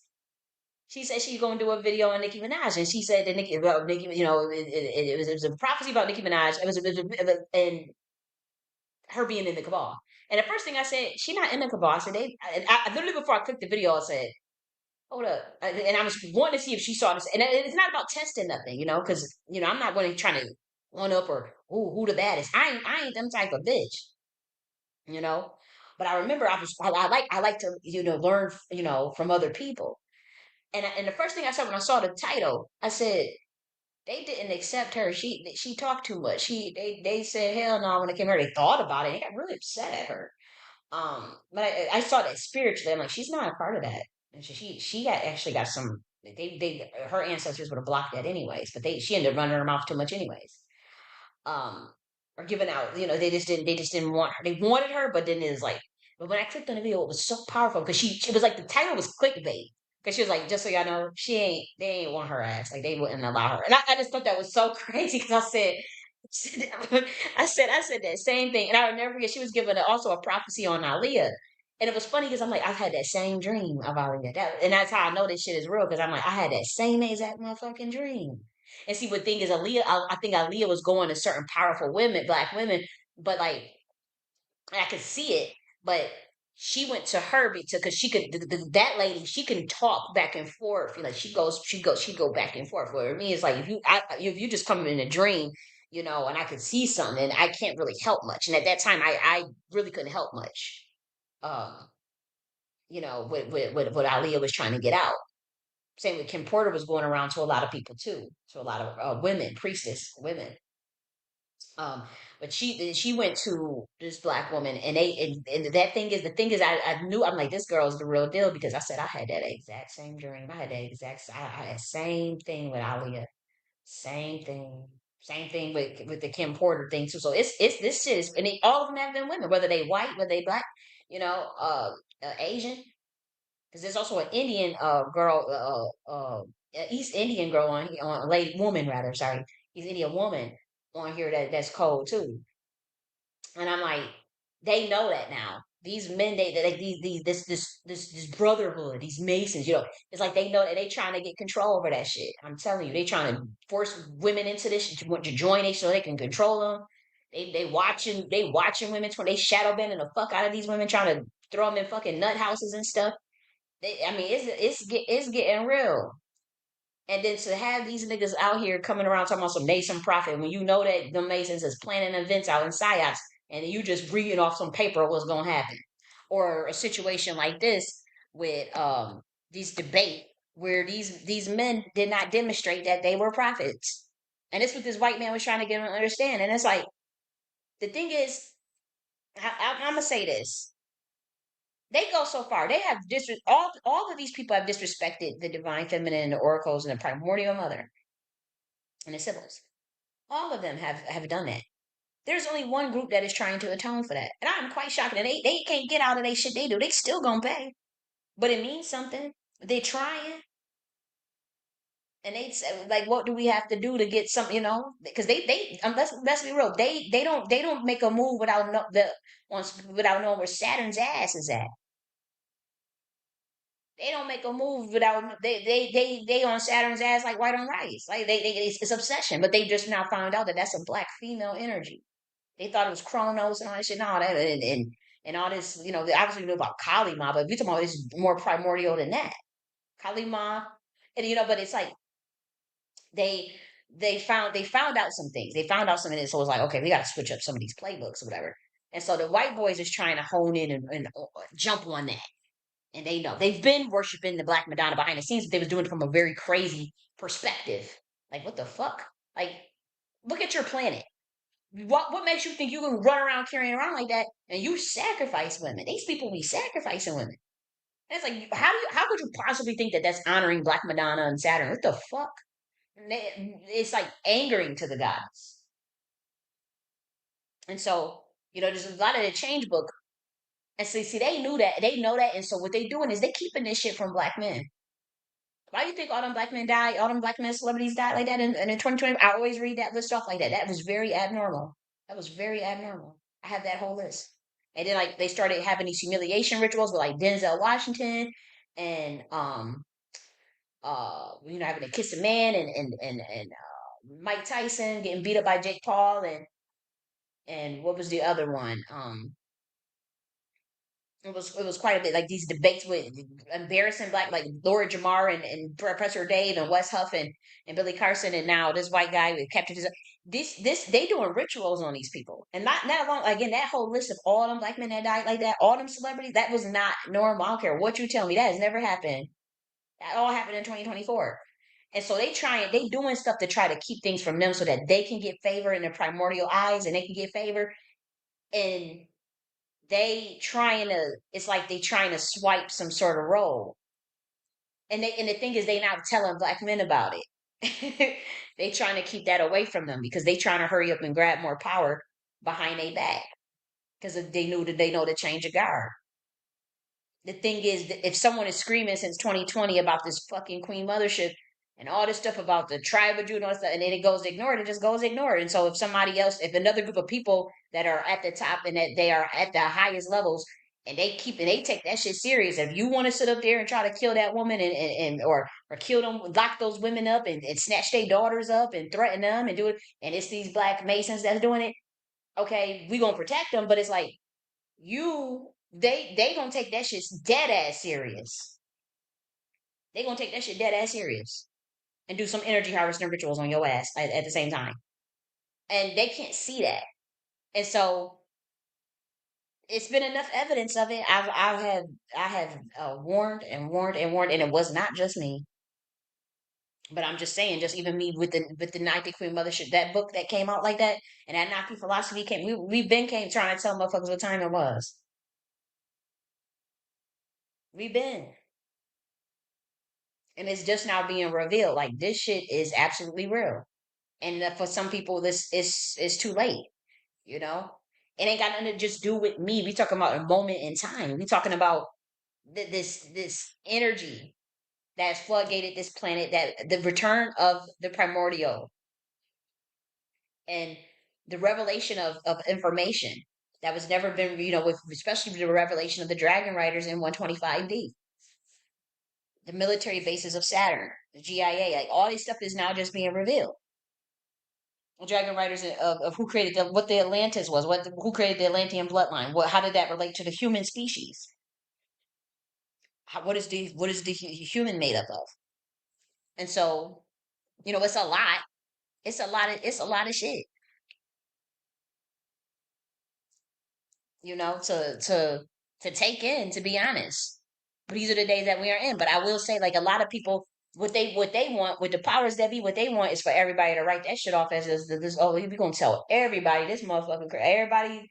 Just ignore this shit. We gonna shadow ban everybody, and they try, and it's like it was that stuff was not for them, and it's not, and it's for humanity, but they're obviously if you're not of that bloodline, you ain't gonna be able to activate nothing of that shit anyways. But even if you take it the prophecy real or you take it serious, then it will help you in the long run, regardless of your race, ethnicity, gender, age, background, geographic location.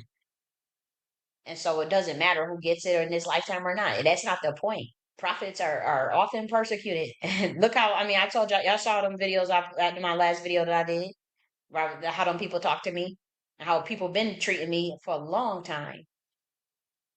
You ain't about to sit up there and be viral and no Billy Carson and no millions and millions. That's not ain't that not. You think Kenneth Copeland is a fucking prophet? Y'all think Joel Osteen is prophet? Those are brotherhood niggas. You ain't getting no $80 million, no $80 million jet, no $200 million net worth, ain't gonna be no real prophet of God. Nah.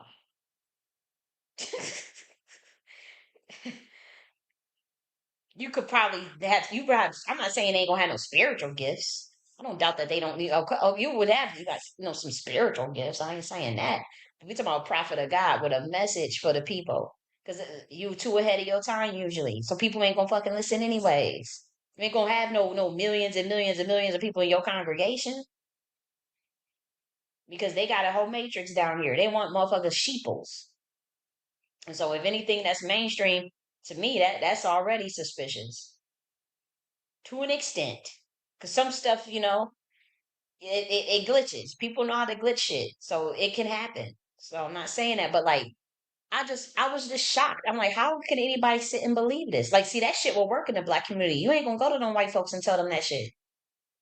You ain't about to go to them white people and change the whole definition of prophecy and then say that you're a prophet and you ain't got no demonstration or you just change. You ain't even using the definition by their own very definition in the Bible that you're using. By your own definition of what we just know what a prophet to be. Just a motherfucker that could see something in the future and they come to pass. Just on a simple level.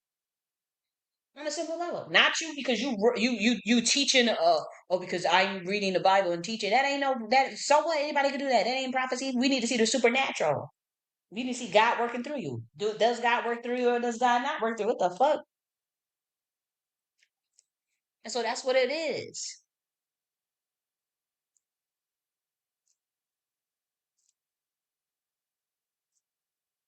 Now there are a variety of gifts, but the same spirit and varieties of service, but the same Lord, a variety of activities, but it's the same God who empowers them in everyone, all in everyone. To each is given that manifestation of spirit for the common good. For one is given through the spirit the utterance of wisdom, and to another the utterance of knowledge according to the same spirit. That is true. You ain't going you will have different, different levels of the spirit's gift, of the Holy Spirit's gifts. And so there's people that can do mediumship and telepathy, telekinesis, all types of shit. And if I have prophetic powers and understand all mysteries and all knowledge, and I have all faith as to remove mountains, but have not love, I am nothing. So prophets also have love, you know? But for me, on a basic level, like I said, you demonstrate that God works through you, which requires outside verification and supernatural activity. With again, supernatural activity, and then usually some sort of message, and you're gonna see it. You would see it. You will know. You will know. Like, what they were saying is you don't have to be able to foresee. You have to be able to foresee in order to call yourself a prophet. And then they were saying, well, Jesus, when Jesus was tested, Jesus said that he didn't want that he didn't need to test but he still showed miracles for other people to see. So when someone asked for proof, there were already outsiders that could testify to what he was doing. Because they were saying, oh, we saw this motherfucker turn uh, water to wine. We saw the breads and then stuff. That's the transfiguration. That shit is real as fuck. I have seen shit with my own very eyes. That shit is real as hell. And I thought that shit was just some stuff in the Bible. Oh, they ain't, they being dramatic. Maybe they probably just added that in. Oh my gosh. But it's something like that's what I'm saying. Like you be feeling like this shit is a simulation. Like when that shit glitch like that, it's like you in a fucking video game. It's like, whoa. It's like you could just like it's like digital. It's creepy. It's just fucking creepy. And I remember you say you need something. I remember, man. And then it sound you don't even want to talk about it because then it's like, oh, well, you're crazy. But man, I'm in Walmart. I was so freaked out. That shit I never had. I'm in the middle of the street. What the fuck? Because I remember I went to the aisle and they did not have none of the dish the body wash that I used, nothing, none of it. In that particular aisle that I was in, they had none of that body wash that I used. And I'm looking right in front of me and I thought about what I wanted. I'm like, I need that particular body wash. And everything in that aisle turned into that motherfucking body wash. And I literally just walked out. I'm like, what happened? Like, when I say that shit scared the fuck out of me. I'm telling I couldn't handle that. I don't understand what that was. And then nobody had to help me because the first thing they want to do is just lock your ass up and just and literally just convince you that you didn't see what you just saw. That is so wicked. And that's another thing that we're doing, trying to do to me. Eventually, but I'm like, no, you can't do that to another. You can't do that to another human. Like that's wrong. You know. But yeah, I remember. Like I'm like the whole. I'm like shit. Okay, and I clearly I know what the fuck this was, and I said okay.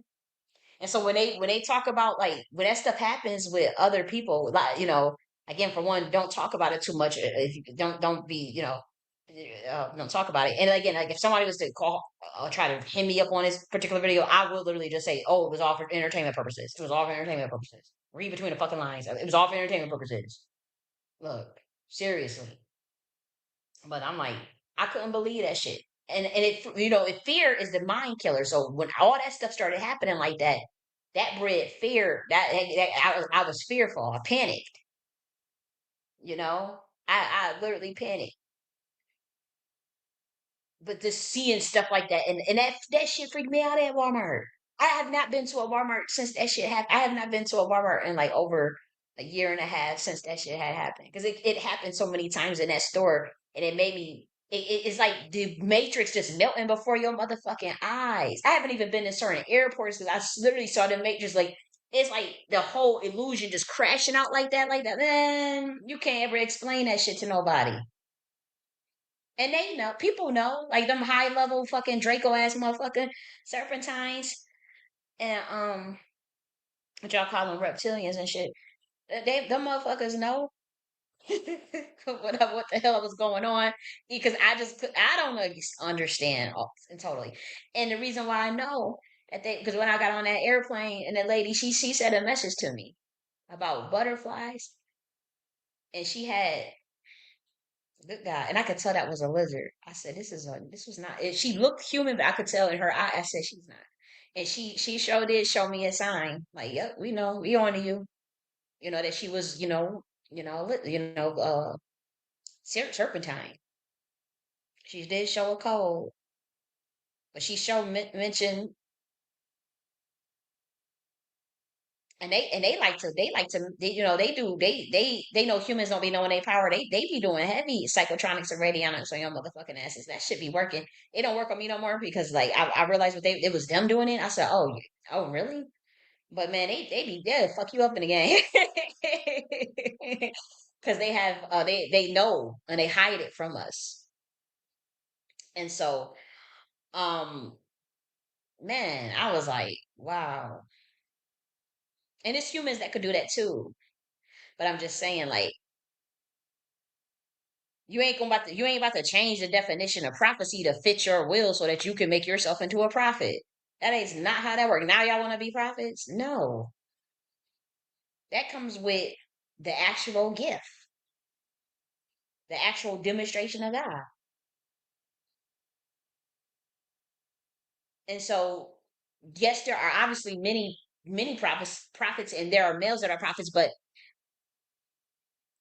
this stuff right here, no. Mm-mm. These two guys right here, this guy right here, and this guy right here was saying they were prophets, and then when everybody was asking how do you demonstrate it or what's the definition biblically, they had no demonstration, and they did not have the definition that matched biblically, or they didn't have the definition of that match historically from the Greek definition to the what we know from seership and Oracle. They didn't have none of that. And they were just trying to reduce it to just teaching. Well, anybody could teach. Okay, everybody's a teacher. Everybody is a teacher, right? Like they was just reducing it down, and I'm just like, why would we not about to like? And that's how these white boys go. Like, we not changing the definition for you. Ain't about to come to our community with that bullshit. Y'all, both, y'all, you propped yourself up over in a black community with that, and they not test, they not challenging you. But you ain't about to come over to our shit, and you know that's why they got at Billy Carson's ass, and that was all planned. That's why they got at Lord Jamar's ass. Think you know you about this, you know you about to come over and be talking to this flat Earth stuff, you know. And it ain't nothing wrong with flat, you know, with other people having different. How do I stop this? Oh, what's going on? How do I? So then, where do I charge this at? Okay, my batteries had died, and I was trying to figure out how can I charge it. You know what? I could probably charge it with my computer, right? Let's see. Does it charge? Power on. Okay. I just want to see if that actually had recorded because it died on me.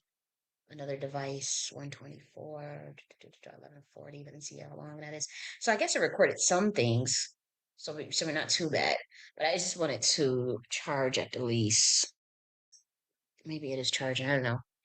But anyways, I think I overstayed my point. I'm not trying to denigrate anybody or anything, but I'm just saying I was annoyed because like we see this all the time where there's like this co-opting thing where they're trying to make something go mainstream, but they're putting their it's like it's just creepy. And it's like, no, you're in these last days. No, the coldest one motherfuckers that I've seen. He's been some women in the hood. He's been some women in the, you know, that's homeless. That they give you the good prophecy game. And ain't no niggas in no Mason society and all this shit. That's all. That's that. No, that's talking some Hebrew Israelite. And again, I'm not denigrating the Hebrew Israelites. I'm just saying that what I that's a distortion to me as far as what I know of being a Hebrew in my bloodline. It just doesn't like it to me. It just looks like a reverse engineering or something.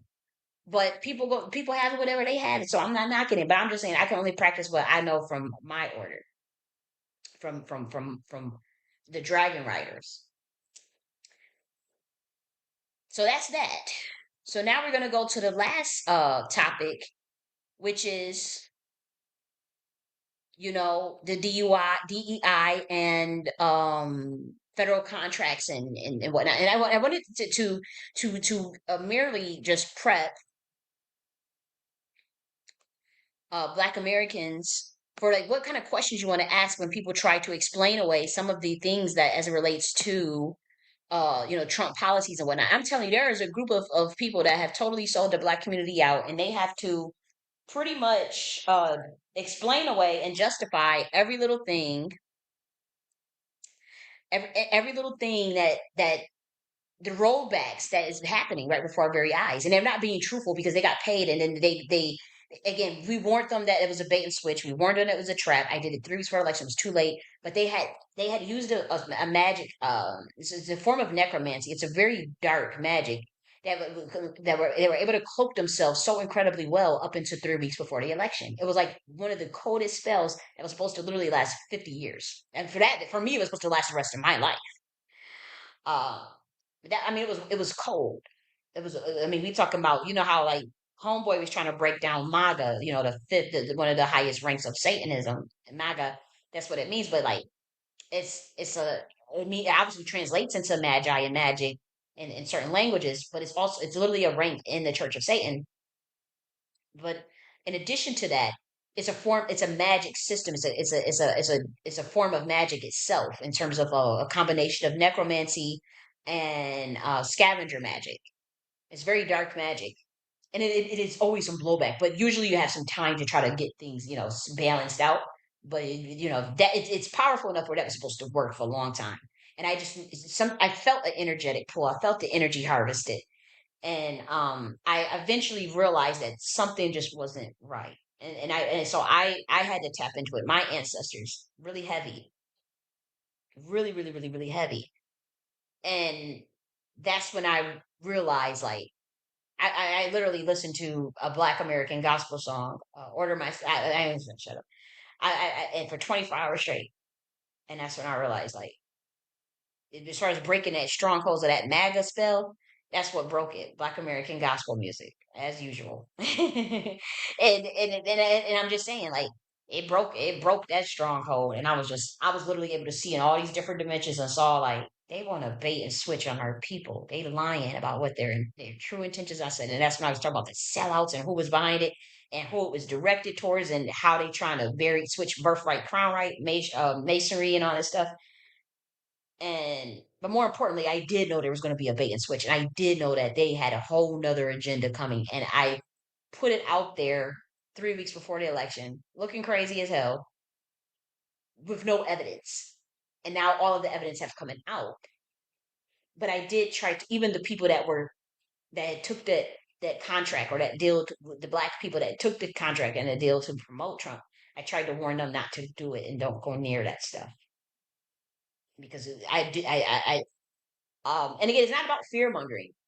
Um, this is another term for Black Americans that are authenticate, meaning common everyday Black Americans that may come across this video.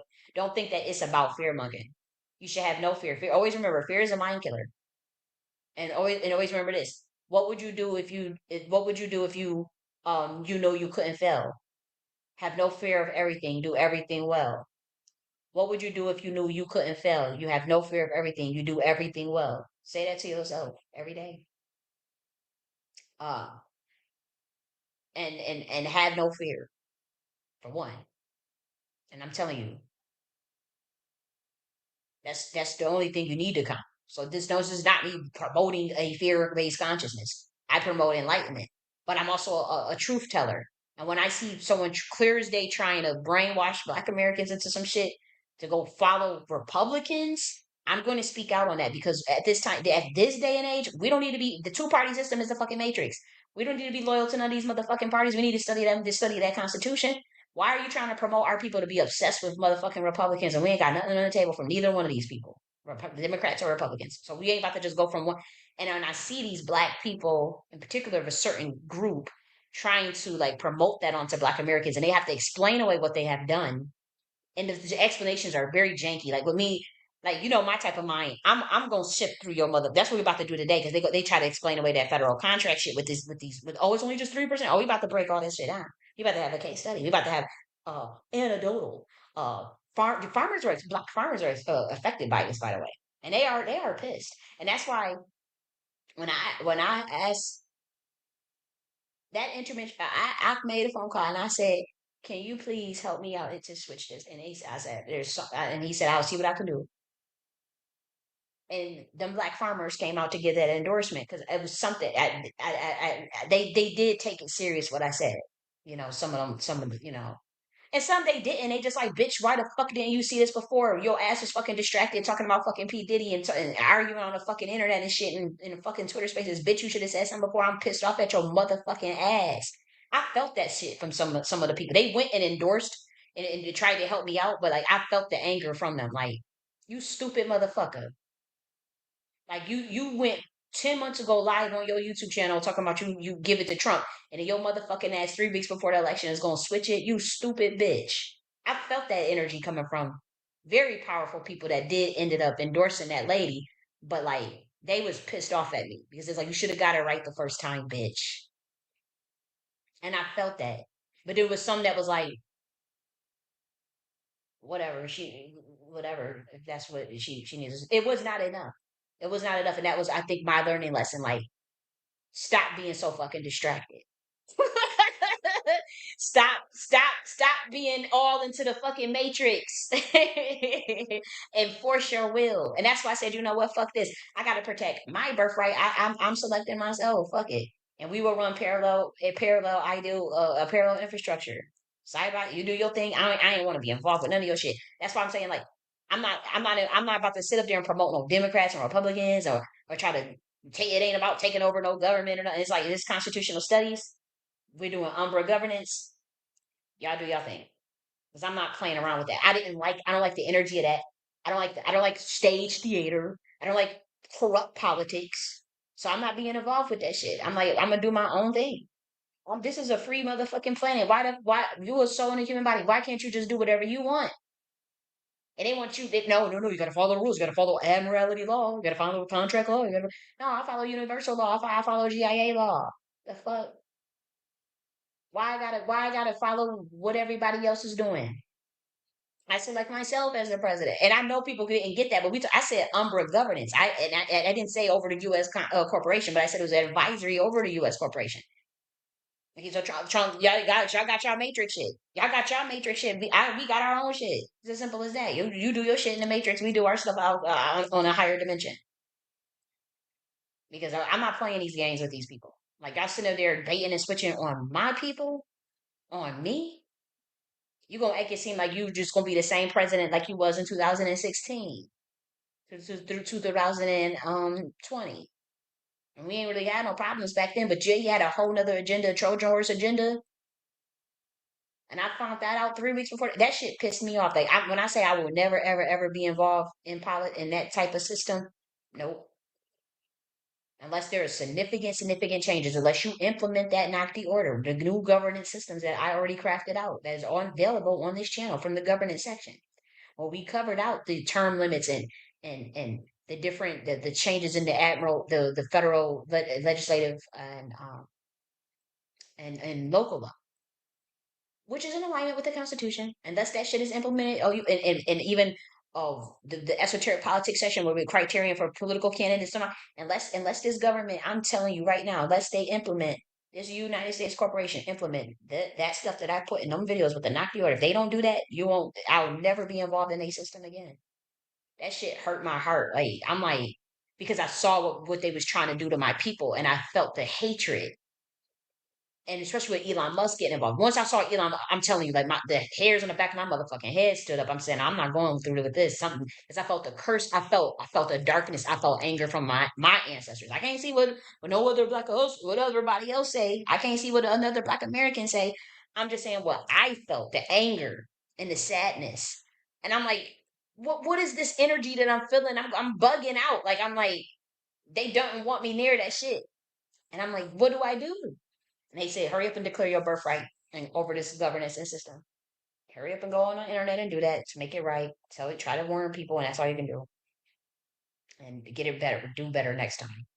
Because everybody got the way they got their ancestors too that they could and they could see. And a lot of times people had knew and they took that money. See, I didn't take no money from none of these parties. No, the Democrats and no Republicans. Because I really just wanted, like, I wanted child trafficking to end. I just had a naive, like, child, like approach to the fucking world. I'm like, they ain't about to end no damn child. I'm thinking that I was really, I'm like, okay, with this drain the swamp stuff, that shit is all fake. Like Q and all that. I was in a little Q group. I feel like a fucking idiot, in 2017 and shit, 2018, 2019, all in those Q Telegram groups talking about the codes and a 5D chess and a 7D chess. I feel like a fucking, like, and I can admit, and I said I was wrong. And I apologize to the black community and apologize to my ancestors. Because I know, and it's not about, again, I'm not supporting no motherfucking Democrats. I'm not, I mean, unless they change their ways.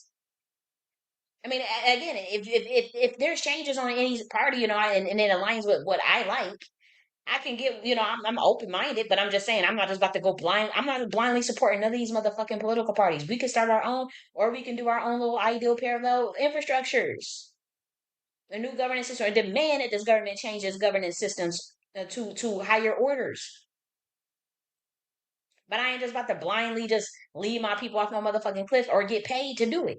I think that is so crazy for a person to get paid to promote a fucking president candidate. I mean, unless the policies match. Like if you're paying someone to and that you align with those policies, I could get that. Of course, I can get you want to endorse someone and you truly believe in them policies. And you truly want them to get in there for your own interest, for the things that you like and the things that they talking about. I could see that. But I'm talking about when you getting paid to promote policies of something that is clearly against your own people and against your best interest, and because you're getting paid, because you're getting a bag, you think it's okay? No, that's wickedness in my eyes. And that's what happened with I'm telling you, a lot of them black RNC shield niggas. you know. Let's look at some of the comments because I know it's a lot of comments. We had DW, and then we're going to get into the. Oh, I'll get into my lesson. I want to hurry up here because I do want to play some music. It says the extinct, they not extinct. Okay, we already covered that one. Okay, and okay, so he said male monks have to live as ascetics in extreme isolation, performing great feats to do what one pre-Buddhist original Tibetan woman can do, seeing it in a dream. Oh yeah, for sure. Yep, that's for sure. I was listening to the Vajra Yoga Genie mantra. I'm about to take a screenshot of that so I can put me on game. Vajra. Oh, is that Om Vajra Safta Hum? Om Vajra Safta Hum? Is that DW or is that something different? Is that Om Vajra Safta Hum? Om, or is that a different one? Vajra Yogi. I don't think that was called Vajra Yogina, but that Vajra, it just interestingly, it instantly. I'm familiar with that Vajra. Om Vajra Safta Hung. Om Vajra Safta Hung. Was it that one? Hope you're still listening. And you did say they show up at my feed sometimes, and then this one is there's someone on here, Gary the guy 33 that does numerology and predicts future events by year. Yes, he's also does suspicious things to his detractors. Okay, speaker and receiver, you were talking, someone else has to interpret. Um, no, I mean, I'm not sure about the context that you're talking about, but I'm talking about when I did my prophecies. The next week, we Googled it to see if the shit came to pass and recorded it, and is documented online. That's what I'm saying. When I speak in tongues, no one has been able to interpret them because it's a different language totally. Because I remember, the people can interpret tongues. Um, but I remember the person that did try to interpret my tongues, they couldn't get it. Some of the tongues was in Hebrew, some of the tongues was just from a different dimension, and they couldn't interpret it. And then the tongues with when it comes to the TMI, I believe like the highest levels of the government probably was able to. I got a feeling that because they took it too serious, they reacted too crazy to not have taken it serious. I think that someone was able to interpret it.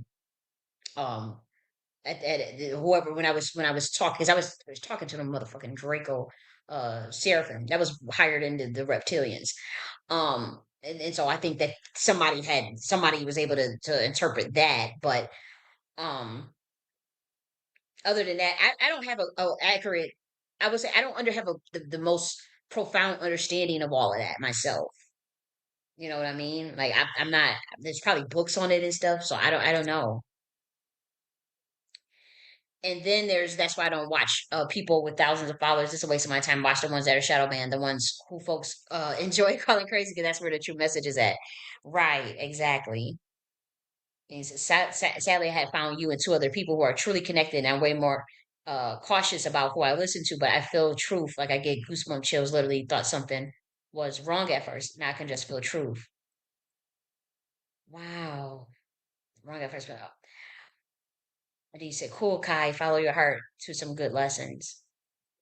I'll email you the mantra. And not everybody's for everybody, and I accept that. I'm definitely controversial and obnoxious sometimes, and I am well intentioned. I do know that there has been discrediting campaigns, but I also know that I also have work to do on myself. I'm not saying I'm the total victim because I know that I can be a hothead, and I know I have been disrespectful to people that have been disrespectful to me.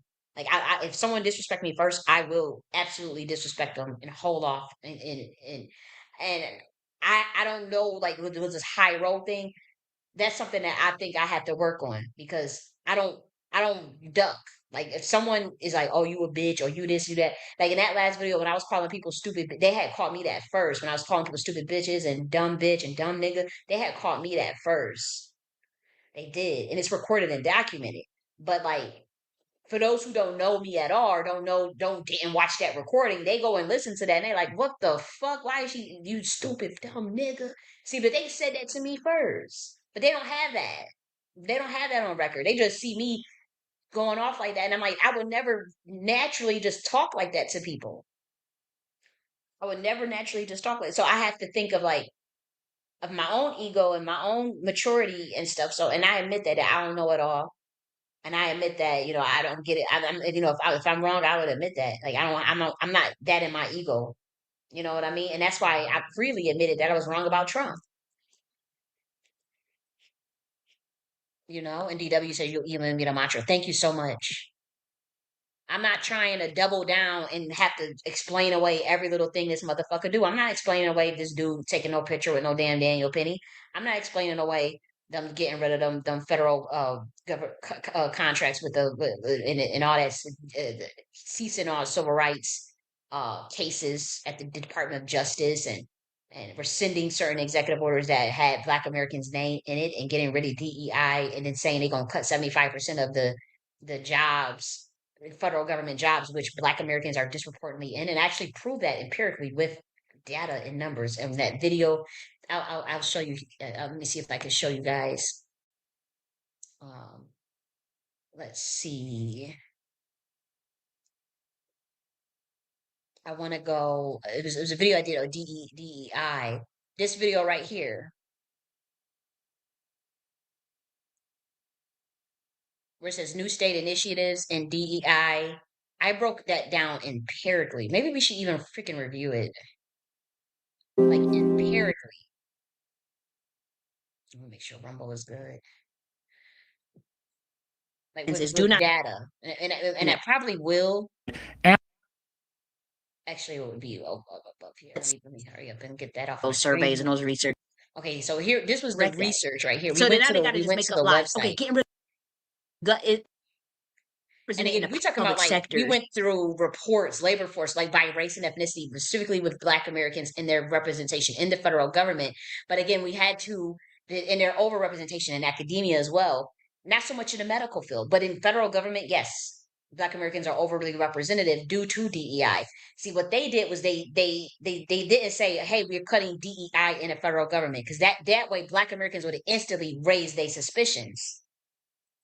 Black Americans would have instantly been like, oh shit, they would have went on alert. So what they did was put 1 week, they put a report about how they getting rid of DEI, and then they had all these Black RNC sellout shields telling Black Americans, see, we don't need DEI because we never benefited from it. We never benefited from it anyways. But then that following week, they said we cutting 75% of the federal government. And when you put that two together, it's like, wait a minute, you gunning for DEI in the federal government, which Black Americans are disproportionately, we talking about 325,000 Black Americans. Now you can say that's not a big number, but we talking about USPS workers, UPS workers, sanitation and waste management workers. Obviously at the higher levels, more white collar. What's it called? You got blue collar and white collar, right? What's the white collar? State jobs, social workers, all that stuff. And it's like even with federal, when we now we get back to these federal contracts. Let's go here. They just told us this week they getting, they getting rid of the DUI with the federal contracts. And then they say, hey, well, it was only 3.6 Black Americans that got federal contracts. We talking about businesses that employ up to 19 million people. When you translate that number, and you're gonna see the math right here. When you translate that 3.6, that's 135,000 people, Black Americans. And then they employ people. So it's 135,000 Black Americans with their businesses that get federal contracts that employ other Black Americans or white Americans or whoever that meets the criteria, the specialized skill for their particular business. And how we know it's affecting people is because like they send out the Black RNC seals, like, the different people to come forward to try to explain this stuff away and say, hey, it was only 3.6%. Well, how do you and this is what Black Americans, this is what I want you to ask people who tell you that, like, well, that's still 100. You see the math right here. You say, well, that's still for federal contracts. That's still 135,000 Black businesses that hire Black people or white people, whoever. And then you say, well, that's 1 point. But then you're telling me that they're going to cut all those federal jobs and the federal government jobs. That's 375,000 Black Americans. That we talk about, maybe six-figure jobs, whatever. They're not all boule because farmers are affected by this shit. They coming from these Black farmers are pissed. They instantly, and we talking about they were in forums discussing it. I know they are like that instantly, like this, like they're worried because they were getting those federal contracts. There are Black construction workers that got their company. They are affected by this, and they have let it been done. They not on Twitter Spaces with it or shit, and on YouTube. because these are people that work and all this stuff, and they serious about life, so they ain't got time to go and sit on a.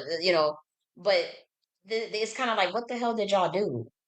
They looking at these black RNC shields who was going around talking about deport and Trump and all this stuff, and they looking like nah, and trying to act like pro black revolutionaries if that are reparationists. It's like hell nah. And it is a group of them that are very upset, and they are like, and they're not like Democrat shields or whatever. It's just like, why you not being truthful with our people? They could see what's going on. There's a lot of Black Americans that don't fuck with politics at all, and they still know that them Republican black shields are full of shit, and they ain't got nothing to do with politics. It's like, you really going to explain away every little thing, and computer kashala, like, I'm gonna tell you niggas this, you black orange shield niggas that sell out our people. We will push a psyop to the max. Them little contracts that you sign. Fuck, if you don't be truthful, or if you don't come up with a plan to help these Black Americans, by the time we are done with you, we will have you in that contract. When I say we will that this system will sacrifice your reputation, and by that I mean, by the time we done with you, you will have your ass out there trying to explain away Black Americans. We will have your ass out there trying to explain away Trump. Damn, they're advocating for lynching. Fuck with us if you want to. You think you got to go and explain away as all the shit you got to explain now to them? You got to explain away how the about 500,000 to 1 million of them is about to lose their motherfucking businesses and grants and jobs, and you trying to. We ain't benefit from it anyways. We didn't benefit from DUI anyways. We didn't benefit from them federal contracts anyways. How can you quantify that? This is what I want the everyday Black American to ask them. That's 135,000 Black Americans with businesses. How do you quantify what we benefit from or not? And this is like our middle class and upper middle class. Some of it is not just, it's nonprofits. Some of it is farmers. Again, Black farmers that stayed on their land. How do you quantify the value or utility of that within a community where you can tell where you go into your community and say, we never benefited from it anyways, we don't need it? Who the fuck are you? How will you explain that to 135,000 Black Americans? You boule gatekeeping ass niggas. How do you explain it to them? How do you explain it to 325,000 Black Americans that, oh, you never benefited from DEI and the federal government? How do you explain it to those Black USPS workers? How do you explain Elon Musk doing that salute twice? How do you explain it? Let me make sure my sound is good because we are going deep. Let me just make sure. That's fucked up. And then it's just such a it's like, how you see these numbers? You see that 3.6% of 3.7 million people that get federal contracts equals 135,000, and that's just data. That's not the again, up to 19 million people are then hired. But how do you say that? Oh, you never benefited from it anyways. You be like, Black Americans, you better be like, bitch. 135,000 Black Americans hired this amount. Da, da, da, da. You gonna tell that to the Black garbage men that do waste management? You gonna do that to? You gonna say that to the average Black American plumber that get a fucking contract for their business? That's what you about to tell them. And again, the contract stuff, I ain't gonna hold you. I'm not too. I was never too keen on that, anyways. I was never. So I'm not about to sit up there and explain it away. But I'm not going to advocate for it either. I'm not going to advocate for government contracts. That's just my personal thing. But I'm not about to sit and try to take it away from someone else that gets it unless they want it to advocate for it to be taken away. But I don't see. I mean, these farmers are pissed, and so I don't know. What was in the contracts or whatever. That is above my wheelhouse. I do have to say that. But how do you, when we talk about utility and functionalism of someone's occupation and their business, how could you look them in the eye and tell them that you didn't benefit from DEI anyways? And they looking like, bitch, yes, you got at least 500,000 that can say that they have. At least. Because you know they don't do them damn statistics right. That's just what we have on record. And then look at this. It says, you don't know what you're talking because this was one of these black shields telling black Americans it's only 3%. So he was like, you don't know what you're talking about. I own a civil construction company and I benefit from government contracts. I hired black kids, mentored them about the industry we're not in. This instantly hurt my business, my community, and the next generation of black kids. That 3% has a greater community impact than you even know. Guess it doesn't matter since you called it a great thing. Yeah, this black person has a major platform, and they personally was just promoting that it was a good thing that they were getting rid of it. And some of his following was in the comment section like, why are you obsessing? Why are you kissing Trump's ass and not holding him to task? We didn't vote for Trump to be a loyal fucking Republican slave and nothing like that. Like, what the fuck is you doing? We ain't stop supporting the Democrats to go be no damn Iron Sheik shield. What the fuck is you doing? Like, and his following is getting a little antsy. They're getting real uncomfortable, these black Americans, because they're starting to realize, like, man, I don't know about this. Like, y'all trying to get us to advocate for our demise. And these people took it back, so they don't know that. See, these influencers, I'm letting you know that right now. They took money, so they're not going to have your best interests. You should not be listening to these major influencers who's pushing this Trump shit. Now, during an election, you could see it, but you see how they pushing every little thing he do as it relates to Black Americans away. No, you got to be suspicious about that. Hell, nah, you got to be tell somebody telling you it's only 3.6%. Bitch, that's 135,000 Black American businesses. What the fuck is y'all talking about? How do you explain that away? How is that a good thing? And so obviously this person, Naeem Friedman, of course, was pushing this stuff. These people are Masons. They work for the system. Of course, yeah, they gonna try to explain, and they had multiple. That's how I know they all working behind the scenes because they had multiple Black Americans that I know was in that little group that was showing this same screenshot of this, and this is an AI overview. They ain't even use a real fucking source. See, when I went over them reports about the data with the DEI and Black Americans in the federal government, we went to sources. I ain't going to no motherfucking AI. We went to articles that was before AI came out, and recent articles showing those data as well. We went on the government websites. We went on different survey serves. I don't what was it, a Pew? I think we do Pew Research. I can't remember. I don't think we did Pew Research, but we did it. We went on like research websites and shit. What the fuck is these niggas doing? But Black Americans, you ought to be saying that, like, is 135,000? I don't know. I mean, this is just the number of the Black Americans that get them contracts. But imagine how all the people that they hire. And again, I'm not going to advocate for them to get more federal contracts, but I'm not going to advocate for it to be taken away. Is what I'm saying.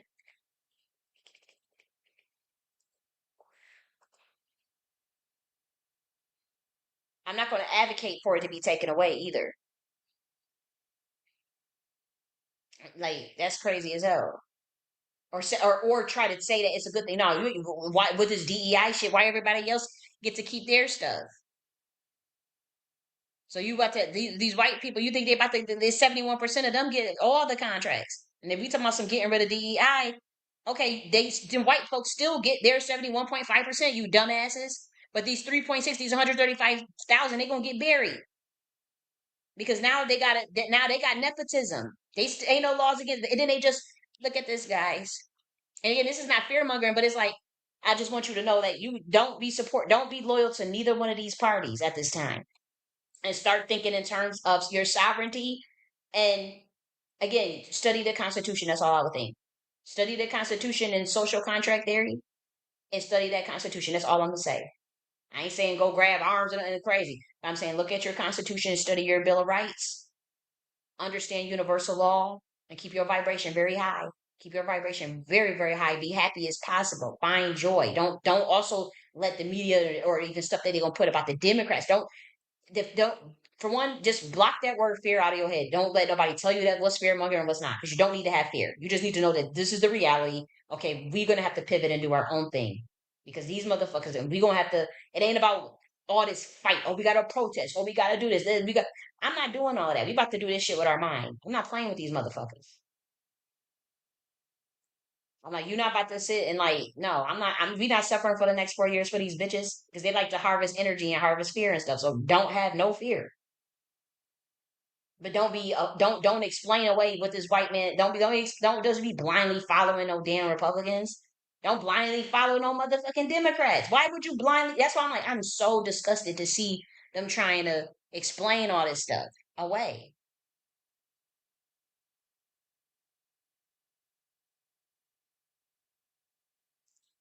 You know, with what Elon did, and you see how Benjamin Netanyahu saying he being falsely smeared. They scared as like like now you know how the ADL react over certain things, how they treated Kyrie Irving and Kanye West. But all of a sudden it was just an awkward gesture. Oh, it was just you see how it is.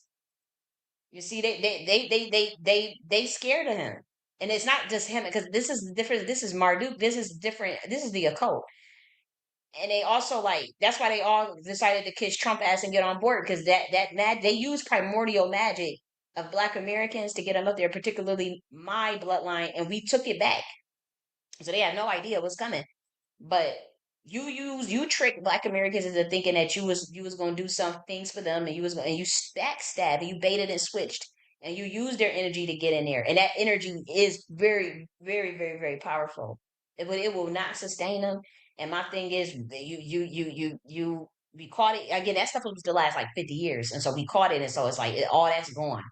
That's why you saw it on they stuff unraveling so fast. They shit was not supposed to unravel that fast. As far as like the MAGA and the conservatives getting on them, getting upset about H-1B1 visas and screaming at Vivek and Elon and how Elon with the free speech and them and getting at Trump about that dude with the open AI that just came out talking about how they want humans to be on their best behavior with this Stargate project. Like people like these white boys they watching his motherfucking ass. They are not playing because they see now what I saw 3 weeks before that election when I was saying it's a bait and switch. They could see that and they like, okay, I see what they see what that girl was saying, what I was saying, and they not taking this shit lightly at all. They not about to take this shit lightly. They don't. These motherfuckers. They do research. These intelligence agencies. They do research. The military. They doing heavy research on all this shit, and they know something ain't adding up. And they know there's definitely a shadow government. There's definitely secret societies that won that royal bloodlines that went to war on the interdimensional level, and they know that there was some hijacking of stuff and even unfair. What happened was like that bait and switch stuff. Here the other white boys they don't really want to go near all that shit. Like how you gonna bait and switch on primordial energy, really? And then you mixed it with MAGA and you mixed it with scavenger energy. And when I felt that shit, I said, I'm pulling out of it. Something ain't right about this. Hell no. Hell no. Because they had Black men, they had these, pushing that. And so it was a lot of Black Americans that felt, okay, it's okay to push it too. Because I mean, obviously, let's be really had it, unfortunately, the Democrats have burnt their base and have done ridiculous things and also had a candidate that in my opinion, wasn't prepared you know? And so it put everything in an awkward situation, and that was done by design to back people in the corner. Then they was using these pro-black, quote unquote, try to act like they're revolutionary people, um, to push it on there. So it's like they made it easier for them to get it past it.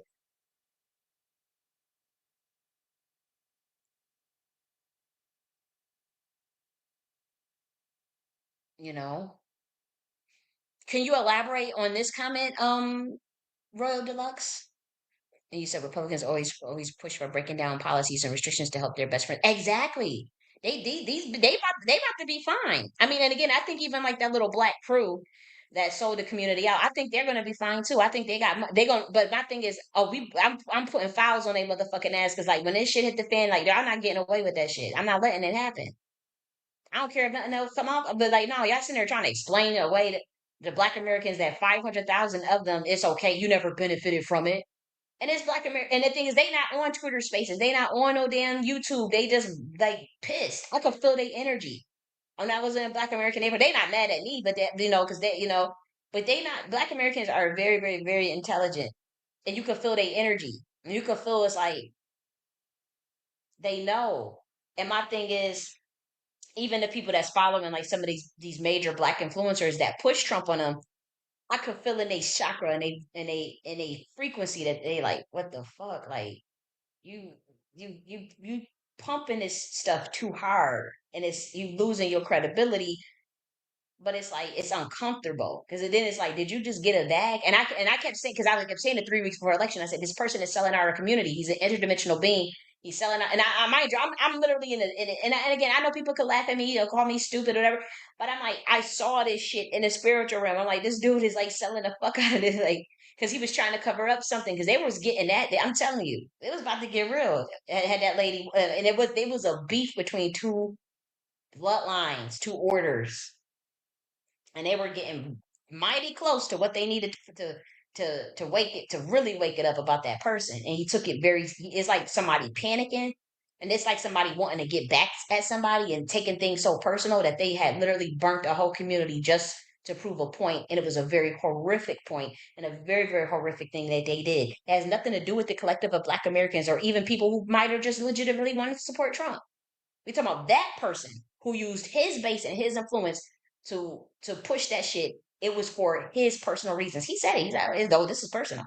But my thing is like, that's some wicked ass shit to do. You know that they had a bait and switch at the end of tangibles at the end. You never told your base about that at all. And you know that for you, you were scared that they was going to expose that you were CIA. You were scared they were going to expose that.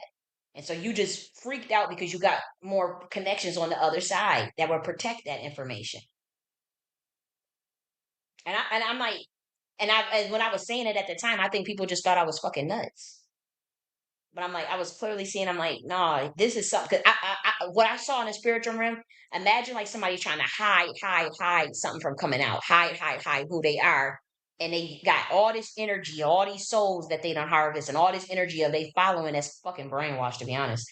And imagine, what I saw in the spiritual is him pushing them, to go for Trump to avoid like judgment. Like I'm telling you, like this shit was like, and again, it wasn't necessarily the Democrat. It has nothing to do with the Democrats. This shit is occult. This is not like political, like you think, the Matrix shit. We're talking about like a group of symbols that have connections on a higher dimension that is clicked in on a certain order side that was pushing down, and they and him trying to run away from that. And if that meant the whole Black community get like, what deal? It's like pretty much like, what deal that I got to make for y'all to keep this covered?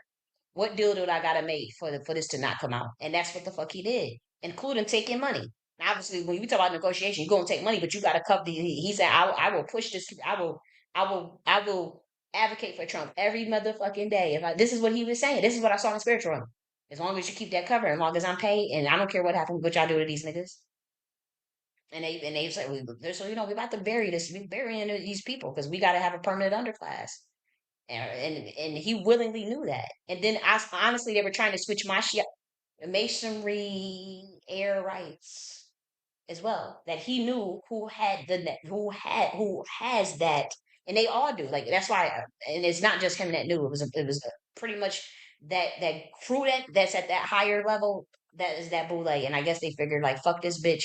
She blew our cover. We don't like her, so shit, we'll sell her ass out too. We don't give a fuck about that. And they obviously going to deny this shit. Like, come on. I mean, obviously time tells all, but I'm like, there's the writings on the wall now, and you can hear just from.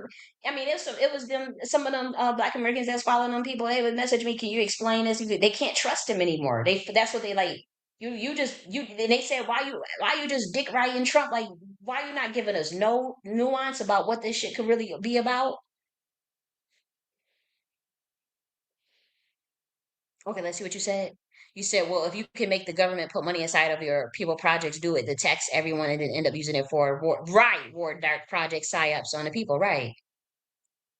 And you said, and they send it overseas, ruin the economy, and say there's no money for public works. It's a shell game. Oh wow, that's interesting. So is that why they only had $700 for the Hurricane Helene victims and for the California citizens fought with the fire? Is that why they only had $700 for them, but had all that money for Ukraine? It's crazy. But it says like Donald Trump has revoked the Equal Employment Opportunity Act. You got to put all this stuff together. So you say you're going to get rid of DEI, cut 75% of government jobs, cut the federal contracts. It's 100. That's now we at 500,000 Black American businesses. and then revoke Equal Employment Opportunity Act, the EEO's fucking C of 1965. And then this, and these black niggas is justifying every little thing. Then this, Trump's new Justice Department leadership orders a freeze on all civil rights cases, and then you didn't get no executive order. You ain't got no tangibles, and you fumbled up. They trying to hide the fact that they did not teach Black Americans that there was a 100K bag on the line. That 20,000 in forgivable loans for Black men. That 25,000 housing costs, money for as a housing cost. That 6,000 for an extra tax credit for those who have a newborn baby, and then the 50K, the 50,000 for new entrepreneurs for entrepreneurship. You literally like that's 100K bag that was tangibles for say the middle class and working class, but particularly a plan for black men, a plan for to protect them with cryptocurrency, which we all know that the government is getting involved in that on either what is the ENC, the RNC, or the DNC, and then the 25K forgivable loans. That's just free fucking money. The fuck? That's like 100. That's 100K bag. Like, say you wanted a house and you wanted a tiny house or you wanted a piece of small land. Say you are a business that just needed that 50,000 tax credit for your business. Say you needed that 20K. You wanted to get into crypto. You wanted to invest the whole thing. You wanted to start your business up. It was a forgivable loan for just for black men. And they did not want to talk about that. And she did not come out with that. It was other black people that came up with that. Because they was like, man, we got to throw some alley hoop here. Expansions on certain things that actually would like that would have been like that like when I saw that, that was like, yo, this is a clear take. We can clearly get in and take over from this reign, from that lens, as far as my agenda, the knock the order agenda. And I'm not talking about like going against the government. I'm talking about like literally ushering. It would have been easier on that other side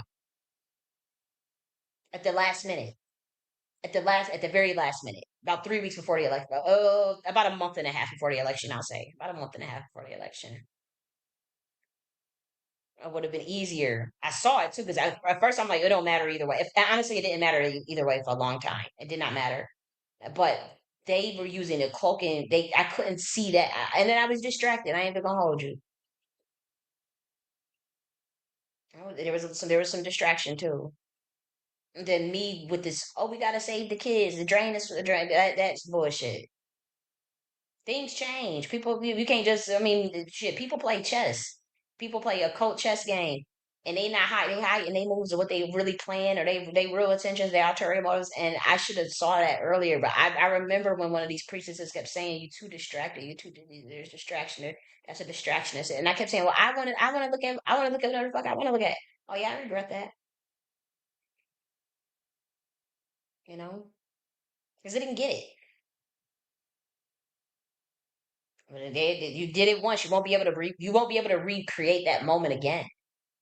Like them watching Kamala like that. Like, like you, what are y'all gonna do 4 years from now? Because again, y'all about to piss off them white boys. But they trying to get them an alley hoop. But I'm like, all that stuff is about to backfire because even if you're like, well, if we bury them, then we can placate them, as long as they feel like they got one up on for the Black Americans. And we just not in that day and time for that. We ain't going back to no motherfucking Pilgrim days or to no damn Jim Crow or none of that. The fuck. We will have a parallel infrastructure. We will venture off into another IPU. Y'all go into that technocracy hell metaverse. Put that chip in your head and that digital ID and that whatever the bullshit they got and follow Elon Musk, ketamine. Y'all go follow that. I'm not. I'm not. I already know what that shit is about. And I'm not justifying every little thing this motherfucker do. I'm not. Because I ain't take no money from neither one of these people. I ain't take no money from no Democrats. I ain't take no money from motherfucking Republicans. So why the fuck would I be sitting there advocating for either one of them? Like, especially, I don't agree with none of these policies. I don't. I don't agree with no freeze on no goddamn civil rights cases. The fuck?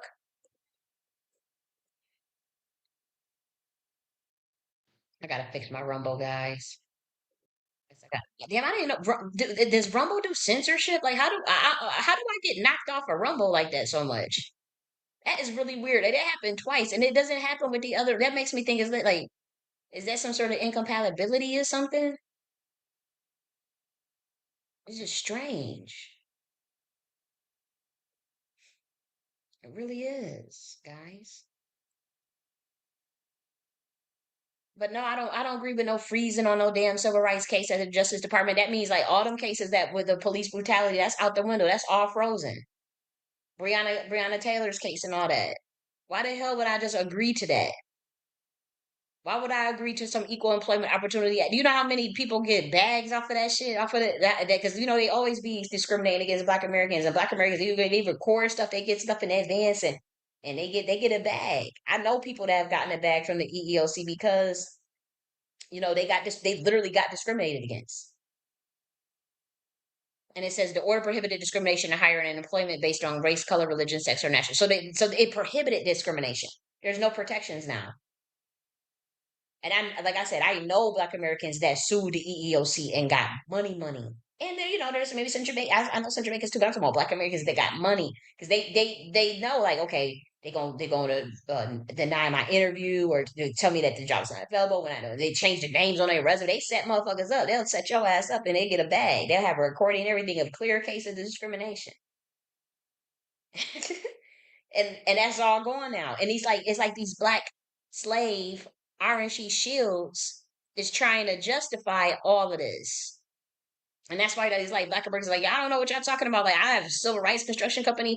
I hire people. Like, what the fuck? How do you justify getting rid of 135,000 jobs that's not jobs, I'm sorry, federal contracts. How do you justify getting rid of 500,000 federal government jobs? Y'all sold y'all people out. And that's why I remember when this black American, it was a black man, he called up into the one of the black guys that try to act like they're reparationists and try to act like, they're for culture and community and you know, uh delineation and whatnot, and gatekeep, that person, he called up and you could hear like his voice shaking and he was like, you sold your, and it was like a voice of heartbreak. And then the first thing he was like, well, you're just a tether. You're just, and like, fuck, I knew clear as day that was a black American man. And he was like, dude, he was like, my family has been here longer than yours. And he's like, no, you haven't. You just a tether. And he was like, you sold your people out, man. And his voice, it's like he wanted to cry. And I have cried to myself because I'm a priestess. So I can see things spiritually. And I know that these people, I know what they've done. And I know how they brainwashed all them people. And like, it's a lot of Black Americans that just really just did not care, wanted to vote for the couch or just don't care about politics at all, or the candidates suck, so they didn't want to get involved with that shit. So I understand that. And there are some people that legitimately was like, you know what, they're getting rid of immigrants, fine. But my thing is like the immigration brings in $7 trillion in this economy. This is what the upcoming $7 trillion. And the Republicans are for big business, deregulation of business and free markets and more unbridled capitalism through, you know, uh, the labor. And so they don't really have an incentive to get rid of a bunch of fucking immigrants for Black Americans. They just don't. That's just common sense. And that's what I realized. And I'm like, the Republicans they playing games with us. They ain't about to get rid of all. They're gonna get rid of. They're gonna go through stage theater. They're gonna have some Masonic stage theater. Don't get me wrong. Like they about to act like they about to get rid of and. But the number that they get out with these, with the knucklehead illegal immigrants that just came over on a tube boat and shit, and done hopped in the damn done crossing the damn border on it. They gonna get rid of them type, of course, but they about to bring in them H-1B1 visa. They told you that to your face. Elon Musk told you that to your face. They're about to bring that same number that they get rid of. It's going to be the same number that they bring in, and it's going to be quiet, and it's going to not even make the news because they have to tell you what they already told you to your face what they're going to do. And they got you all distracted talking about call ICE, and it's like, dude, do y'all not realize are y'all under mind control?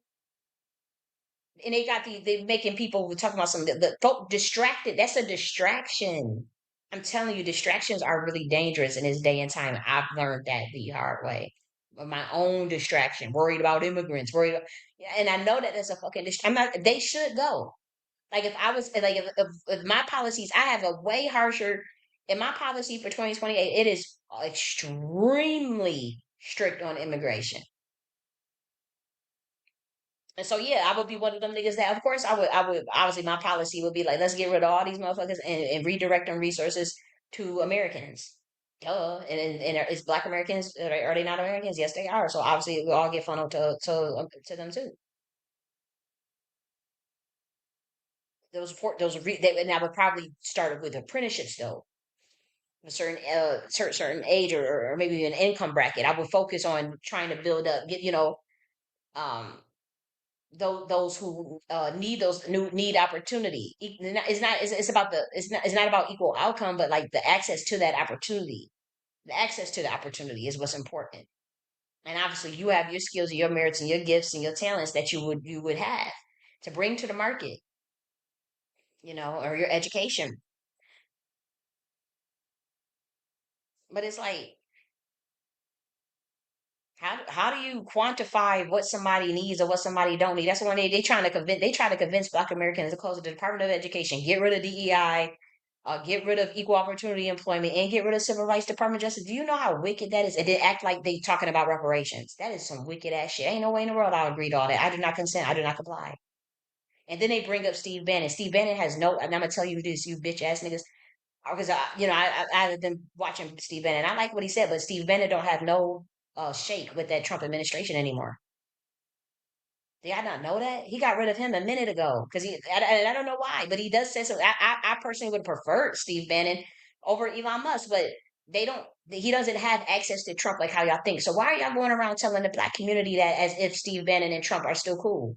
This is what I'm saying. These people are setting us up and y'all can't even see it. And these people took a bag. Like anybody that's a major influencer or YouTuber that's talking about Trump, Trump, Trump now, instead of, hey, your own political party, hey, let's do our own community thing. The motherfuckers sold y'all out. I don't care what nobody say. I know what the fuck I saw in the spiritual realm. I've already got proof. I already been proven a prophet. If I said they did a bait and switch 3 weeks before the election, before I had evidence and looking all crazy on the internet, only for them white boys to literally call it out.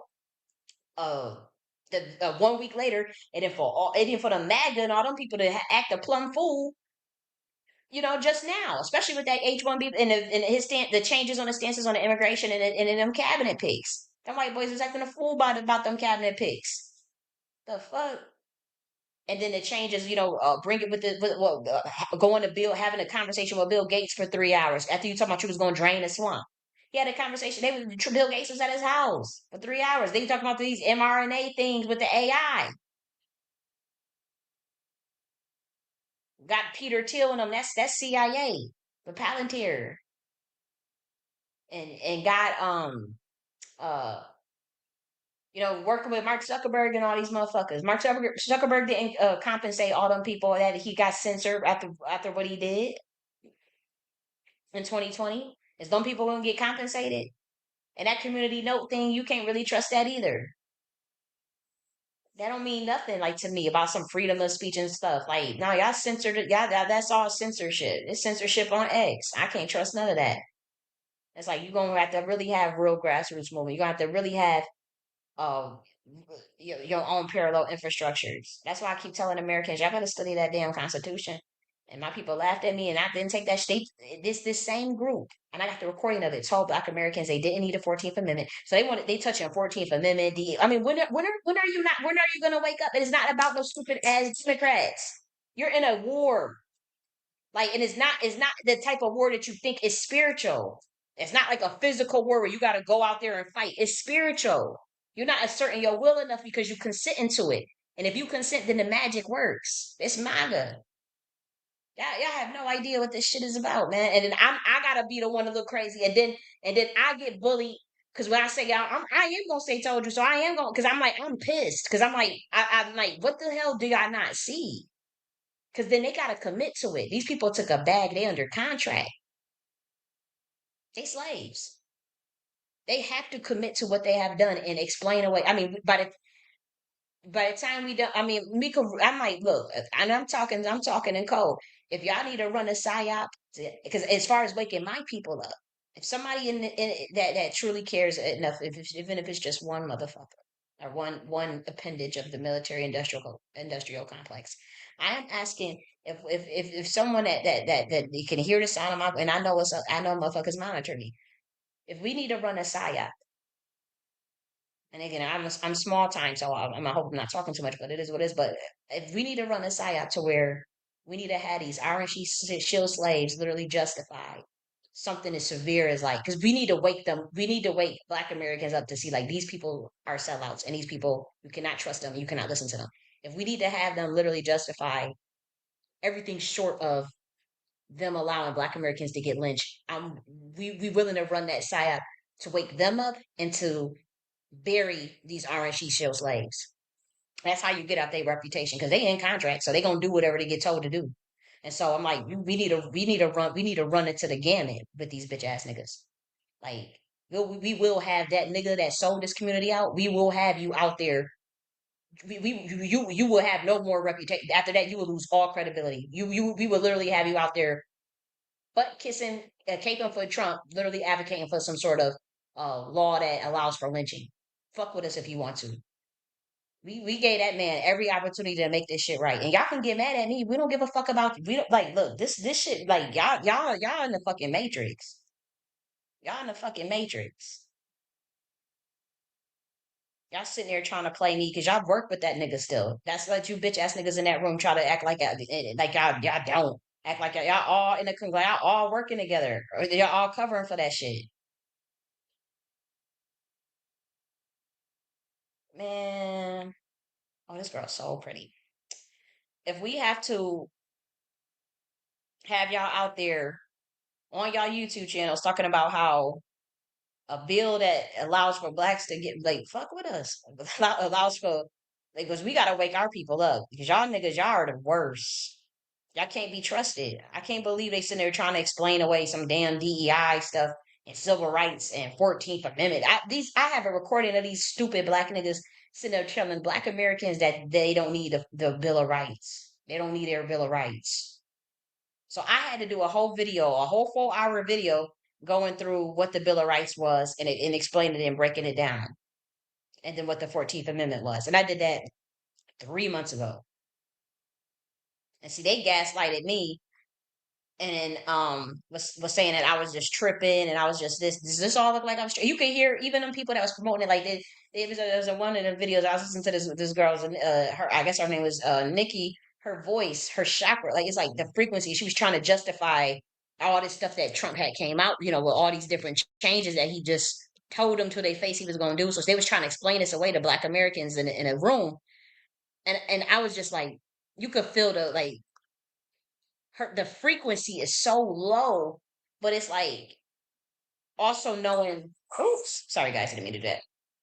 But also knowing like they were warned not to do that shit, and it's like the frequency was so low. But what I was getting spiritually is that like I think she realized like oh we was way in on our head with this like that shit was occult. This shit was about bloodlines and masonry, and a motherfucker trying to cover up some shit and bury me and bury other royal bloodlines and Black Americans, other royal bloodlines. That's why they was so hung up with this grassroots.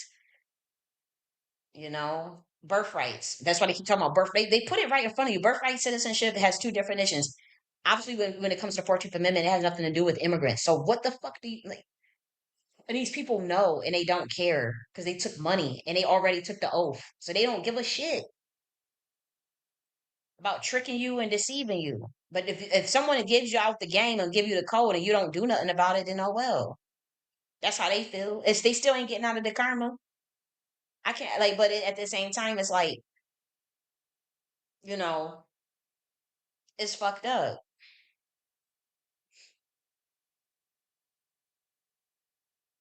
They're not getting out of that karma. That refers to the crown, and it does solely refer to us. Yeah, yeah, you know, obviously. But when you purposely are deceptive about the nature of everything, that is so suspicious to me. That is just creepy. Like, how do you justify the utility of getting rid of uh, close to 500,000, well, 135,000 businesses of that there, and then 500,000 jobs throughout. And it's not just fucking Boulay. I'm telling you, the black farmers were talking about this. I just don't trust these motherfuckers because they don't have no. I'm not seeing no plan. I could see if like, okay, yeah, they about to get rid of all this shit. Let's go start our own thing. I wouldn't be complaining. They're like, let's just go do our own thing. Let's just put our stuff together and do our own thing. I don't see none of that. I just see them literally saying, "Hey, Trump, Trump, Trump, Trump, Trump, Trump, Trump." Like, I'm like, I'm not advocating for this motherfucker. What kind of wicked ass shit is y'all on?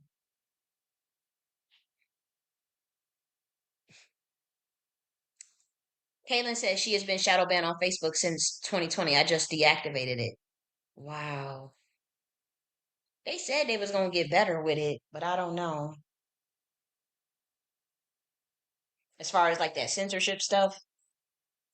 And again, this is not fear mongering. These people, like somebody's sitting there pointing out nuances or pointing out illogical idiosyncrasies or pointing out adding more context to certain things. That ain't no motherfucking fear mongering. But y'all know what y'all did. Even as y'all was born, trying to just everything just to bury black royalty, the free black souls that didn't want to be a part of that shit, especially me. Like that's all that shit was about. I know how that. I know the author that was behind was a black motherfucker that was one of the authors on that project 2025 that worked with all them FBAs and Freedmans and all that stuff and them city people. I know what the fuck I'm talking about. It's just behind the scenes. Like don't test me because this shit will get out in public. You don't try to say, oh, she just don't know what she's talking about. She's just great. No, that bitch said in a room that she was one of the authors behind Project 2025. You ain't. It was 140 of them. So you're not about to sit and play on my top. As far as me throwing out names and that just happens to be the person that I fall out with, the person that doesn't like me. The fuck and all that stuff. What was in that project stuff, it personally affects me. That's how I know it was done. Like I know that what this shit is about. Like trying to attack, obviously, the black farmers class, the black farmers, and then attack the black GRLA, and then attack the black grassroots who wouldn't work with them, and also certain bloodlines, royal bloodlines in the Black American community.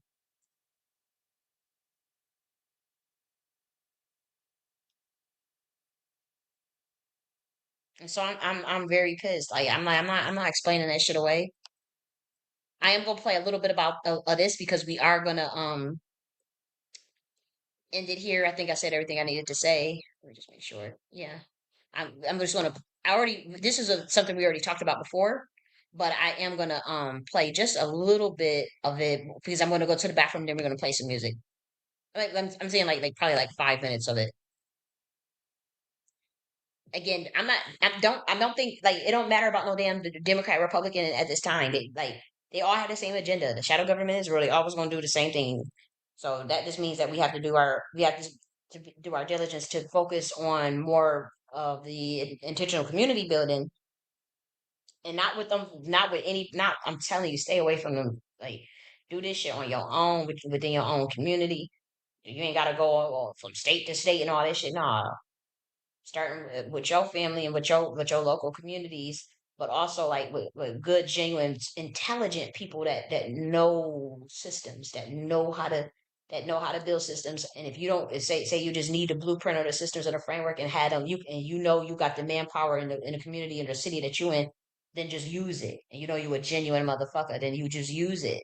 And particularly, the enterprise architecture, you guys can use like you Black Americans that are just free and not involved with none of the acronyms and just like true grassroots, true authenticates, and you clicked in with say some organizations or whatnot as far as in your neighborhood and maybe the church or maybe you got a the Boys and Girls Clubs. I mean, you guys want to start to think of more holistic level where that be community gardening, co-ops, all that stuff. If you guys can get that enterprise architecture, just start to think about it. You ain't got to rename yourself no queen. You ain't got to do none of that. Just use the framework and build upon it.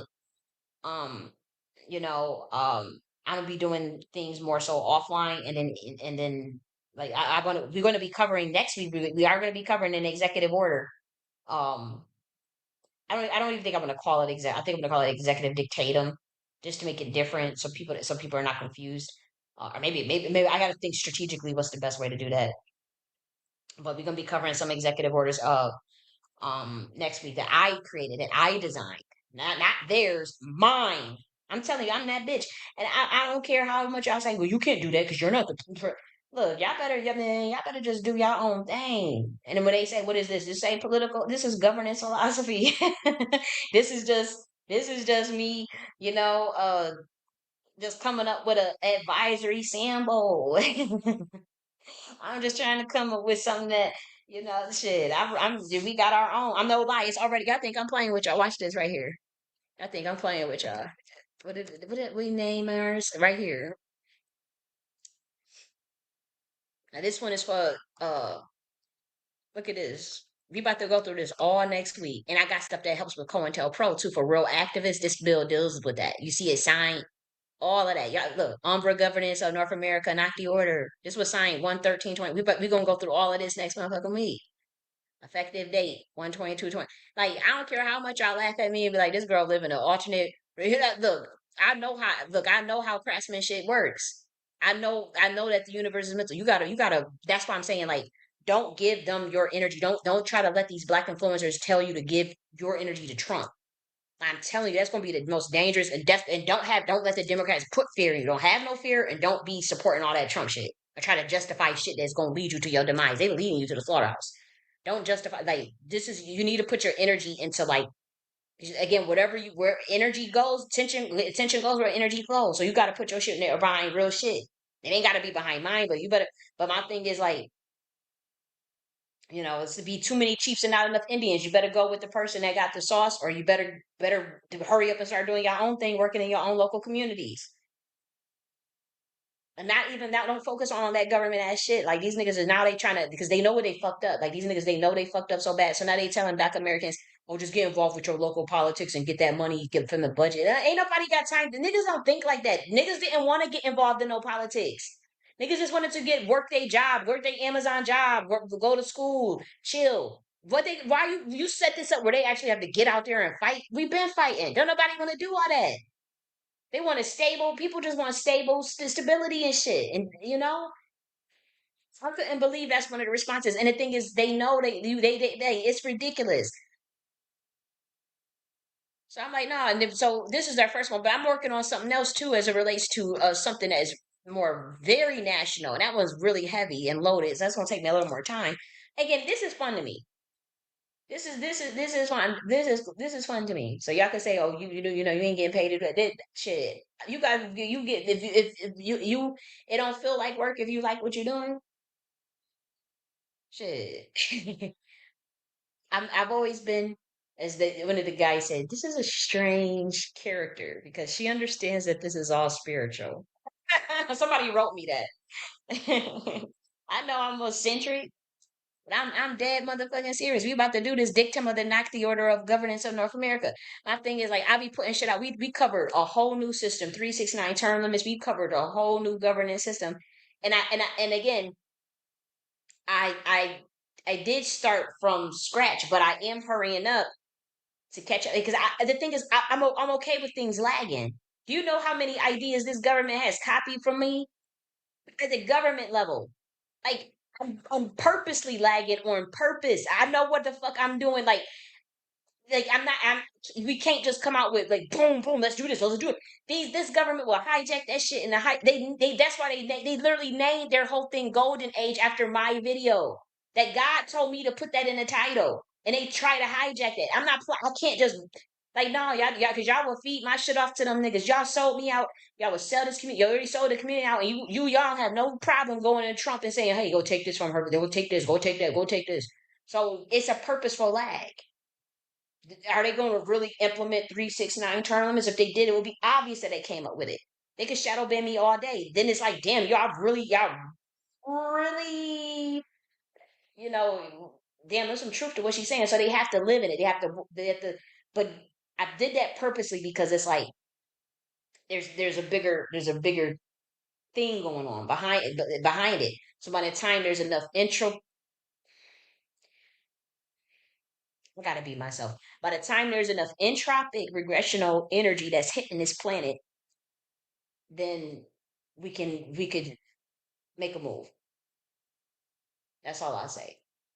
It ain't nothing illegal. When I say make a move, I'm talking about like make introduce policies. Introduce policy. That's what I'm saying. Introduce policies.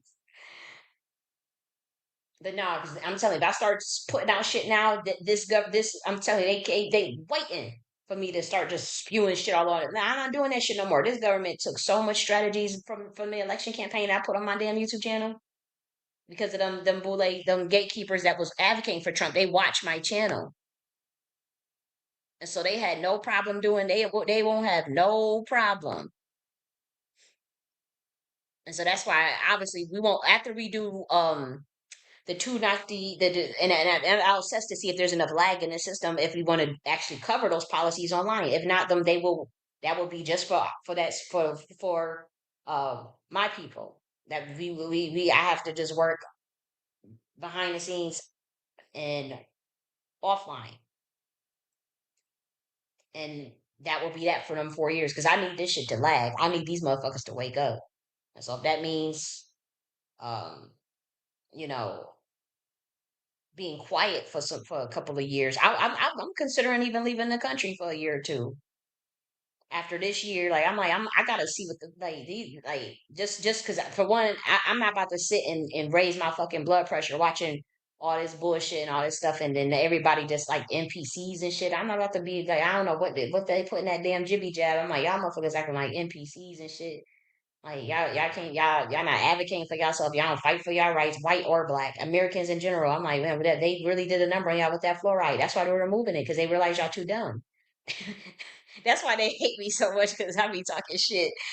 Shut up. No, y'all ain't too dumb at all. Not too dumb at all. But um Americans are very smart. What it is it's too passive. You placate it too much because it's the fluoride. That's what it was designed to do to placate um brain activity, like where you lose it makes you passive, it makes you lose your fight. What was done by design? I mean, the EPA had labeled it a neurotoxin decades ago, so they knew what they were doing. Now they want to remove it. That's a good thing. Now you have to decalcify that pineal gland, and so now you have the opportunity to decalcify your pineal gland and to also detox even with from the heavy metals, even if you wanted to use chlorella, spirulina. Chlorella is very good for detox chelation. Metal chelation is heavy, but if you can get you chlorella, which is spelled CHL, let me just get chlorella, CHLORELLA, and then spirulina, SPIRULINA. Man, I got mixed up. But that's another one that you want to try too for the detoxing, the heavy metal detox and helping to open up that the damage that the fluoride has done, the bromide and whatnot, perchlorate and all that shit. For those that wants to get rid of the fluoride in particular. Um, those would be good things. You could do so. I don't want to recommend that. Oh, that's a little too heavy. I don't need that. I don't need nobody saying you did it. You could do activated charcoal here and there. You know, they got the capsules. You know, that would also that also cleanses. That's powerful. A little bit of activated charcoal capsules. I'm trying to think. It's a lot. What was it? It was another one that was really powerful for getting rid of. It's so many things that can get rid of heavy metals. You could take a bentonite clay bath for detox. You could drink bentonite clay. I used to drink bentonite clay. I used to drink food grade diatomaceous earth, food grade. That's more so for parasites, but you can do bentonite clay, food grade bentonite clay for detox too. I used to do that one all the time. It's so much. And when we say because like that's going to help. This is spiritual, so like detoxing of the pineal gland will allow you to see through the matrix, but it will give you back some of your power. You know, you'll feel more empowered and to be more in control of the narrative and to start crafting and forming that narrative for yourself instead of just blindly supporting Trump like an NPC and blindly supporting a Democrat like an NPC. The fuck? or not seeing plays, or not seeing chess moves, not seeing how they baiting and switch, not seeing the game for what it is, and how these people don't give a fuck about none of us. They care about their billionaire friends and in the slaves shills that they put in them contracts that they gotta promote and pay for the next 5 years. That's all they care about, and money. Everything to them is about money. That's all they care about. And so, if you know that's what they care about, get busy. You better study that Constitution and start studying the Constitution. And if you see something that don't sound right, follow your gut. And remember, do not consent and do not comply to anything that's against your soul. If they trying to tell you you got to do this, take a chip and all this shit and digital ID and all that, if you don't feel comfortable with it, say I do not consent, I do not comply, and then say no. So let's play this so we can play some damn music. It's Friday. We need to stimulate our mind. His pay grade. He's sitting there looking around like, what the fuck did I get into? Maybe, a lot of these people, I'm telling you, like Kamala, I just want to look at the stats. I don't want to see another rant. I just want to actually look at the objective research. You know what I mean? So, because okay, so we have something here. Here we go. I'm hoping that I wanted to get that part. I just don't want to be sitting here playing a rant. And I'm gonna go to the powder room and set up our playlist, and so I'm gonna try to spend and then I got to take it off of YouTube too. So if you guys want to listen to our music playlist, you are gonna have to go on Rumble or on Twitter. I do have to say that. Okay, I'm gonna start it 207, 27, 206. I'll just start it here. I mean, come on. It's I already went over it, but let's do it data again. that you can look up for yourself. And so they talk about the historical anti-racism in public sector employment. So that is why DEI was existing. And so to get rid of DEI, maybe it needed to be overhauled to where who it was initially for, Black Americans, maybe and change that dumbass name. Like, yeah, like I didn't like again. I'm just more so for policies that get us to make sure the needs are met. And we know for a fact that there's exponential lineage injury to Black Americans. It is a fact that there is exponential lineage injury and hiring practices still to this day. And that baby girl just showed that. That baby girl was telling their story in California, and that shit is real. It's all over the country. And so that's why you need the policies for the apprenticeship programs for Black Americans specifically. Don't just say, oh, yeah, let's get rid of DEI. Okay, yeah, we got to get rid of it because we didn't benefit from it anyways. That's not true. You benefited in certain matters and some certain factors and sectors you didn't. Public sector, yes, you did. Yes. It is documented. And this is just one research thing that we're talking about. Public work and Black workers today. You guys can research this. But I'll show you another one. Let's go here. USA Facts. Let's go here. So here's some charts on it as well. Let me make sure that my streaming is good. Okay, 3 charts on diversity in the federal government workforce. Okay, so now we're looking at racial and ethnic breakdown of the federal government workforce. Believe it or not, Black Americans, we're only 13% of the population, but yes, we represent more, considerably more. See, it's 18.2% in federal government jobs, second to whites. So Black Americans, and again, when we do it, the numbers, you have to do the stats on that, on the actual math, because right now you're just dealing with percentages. But if you want it like the raw data, you can convert a percentage into the actual raw number. I'm not doing that on here. I mean, come on, yeah, come on. I think somebody, it's easy to do though. But again, more men advance to senior executive levels in the federal government. Okay, what other measures? Okay, where does this got to come from? The new Office of Personal Management report. Oh yeah, yeah. So Black representation in government is it is a fact that we are represented more. And so when they tell me, oh, we're going to cut 75% of the jobs and get rid of DEI. And I'm like, hold up. Because, yeah, you could say we never benefited from DEI. That's just not true. Yes, they have hired white women's, probably Asians and stuff. But I'm telling you from experience that I have seen where I have benefited from it. But again, I was not coming from the position of being incompetent. I'm not in the boule. I'm not in no sorority. So I never was given, okay, you are sister. Here's your position for you. They do that with each other. They do that. Had I been clicked in with them, I'd probably be a lot farther. But I don't have that. And so I've always had to rely on merit and competency in any position that I was in. Which wasn't much, but with the school that I worked at, the two schools that I worked at, way beneath the stuff that they had me do. It was way beneath, and you could feel it too. And like people used to be looking real guilty, like that girl was supposed to be really running some shit around here. Like, what the fuck is she doing? Like at this position? And again, it was a DEI hire, and I remember again it was a bunch of Black Americans, some white women, one white woman, three Asians women, one Indian male, and then two Black men's, and then the rest was Black American women. And so, I've seen this, and this is just another chart. Let's look at more though, again, because this is data is what's important. Let's look at this one. Let's look here, right here. Government jobs in the Black middle class. So this is not like me just trying to trick y'all or get you back on the Democrats. I don't give a fuck about none of them. Don't be loyal to none of these parties, dude. The fuck? Says Blacks are 30% more likely than non-Blacks to work in the public sector, according to the University of California Berkeley Center for Labor and Research and Education. Okay, so we're talking about public employees. And so, no, I'm not about to just go along to get and agree. And I'm telling you, the DNC, they're not about to do this high level ass breakdown that I'm doing. They not.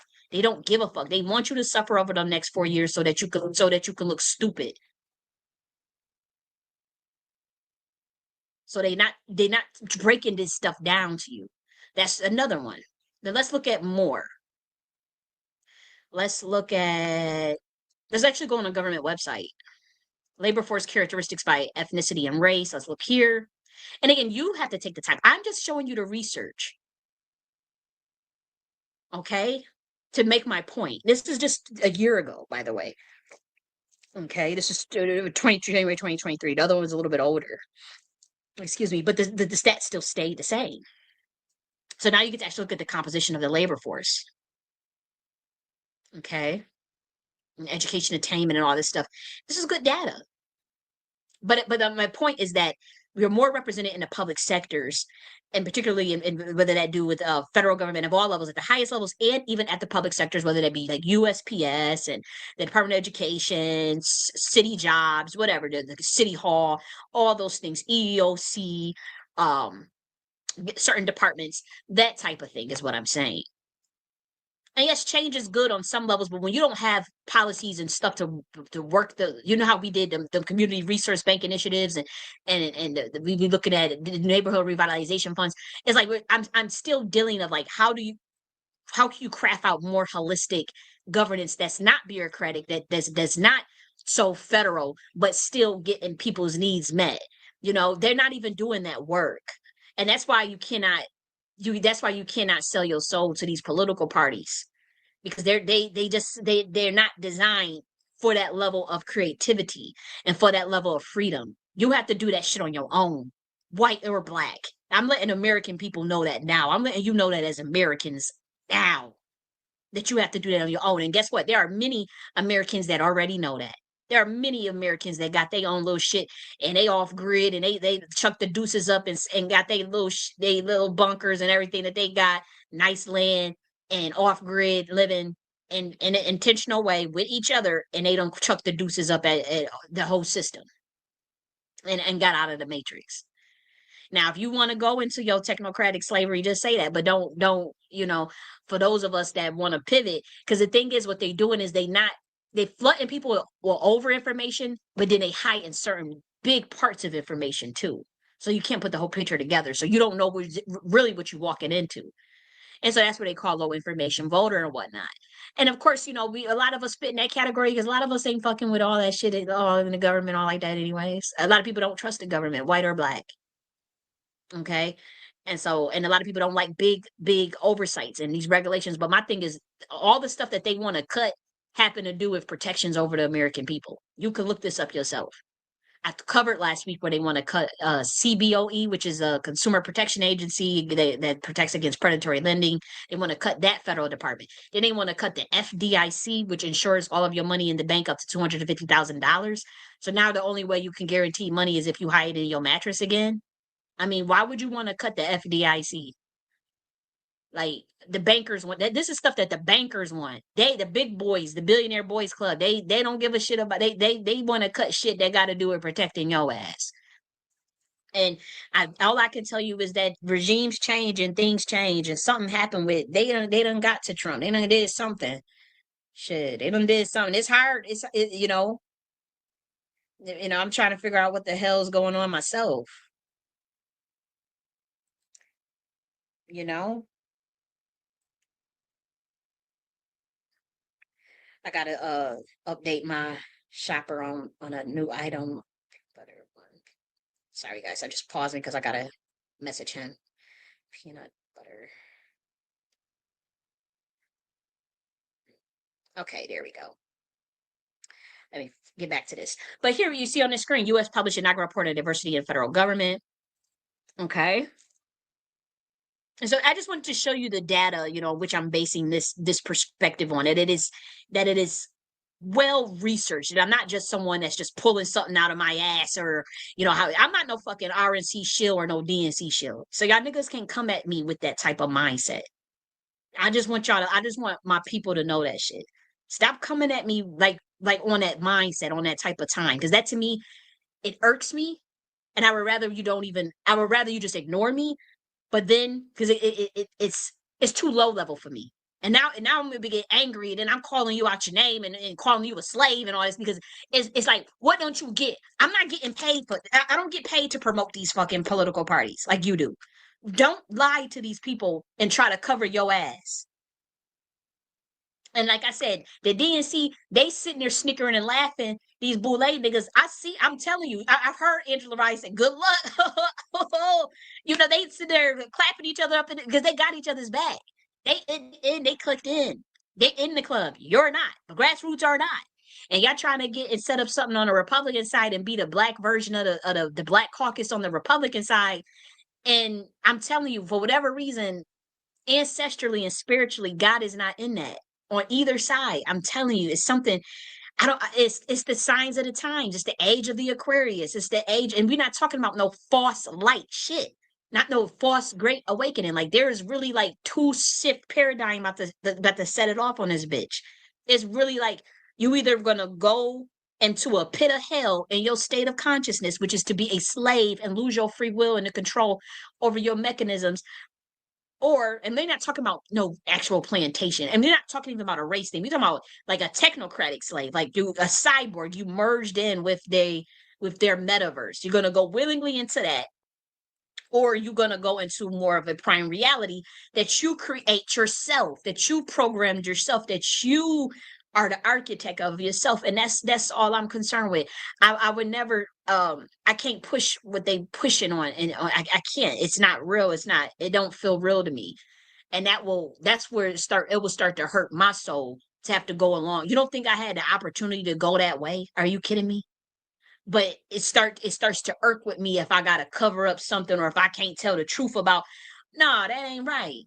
I ain't saying I ain't never lied before, but all I'm saying is, like, I can't just do that. No, I don't feel comfortable, because then I and it's another smart motherfucker gonna come and point out the bullshit that if I was to do that, people will call it out. Just like how I'm calling out other shit. It's people that's gonna research this stuff. Like, Black Americans, they not dumb. They not dumb at all. They gonna research something. Right now, they in the cognitive dissonance and don't want to admit. I admit it. Okay, I was wrong. And the thing is, a lot of them white boys are starting to admit it too. Like, damn, like, they really did do a bait and switch. Like, that girl that we saw was so crazy 3 weeks before the election, talking about bait and switch and selections and shadow government. Yes, I'm not right here. Yeah, why are they talking about golden age and third temple? She was talking about that first months ago. Okay, there's something going on here. There is something behind the scenes that take place. There is like some sort of selection that takes place. There is something that's really fucking going on here. Like, there was a bait and switch on both sides. And to be honest, it's like we had these deplorable candidates. That's why I'm like, you know what? I'm done. Y'all hurt me so bad. I'm done with the whole. I'm done. Fuck it. I'm done. I just can't. I just can't. And guess what? I already know I'm not going to be the only one that feel this way. I'm not the only one that feels this way now, but I can't wait to more and more and more wake up and call it out. So it says defunding diversity, how academia is failing Black faculty. Okay, and so the DEI policies, were for Black were there to retain Black faculty too. Now, when we talk about, like, if your argument is, well, how many of them were cosplaying, how many of them were this, how many of them, now you're getting caught up in the weeds of things, and now we got to just do some anecdotal research. Then now we just have to go anecdotal, and we can't go anecdotal with some hood niggas that, or people that got an agenda to push that's getting paid by these people. We actually would have to go and do those surveys and those research ourselves, because again, we're just now in the delineation movement. We're just now getting stuff disaggregated based on ethnicity and descendancy rather than just race, right? But to say that Black people just did not benefit from DEI, Black Americans in particular, I know I walk in my motherfucking neighborhoods and whatnot, and I know I've seen Black USPS workers, Black UPS workers, Black men that do the waste management, sanitation work, water irrigation work, traffic stop. I just seen Black men doing that work just the other day. Like, let's not get stupid here. Like, not all these people are fucking Black immigrants, especially like in certain areas where you're in a Black American neighborhood, where you see the Freedmen flag, where you see the Juneteenth flag, where you see Black American that energy, that energy. Even if you may have a Caribbean or two on the block, right? But a Black American energy, the neighborhood. We talk about middle class too, working class neighborhoods, middle class Black neighborhoods. That energy. You can feel it clear as day when you're around some Black Americans. You know it. You will know it.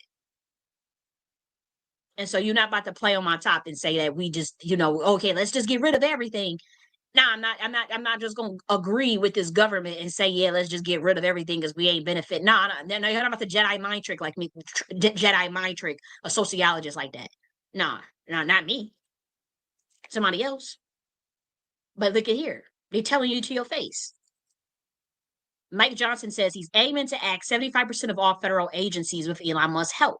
So that's where I'm saying, like, the sophistication, guys. You got to know that you benefit more from your public sector. You got to know that the federal agencies is where you infiltrated a lot of the positions of the workforce.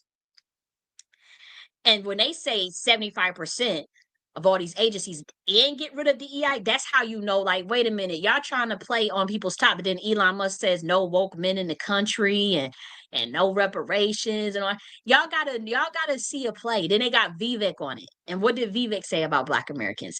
Y'all, this is what we're trying to tell you. They setting up some shit to prevent powerful bloodlines in Black America from getting a shake. They just want to consolidate power. They billionaires. They just want to consolidate power more within their silos and help their stakeholders get even more wealth over the next 4 years. Another transfer of wealth. That's all it is. And so, yeah, they got some coons that's gonna jump along on the ride to sell the rest of the community out. But for the most part, Black Americans, the 50 million, 40 million of us, they not looking out for us. The RNC is not that's not the way political parties are designed to look out for the American people in general.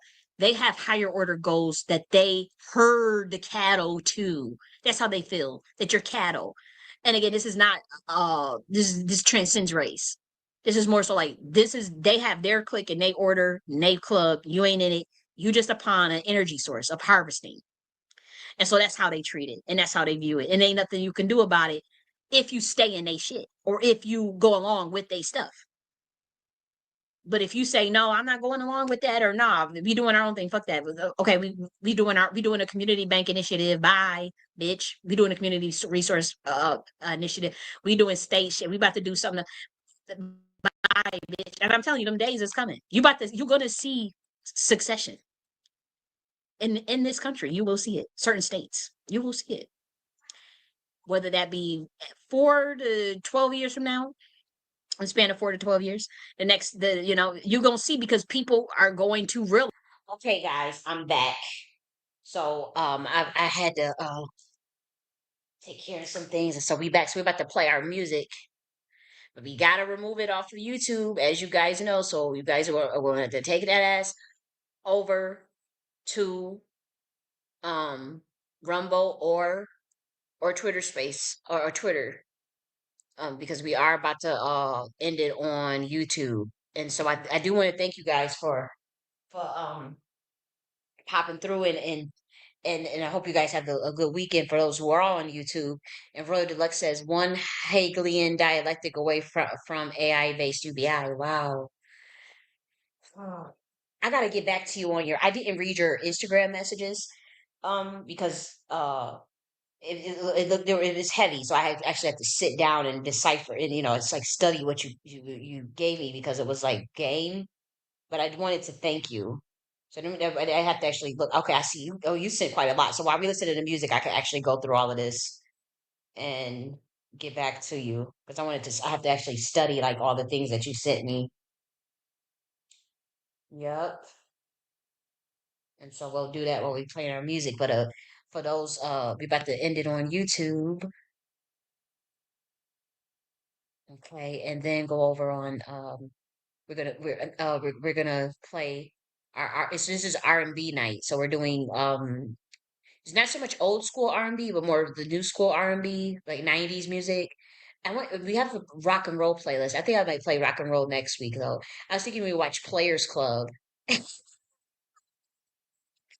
Yeah, I know I'm ghetto. Players Club.